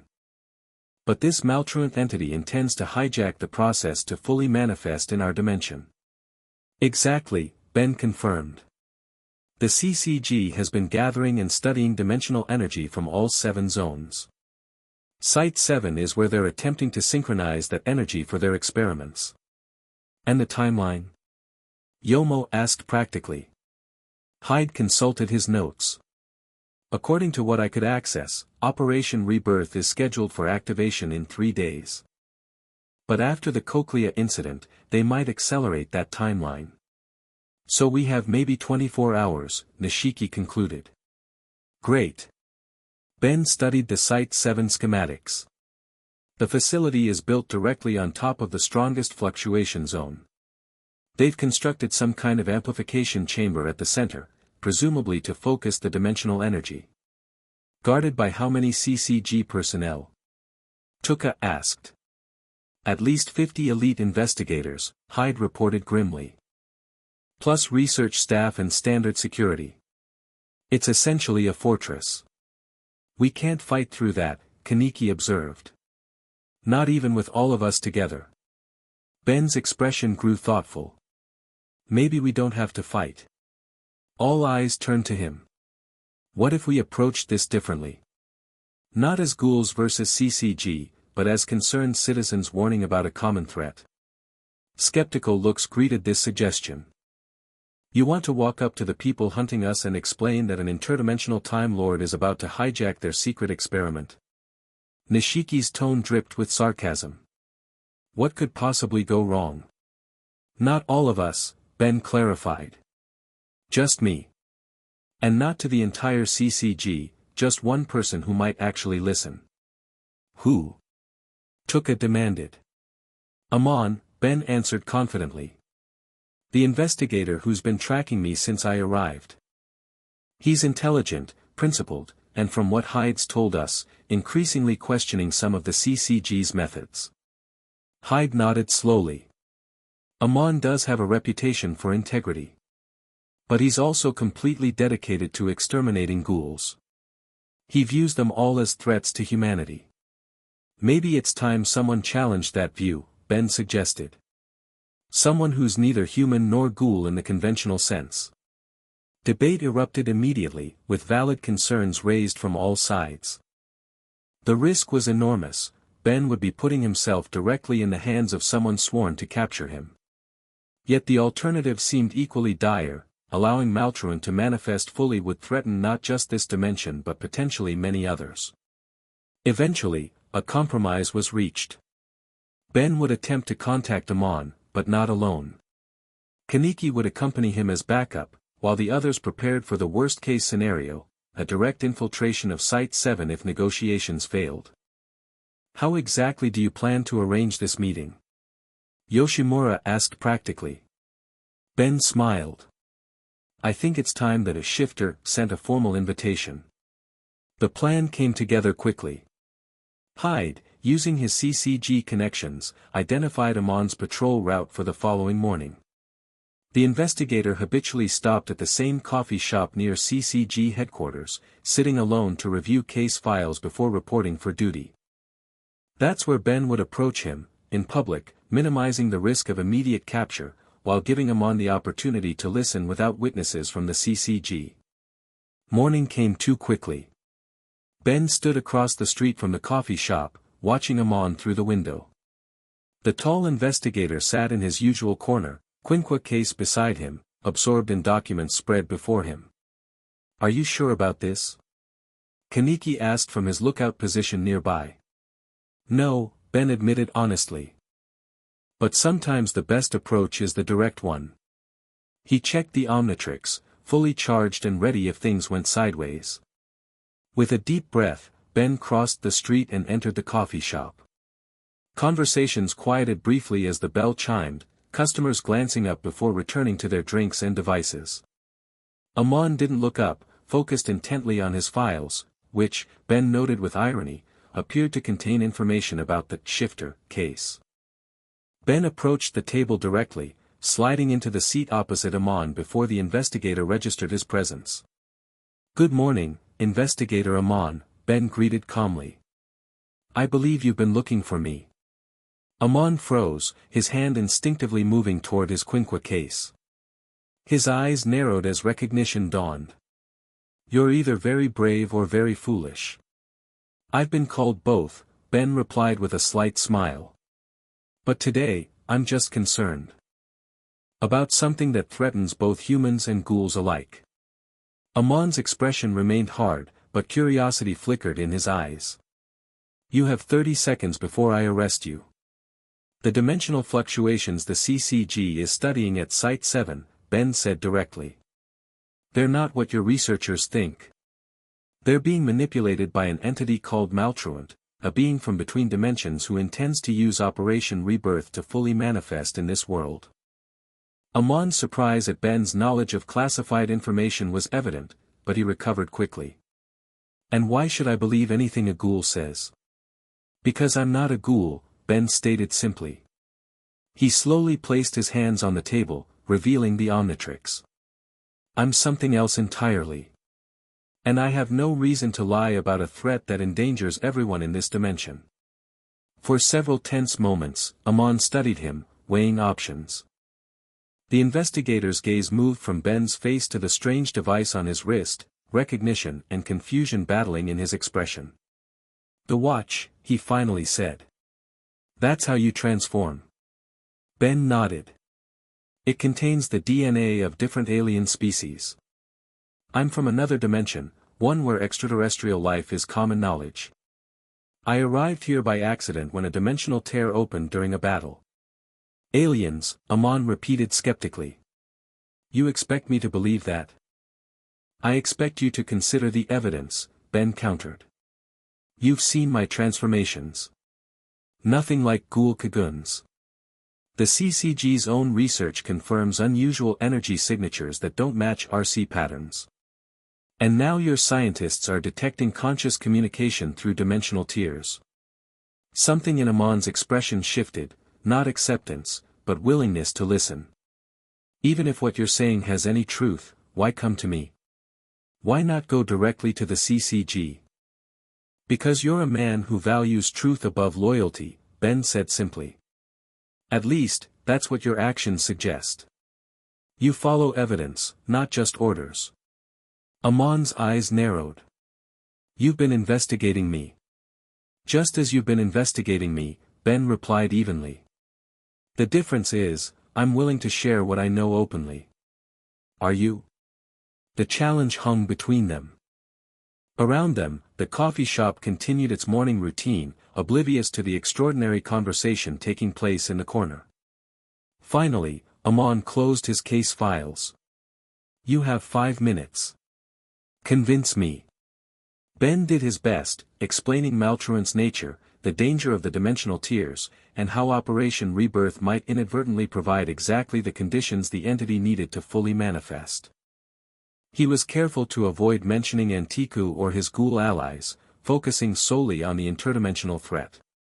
If Maltruant succeeds, Ben concluded, he won't just threaten ghouls or humans, he'll have power over reality itself. In my dimension, he nearly rewrote the entire timeline. Here, with the unique properties of RC cells to draw upon, he could be even more dangerous. Amon remained silent for several moments after Ben finished. His expression was unreadable, years of investigator training allowing him to mask his thoughts. Let's assume, for argument's sake, that I believe even part of this, he finally said. What exactly do you propose? Operation Rebirth needs to be delayed, at minimum, Ben replied. Preferably until proper safeguards can be implemented. The dimensional tiers should be closed, not amplified. And you know how to do this? Amon questioned. I've dealt with dimensional incursions before, Ben confirmed. With the right equipment, I could seal the tiers permanently. Amon leaned forward slightly. Why should I trust you? For all I know, you could be manipulating me to sabotage valuable CCG research. Because I'm sitting here talking to you instead of attacking Site 7 directly, Ben pointed out reasonably. If I meant harm, why warn you at all? That logic seemed to register with Amon. He studied Ben with new intensity. Show me. Show you what? Transform, Amon clarified. Here and now. Not into something aggressive, just enough to prove your claim about not being a ghoul. Ben glanced around the coffee shop. That might cause a panic. Then perhaps we should continue this conversation somewhere more private, Amon suggested, standing and gathering his files. It wasn't quite an arrest, but neither was it full trust. Lead the way, Ben agreed cautiously. Through the window, he caught Kaniki's concerned look and gave a subtle nod, following the plan, so far. Amon led him to a small park across from CCG headquarters, public enough to discourage violence, private enough for their unusual discussion to continue unobserved. They sat on a bench partially hidden by trees, the early morning hour ensuring minimal witnesses. Now, Amon said simply. Ben activated the Omnitrix, cycling through alien options. He selected one that would be impressive but non-threatening, Echo Echo, the small sonic alien capable of self-duplication. The green flash of transformation caused Amon to tense, hand moving toward his concealed weapon. When it faded, the investigator found himself facing a small, white silicon-based life form with large headphone-like ears. Echo Echo, Ben announced in his synthesized voice. To demonstrate further, he duplicated himself into 3 identical copies, each capable of independent thought and action. This isn't a Kagun, all 3 Echo Echoes said in perfect unison. No RC cells involved. Just alien DNA. Amon's composed facade cracked slightly, genuine astonishment breaking through. That's impossible by this world's understanding of biology, the Echo Echoes finished for him. Exactly my point about Maltruant. What seems impossible by your science is entirely possible through interdimensional means. Ben merged his duplicates back into a single form and reverted to human, the Omnitrix beeping as it cycled into recharge mode.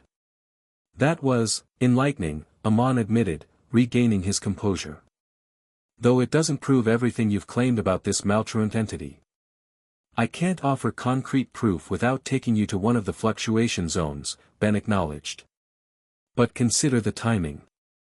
These dimensional anomalies were minimal until my arrival, correct? Now they're growing, communicating, manipulating RC cells. That's not coincidence.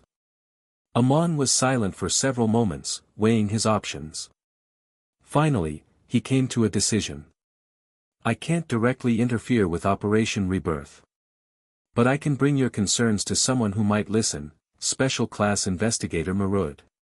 He oversees security for special operations and has been skeptical about the Sunlit Gardens methods.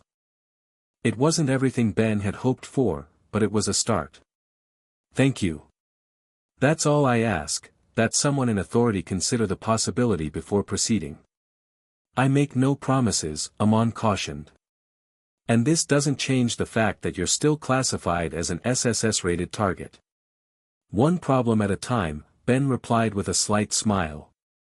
Interdimensional crisis first, my fugitive status second. As they stood to part ways, Amon asked one final question. You claim not to be a ghoul, yet you've been seen with known ghoul associates. Why? Ben considered his answer carefully. Because in this world, like mine, the line between monster and man isn't always where you think it is. Sometimes, those you've been taught to fear are just trying to survive. He left Amon with that thought, walking away before the investigator could respond. Ben didn't look back, but felt Amon's gaze following him until he rounded the corner where Kaneki waited. How did it go? Kaneki asked immediately. Better than expected, worse than hoped, Ben summarized. He didn't arrest me and might share our concerns with his superiors. But I doubt it'll be enough to stop Operation Rebirth. So we proceed with Plan B, Kaneki concluded. Ben nodded grimly. We infiltrate Site 7 tonight. Back at Antiku, final preparations were underway for what might be their most dangerous mission yet. Hyde had procured detailed security protocols for the facility, identifying potential entry points and patrol patterns. Yomo and Nishiki gathered specialized equipment that might help counteract the dimensional energies they'd encounter. Tuka found Ben alone on the roof, staring at the Omnitrix thoughtfully. Second thoughts, she asked, joining him at the edge. Just considering options, Ben replied. I've been thinking about the Omnitrix itself. It's essentially a dimensional manipulation device on a genetic level. It might be our best weapon against Maltruant. Meaning what, exactly? Ben turned to face her directly. Meaning I might be able to reconfigure it to seal the tears permanently. But doing so could affect my ability to transform, maybe temporarily, maybe permanently. Tuka's expression shifted to concern. You'd sacrifice your powers to stop this thing? If necessary, Ben confirmed simply. Though I'm hoping it won't come to that.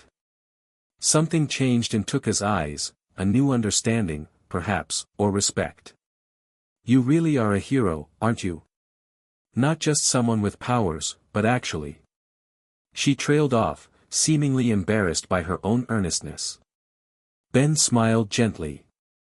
I just do what needs doing. Same as you. It's not the same, she disagreed.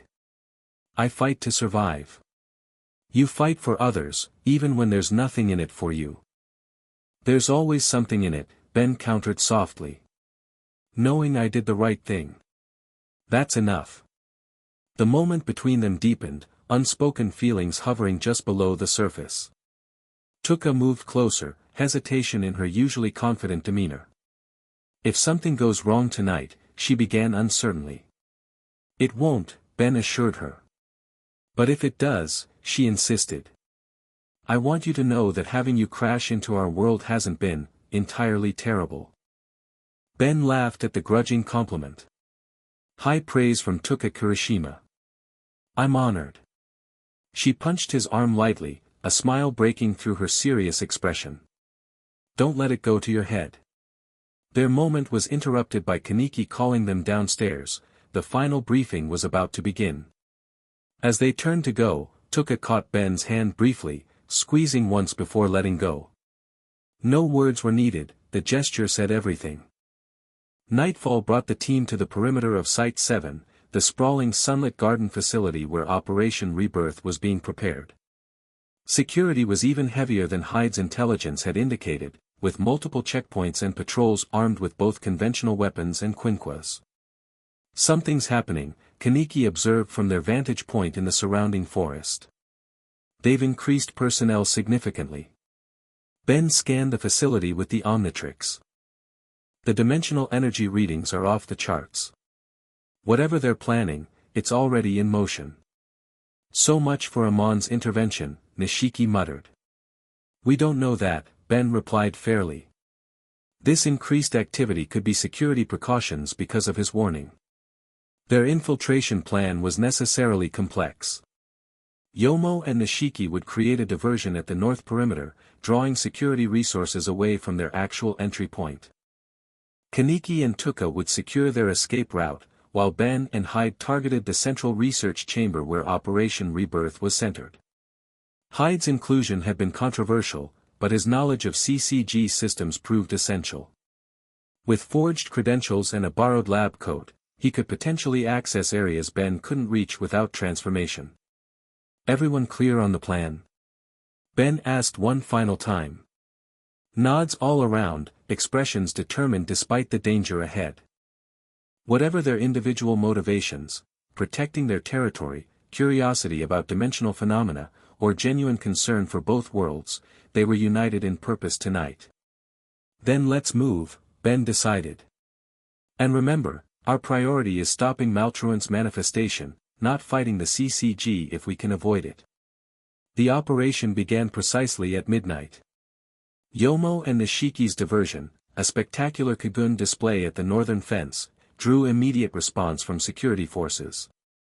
Alarms blared as guards rushed to confront what appeared to be a coordinated Ghoul attack. Meanwhile, Ben transformed into Big Chill, phasing himself and Hyde through the eastern perimeter where security was thinnest. Once inside, Hyde donned his disguise, a lab coat and credentials identifying him as a research assistant from headquarters.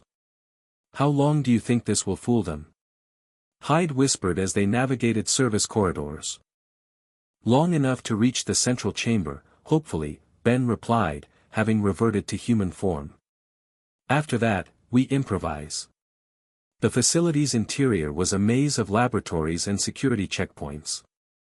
Hyde's forged credentials passed cursory inspection, especially with attention focused on the northern attack. They penetrated deeper, following the increasing pulse of dimensional energy that Ben could sense through the Omnitrix. What they found at the heart of the facility exceeded their worst expectations. The central chamber was enormous, a cathedral-like space dominated by a massive machine. At its center, suspended in a containment field, swirled a tear in reality itself, a pulsing wound in spacetime that leaked crimson energy into specialized collectors. Scientists worked at control stations surrounding the tear, monitoring readings and adjusting parameters. Armed guards stood at regular intervals, eyes alert despite the distraction at the perimeter. Most concerning of all was the secondary chamber visible through reinforced glass, a medical theater containing what appeared to be operating tables equipped with restraints. Beside each table stood containers of harvested RC cells, ready for some unknown procedure. Operation Rebirth, Hyde whispered in horrified understanding. They're not just studying dimensional energy, they're preparing to use it on test subjects. Ben scanned the setup with the Omnitrix, confirming his fears. They've synchronized all 7 fluctuation zones, channeling their energy here. It's creating a stable gateway between dimensions. Gateway to where? Hyde asked. That's the question, Ben replied grimly. They think they're opening a controlled portal to extract dimensional energy. But Maltruant is manipulating the process from the other side. They moved closer, using the busy activity as cover. Ben could sense Maltruant's presence growing stronger as they approached the tear. The entity was close to manifestation, feeding off the CCG's amplification efforts. We need to shut this down, Ben decided. Directly interfere with the synchronization process. Hyde nodded toward a main control console. That system appears to coordinate everything. If we could access it. Their planning was interrupted by a familiar voice from behind them. I thought you might appear, Shifter. Ben turned to find Amon standing there, Quinqua at his side but not yet deployed. The investigator's expression was conflicted but determined. Investigator Amon, Ben acknowledged calmly. Did you share my warning with your superiors? I did, Amon confirmed.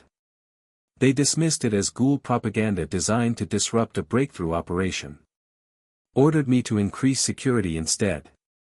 And yet you're not raising the alarm, Ben observed. Amon's gaze moved to the dimensional tear, concern evident despite his professional demeanor. Because what I'm seeing here matches aspects of your warning. The energy signatures, the communications through the tear, it's not proceeding as the researchers predicted. Hope sparked in Ben's chest. Then help us stop it before it's too late. I can't actively sabotage a CCG operation, Amon stated firmly. But I can listen to further evidence.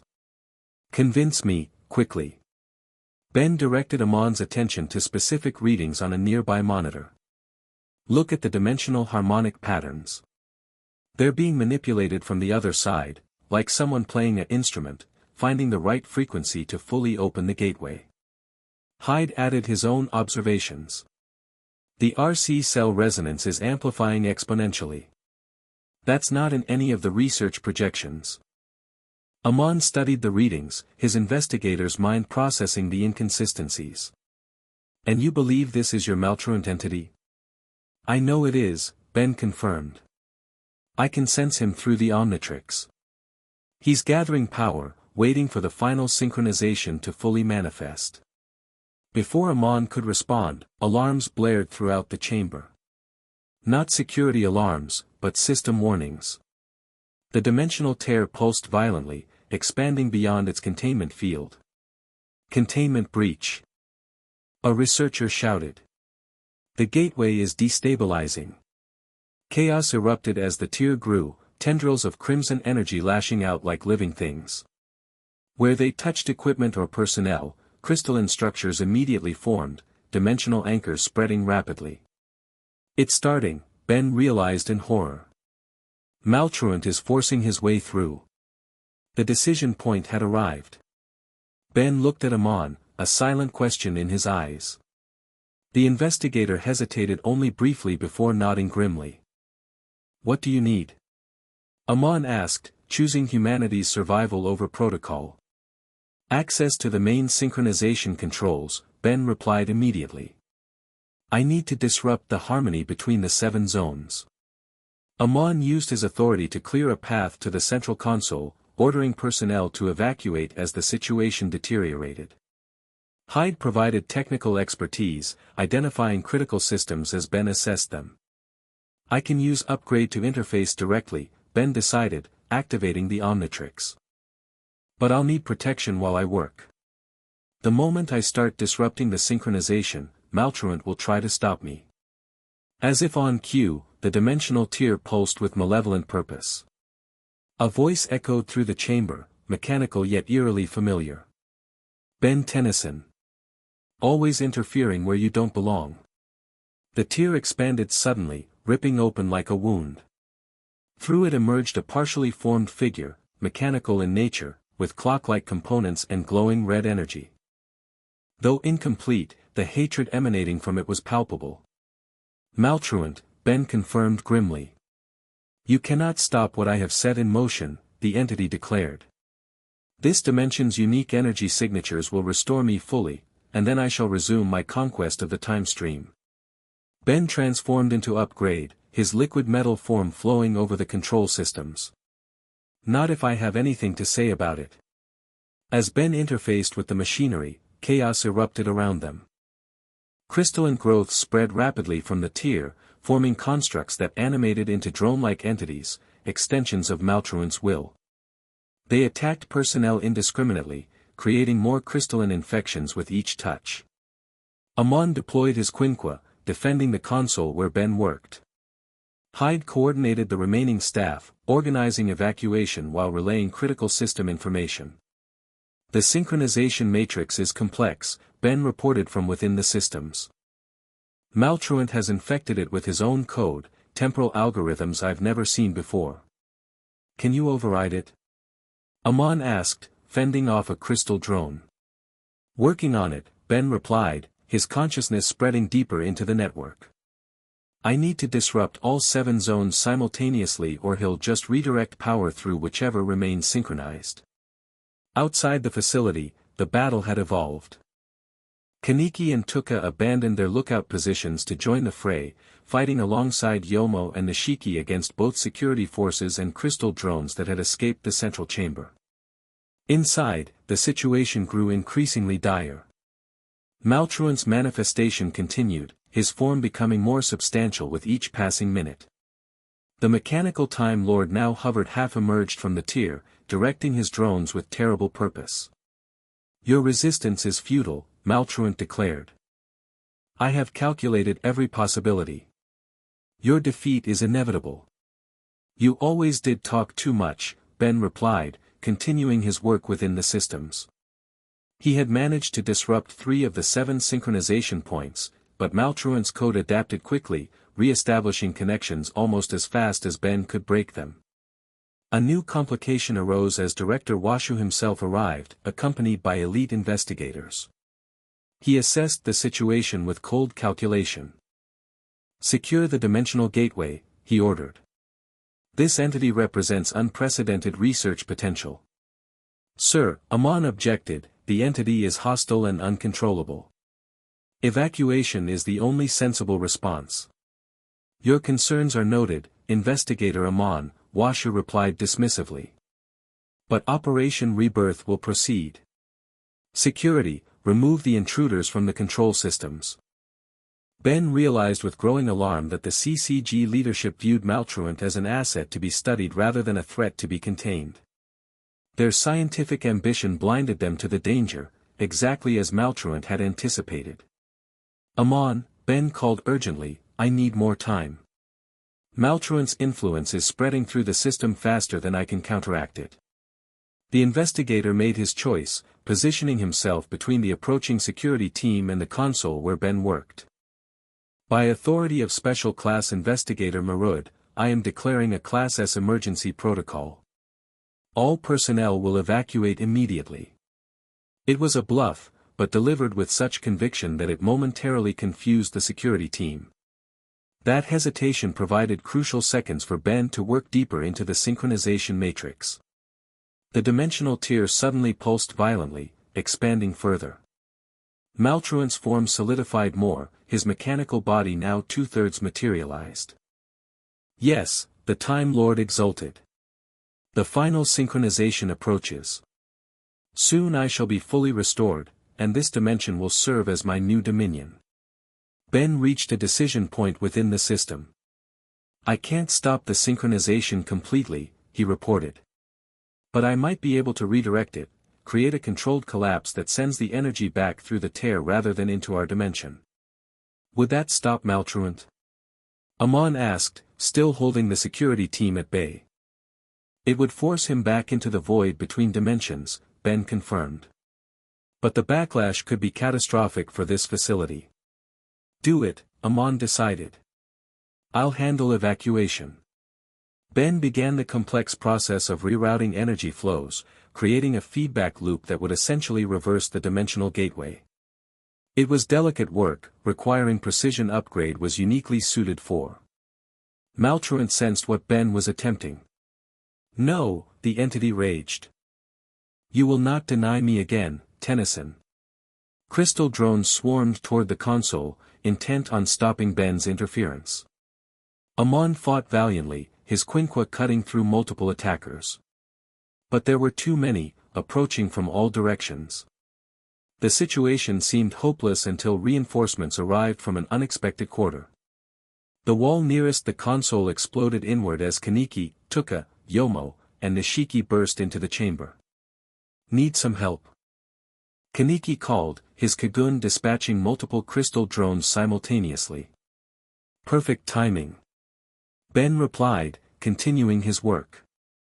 "Keep them off me for 2 more minutes." What followed was a desperate battle against overwhelming odds.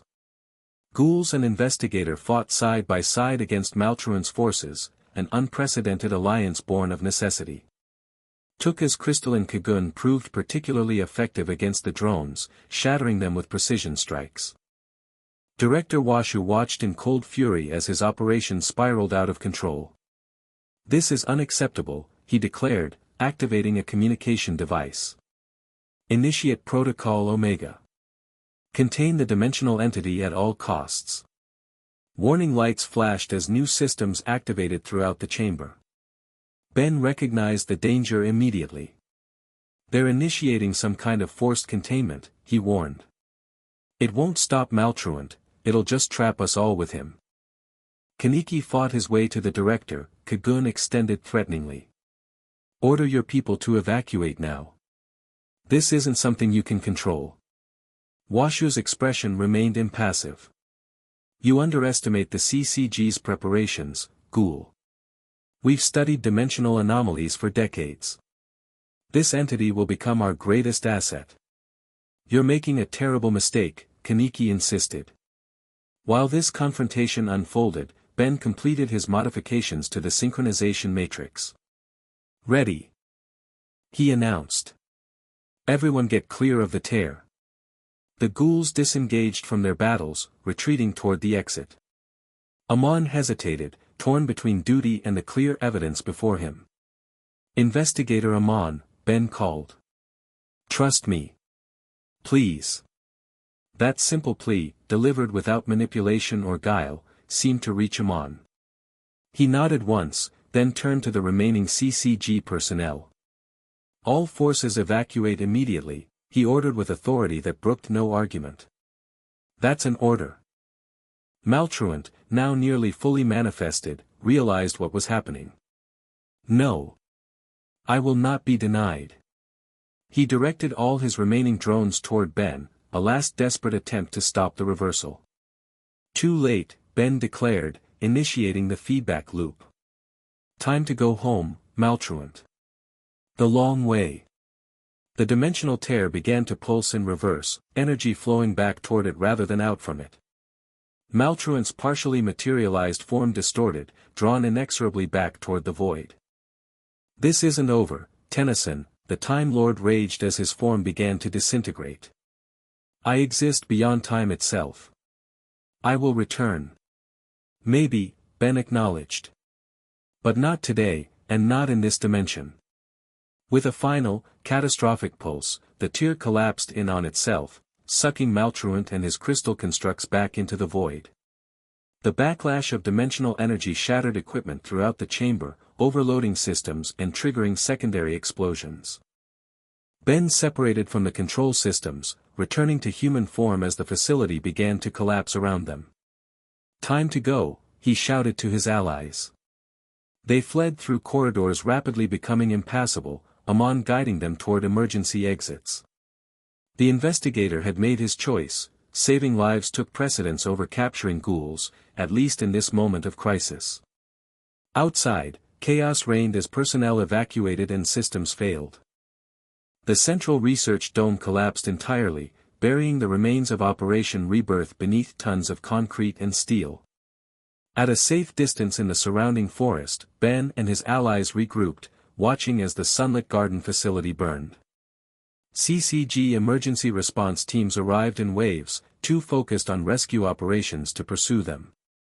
We did it, Hyde breathed, disbelief and exhaustion in his voice. We actually stopped an interdimensional invasion. Temporarily, Ben cautioned. Maltruant wasn't destroyed, just forced back into the void. And the dimensional tears still exist, though they should be stable without his influence. Which means you can still find your way home, Kaneki observed. The thought hung in the air, a reminder that their alliance had always been meant to be temporary. Ben's goal from the beginning had been returning to his own dimension. Now, with Maltruant contained and the CCG's Operation Rebirth in ruins, that possibility seemed closer than ever. We should move, Yomo advised practically. When the initial crisis passes, they'll begin searching for us. As they prepared to depart, a single figure approached through the trees. Amon, his coat torn and quinqua damaged, but determination still evident in his stance. Everyone tensed, prepared for confrontation, but Ben stepped forward alone. Investigator Amon. Tennyson, Amon acknowledged. His gaze moved over the assembled ghouls, recognition in his eyes. Eye patch. Rabbit. Gourmet. All working together with the shifter. To save both your world and mine, Ben pointed out. Does that tell you anything? Amon's expression was troubled. It tells me that the situation is more complex than I've been led to believe. That perhaps not all ghouls are the monsters we've been taught. Just as not all humans are innocent victims, Kaneki added quietly. A heavy silence fell, the weight of centuries of conflict between humans and ghouls embodied in this moment of uncertain truce. What happens now? Ben finally asked. Amon considered the question carefully. Officially, I never saw you here. The damage to Site 7 was caused by experimental technology failure, not outside interference. His gaze hardened slightly. But this doesn't change the fundamental reality. Ghouls still prey on humans. That can't be ignored. Not all of us hunt humans, Tuka objected. Some find other ways to survive. Is that possible? Amon asked, genuine curiosity in his voice. It is, Yoshimura confirmed, stepping forward. The elderly manager had arrived silently, observing from the shadows. Antiku exists to help ghouls live without hunting. We provide alternatives. Understanding dawned in Amon's eyes. The suicide victims. The bodies that disappear from morgues. Those who have already died, by their own choice, Yoshimura acknowledged. No hunting, no killing. Amon absorbed this, the investigator in him processing new evidence that challenged long-held beliefs. And you believe this solution is sustainable? It's a beginning, Yoshimura replied simply. A step toward coexistence rather than extermination. The conversation was interrupted by distant sirens as more CCG forces approached. Amon glanced back, then faced them once more. Go, he said quietly. I can't promise what will happen next time we meet. But tonight. Tonight you have earned a head start. Ben extended his hand. After a moment's hesitation, Amon shook it, a simple human gesture bridging inhuman divides. Think about what you saw tonight, Ben suggested. Humans and ghouls fighting together against a common threat. Maybe that's not an aberration. Maybe it's a possibility. With that, they melted into the forest, leaving Amon alone with thoughts that would change the course of his investigation forever. Dawn found them regrouped at Antiku, the cafe closed as they tended injuries and processed the night's events. The news reported extensively on the industrial accident at a classified research facility, with no mention of dimensional entities or ghoul involvement. So what now? Nishiki asked, breaking the contemplative silence. The CCG's project is destroyed, but they'll rebuild eventually. And the dimensional tiers still exist. Which means I might still find a way home, Ben noted, studying the Omnitrix thoughtfully. Now that I understand how the fluctuation zones work, I could potentially use one to create a controlled gateway back to my dimension. The possibility hung in the air, both opportunity and potential farewell. In the weeks since his arrival, Ben had become more than just a visitor to this world. He had formed bonds, changed lives, perhaps even shifted the balance between humans and ghouls in small but meaningful ways. Is that what you want? Tuka asked quietly. To go back. Ben met her gaze directly. It's where I belong. My family, my responsibilities, they're all there. She nodded, understanding but not liking the answer. When? Not immediately, Ben decided. There's still work to do here. The dimensional tiers need to be properly sealed to prevent another maltruant situation. And he glanced around at the faces that had become important to him. I'm not quite ready to say goodbye yet. The tension in the room eased slightly. No one was prepared for immediate farewells, especially after the night's shared battle. Besides, Hyde added with characteristic optimism, we might have created a breakthrough without realizing it.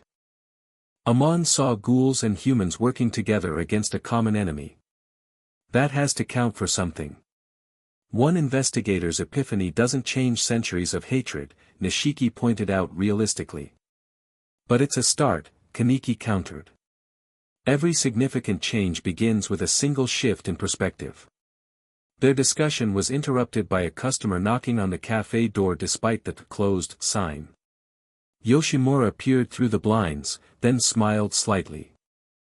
I believe we have an interesting visitor, he announced, moving to unlock the door. To everyone's shock, Amon stood outside, dressed in civilian clothes rather than his investigator uniform. He entered cautiously, aware of the tension his presence created. "I apologize for the intrusion," he said formally. "But I believe this conversation couldn't wait." "Bold move, coming to a cafe full of ghouls," Nishiki observed dryly. Amon's gaze swept the room, recognition in his eyes as he identified known ghouls he'd previously hunted. "After last night, I realized how limited my understanding has been. I've spent years classifying all ghouls as monsters to be exterminated, never considering alternatives." "What changed your mind?" Kaneki asked. "Seeing you fight to protect humans from maltruant," Amon replied honestly. "It contradicted everything I believed about ghoul nature." Ben stepped forward. "You took a risk coming here." "Why?" Amon hesitated, then committed to his purpose. "Because the CCG is already planning its next move. Operation Rebirth may have failed, but they gathered enough data to attempt something potentially worse. They believe the dimensional energy could be weaponized specifically against ghouls, targeting RC cells on a quantum level. A ghoul-specific dimensional weapon, Yoshimura concluded grimly. Potentially capable of mass extermination." "Exactly," Amon confirmed. "And after witnessing last night's events, I can no longer unquestioningly support such methods. There must be another way forward." The implications were staggering. The CCG had failed to control maltruant but might have gained enough understanding of dimensional energy to create something equally dangerous, a weapon that could potentially eliminate all ghouls regardless of their individual actions or choices. "Why warn us?" Tuka asked suspiciously. "You've dedicated your life to killing ghouls." "I've dedicated my life to protecting humans," Amon corrected. "Until recently, I believed those objectives were identical. Now." He glanced at Kaneki, "I'm no longer certain." The conversation that followed was unprecedented. Investigator and ghouls engaged in genuine dialogue about coexistence rather than extermination. Ben observed more than participated, recognizing the historic significance of what was unfolding. Seeds of understanding were being planted that might eventually grow into something revolutionary, a third path between the CCG's extermination policy and Aogiri's violent resistance. As morning stretched toward afternoon, concrete plans emerged. Amon would gather information about the CCG's new weapons program while maintaining his cover. Hyde would continue his intern work, creating a secure communication channel between Amon and Antiku. The ghouls would consolidate their non-hunting approach, proving that alternatives existed. And Ben would address the dimensional tiers, using the Omnitrix to permanently seal the weakened points between realities. "It won't be easy," Amon cautioned as they concluded. "Centuries of conflict can't be undone in weeks or months." "Nothing worthwhile ever is," Yoshimura replied sagely. As Amon prepared to leave, Ben accompanied him to the door. "Thank you," he said simply. "For being willing to question what you've always believed." "I should be thanking you," Amon replied. "Without your intervention, I might never have seen beyond my training." He paused, considering his next words carefully. "Will you be returning to your dimension soon?" "Once I've sealed the tiers," Ben confirmed. "It's where I belong." Amon nodded thoughtfully. "Your presence here has been disruptive, in the best possible way. Sometimes systems need disruption to evolve." With that philosophical observation, the investigator departed, leaving Ben to contemplate the unexpected legacy his accidental arrival had created. Over the next week, Ben systematically visited each fluctuation zone, using the Omnitrix's unique capabilities to seal the dimensional tiers. Gray matter provided the scientific understanding, feedback absorbed excess dimensional energy, and clockwork stabilized the temporal aspects of each tier. The process was exhausting but necessary. With each tier sealed, the risk of another entity like maltruant finding its way through diminished. Tuka accompanied him on most of these missions, her combat skills providing security while Ben worked. Their relationship deepened through these shared experiences, evolving beyond initial suspicion into genuine connection. After sealing the sixth tear, they rested on a rooftop overlooking Tokyo Bay, the night skyline glittering like stars fallen to earth. Just one more to go, Ben noted, checking the Omnitrix's readings. The original tear at the construction site. Once that's sealed, the dimensional boundaries should be secure again. And then you leave, Tuka stated, not quite a question. Ben nodded slowly. I need to get back. My family must think I'm dead by now. I understand, Tuka said, though her expression suggested otherwise. Your world needs its hero back. This world has its own heroes, Ben replied, looking at her meaningfully. People fighting for a better way forward, even when it seems impossible. Tuka avoided his gaze, uncomfortable with praise as always. We're just trying to survive. It's more than that, and you know it, Ben insisted gently. Antiku isn't just about survival, it's about finding a better way to live. That's heroic in its own right. They sat in companionable silence for a while, the weight of imminent farewell hanging between them. Finally, Tuka spoke, her voice uncharacteristically vulnerable. I'll miss you, she admitted. Having you around has been, not entirely annoying. Ben laughed at the typical Tuka-style compliment. High praise indeed. His expression softened. I'll miss you too. All of you. Will you ever be able to come back, she asked. Visit, I mean. Ben considered the possibility.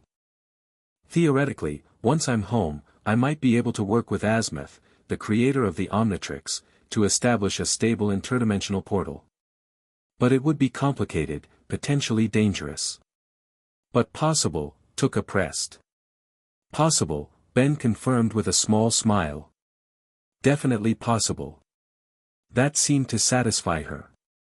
They remained on the rooftop until dawn threatened, talking about everything and nothing, two people from different dimensions finding connection despite impossible odds. The final day arrived too quickly.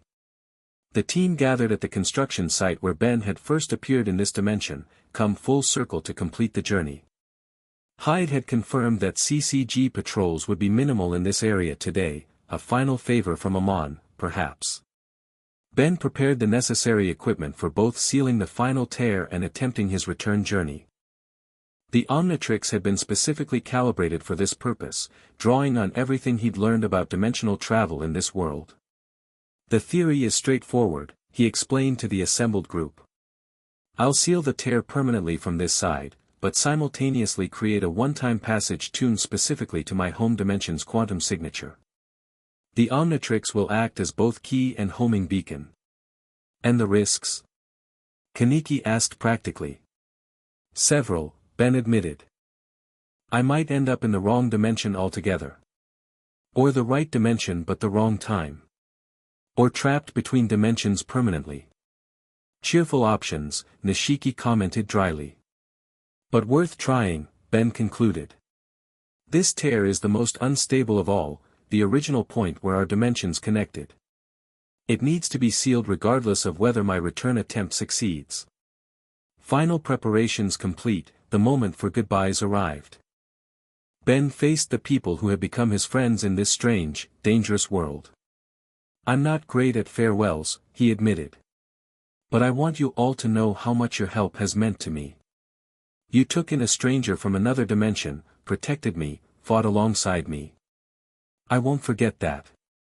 Yoshimura stepped forward first, bowing slightly. You have changed our world in ways that will continue long after your departure. Antiku will always consider you a friend. Hyde grinned and offered a fist bump. It's been epic, Dimension Traveler.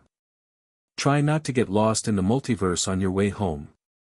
Nishiki maintained his aloof demeanor, but extended his hand nonetheless. You're not terrible, for an alien. Try not to die.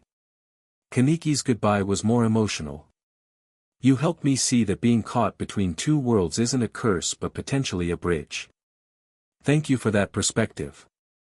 When Tuka's turn came, she seemed at a loss for words. Instead of speaking, she surprised everyone by stepping forward and kissing Ben quickly but definitively. "Don't make promises about returning unless you mean them," she said firmly as she stepped back, cheeks slightly flushed but expression determined. "I never do," Ben assured her with a smile. With goodbyes complete, Ben activated the Omnitrix, transforming into clockwork, the time manipulation alien best suited for dimensional work. Golden energy radiated from his mechanical body as he approached the tier, invisible to normal sight but clearly detectable through the Omnitrix's sensors. "Here goes everything," Ben announced, focusing his powers on the dimensional boundary. The air rippled and tore as Ben forced the normally invisible tear into physical manifestation. Unlike the chaotic gateway at Site 7, this portal formed with precision, a swirling vortex of green energy that matched the Omnitrix's signature. "Dimensional coordinates locked," Ben reported, his voice echoing metallically. "Preparing final sealing sequence while maintaining transit window." The process was delicate, requiring simultaneous closing of the tear while keeping a Ben-specific pathway open. Sweat would have beaded on his forehead had he been in human form as he manipulated forces beyond normal comprehension. The portal stabilized, showing blurry images of what appeared to be Bellwood, Ben's hometown. The familiar skyline sent a surge of homesickness through him, strengthening his resolve. "It's working," he called to the others. "I can see my dimension." The moment of triumph was short-lived. Without warning, the tier began to fluctuate wildly, the portal destabilizing despite Ben's efforts to maintain it. "Something's wrong," he realized aloud. "There's resistance from the other side, like something's pulling back against me." Horror dawned as he recognized the familiar energy signature. Maltruant. "He's not fully gone, part of him is still connected to this tear." The mechanical Time Lord's voice echoed through the dimensional boundary. "Did you think it would be so easy, Tennyson? I exist throughout time and space. If I cannot manifest in your precious dimensions, then neither shall you return." Ben struggled against Maltruant's interference, pouring more power into stabilizing the portal. "I need more energy. The Omnitrix alone isn't enough to counter him." Without hesitation, Kaneki stepped forward, his Kagun extending. "Use my RC cells. You said they have quantum properties, maybe they can help." One by one, the others joined him, Tuka, Nishiki, and finally Yoshimura, all extending their Kaguns toward Ben. The Omnitrix reacted instantly, absorbing the unique energy generated by their RC cells and converting it into dimensional power. "It's working," Ben called as the portal restabilized. "But I can only hold it for a few seconds. I have to go now." "Then go," Tuka shouted, the strain of maintaining her Kagun evident. "And remember your promise." Ben focused all his remaining power into one final effort, sealing the tear permanently while simultaneously propelling himself through the small window that remained. The sensation was like being torn apart and reassembled simultaneously, painful yet exhilarating.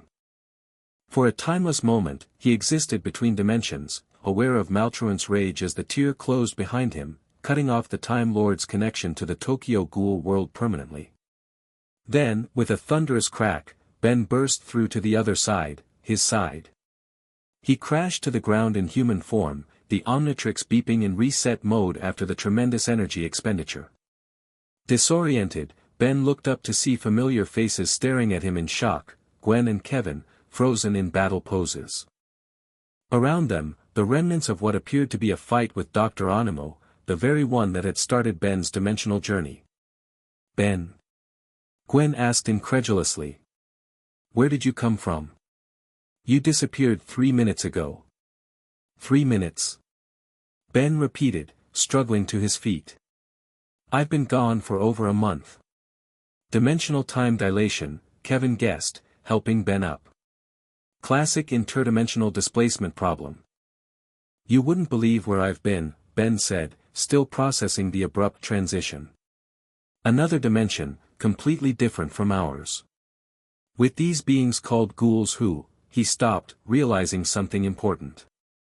The Omnitrix was cycling through its transformation options, recalibrating after the dimensional journey. Among the available aliens, a new silhouette appeared briefly, Omnigul, the ghoul transformation he'd gained from Kaneki. Ben smiled. He carried a piece of that world with him, a connection that transcended dimensions. And with the Omnitrix's capabilities, perhaps Tuka's question about return visits wasn't so far-fetched after all. "You know what?" he said to his confused cousins. "That story can wait. Right now, I'm just glad to be home." As they walked away from the battle site, Ben glanced back once at where the dimensional tear had been. Now sealed permanently, it showed no trace of the extraordinary connection that had existed between worlds. But Ben knew better. Dimensions might be separated by cosmic barriers, but connections forged between them, between people who found common ground across impossible divides, those connections remained. And somewhere in another Tokyo, in a quiet cafe called Antiku, a group of unusual friends would be raising coffee cups in a toast to their interdimensional ally, the hero who had shown them that even the most fundamental differences could be bridged when people chose understanding over fear. Ben touched the Omnitrix thoughtfully. Yes, he was home where he belonged. But part of him would always remain in that other world. And someday, somehow, he would find a way to visit again. After all, he had promised. And Ben Tennyson always kept his promises. Epilogue. 6 months later, the evening rush at Antiku had finally subsided, leaving only a few regular customers lingering over their coffee. Tuka wiped down the counter with practiced efficiency, her thoughts elsewhere as they often were these days. 6 months had passed since Ben's departure. In that time, much had changed in Tokyo's delicate balance of power. The CCG's dimensional weapons program had been exposed and suspended, thanks largely to evidence provided by Amon and other investigators who questioned the ethics of mass extermination. Antiku had expanded its approach, with more ghouls adopting the non-hunting lifestyle. Even some members of the CCG had begun secret dialogues with Yoshimura, exploring possibilities for coexistence that would have seemed impossible before. All of it stemming from the catalyst of Ben's accidental arrival. "You're thinking about him again," Kaneki observed quietly, joining her behind the counter. Tuka didn't bother denying it. "Just wondering if he made it home safely. If he remembers us." "I'm sure he does," Kaneki replied with gentle confidence. "Not the kind of experience anyone would forget." The cafe door chimed as the last customers departed. Tuka glanced at the clock, nearly closing time. She moved to lock the door when the air before her shimmered strangely, like heat rising from summer pavement. She stepped back cautiously, Kagun ready to emerge if needed. The distortion grew, forming a swirling pattern of green energy that expanded into a perfect circle, a portal. Kaneki appeared beside her, equally alert. "Is that?" Before he could finish, a familiar figure stepped through, brown hair, green jacket, and the distinctive watch on his wrist. "Hey," Ben Tennyson greeted with a grin. "Miss me?" Tuka stood frozen for a moment, disbelief warring with joy. Then she moved forward and punched his arm, hard enough to make him wince. "You're late," she informed him, fighting to maintain her composure. Ben rubbed his arm, smile never fading. "Sorry about that. Turns out creating stable interdimensional portals is complicated. Took Asmuth and me months to figure it out." Kaneki stepped forward, genuine happiness in his expression. "It's good to see you, Ben." "You too," Ben replied warmly. "All of you. I have so much to tell you, and I'm guessing you have news for me too." As word spread of Ben's return, the others gathered quickly, Yoshimura with his gentle smile, Nishiki pretending indifference while clearly pleased, Hyde bursting with excitement. Even Amon arrived, his relationship with Antiku now cautiously collaborative rather than adversarial. They talked for hours, exchanging stories of all that had transpired in both dimensions. Ben explained how he'd worked with the creator of the Omnitrix to establish a stable dimensional gateway, while they shared the gradual but meaningful changes in ghoul-human relations. "So you can visit whenever you want now?" Tuka asked, trying to sound casual despite the importance of the question. Better than that, Ben replied. The portal works both ways. Any of you could visit my dimension too, see what a world without ghouls is like. Though, he added with a grin, we have plenty of aliens to make up for it. The possibilities this opened were staggering, not just personal visits, but potential exchange of ideas, technologies, perhaps even medical advances that could help address the ghoul condition. As dawn approached, Ben prepared to return to his dimension, promising this visit was merely the first of many. The portal reopened at his command, the Omnitrix serving as both key and anchor between worlds. Before stepping through, he turned to face them one last time. You know, when I first arrived here, all I wanted was to get home. I saw this world as something to escape from. His expression grew thoughtful. Now I realize it was never about escaping. It was about building bridges. Philosophical as ever, Nishiki commented dryly, but without his usual edge. Ben laughed. Maybe I picked that up from you guys. He looked at each of them in turn, gaze lingering longest on Tuka. See you soon. You better, she replied simply. As the portal closed behind him, Tuka didn't feel the same sense of loss as before. This wasn't an ending but a continuation, a connection between dimensions that once seemed impossibly separate. Outside Antika's windows, Tokyo awakened to a new day. Humans hurried to work and school, unknowing that the world around them had fundamentally changed. Ghouls moved among them, some still hunting, others finding new ways to coexist. And between dimensions, a bridge remained open, proof that even the most fundamental differences could be overcome when people chose understanding over fear. The hero from another world had shown them that. And in doing so, he had changed both worlds forever. The end. Thank you for watching this video. Please be sure to subscribe to our channel and like this video.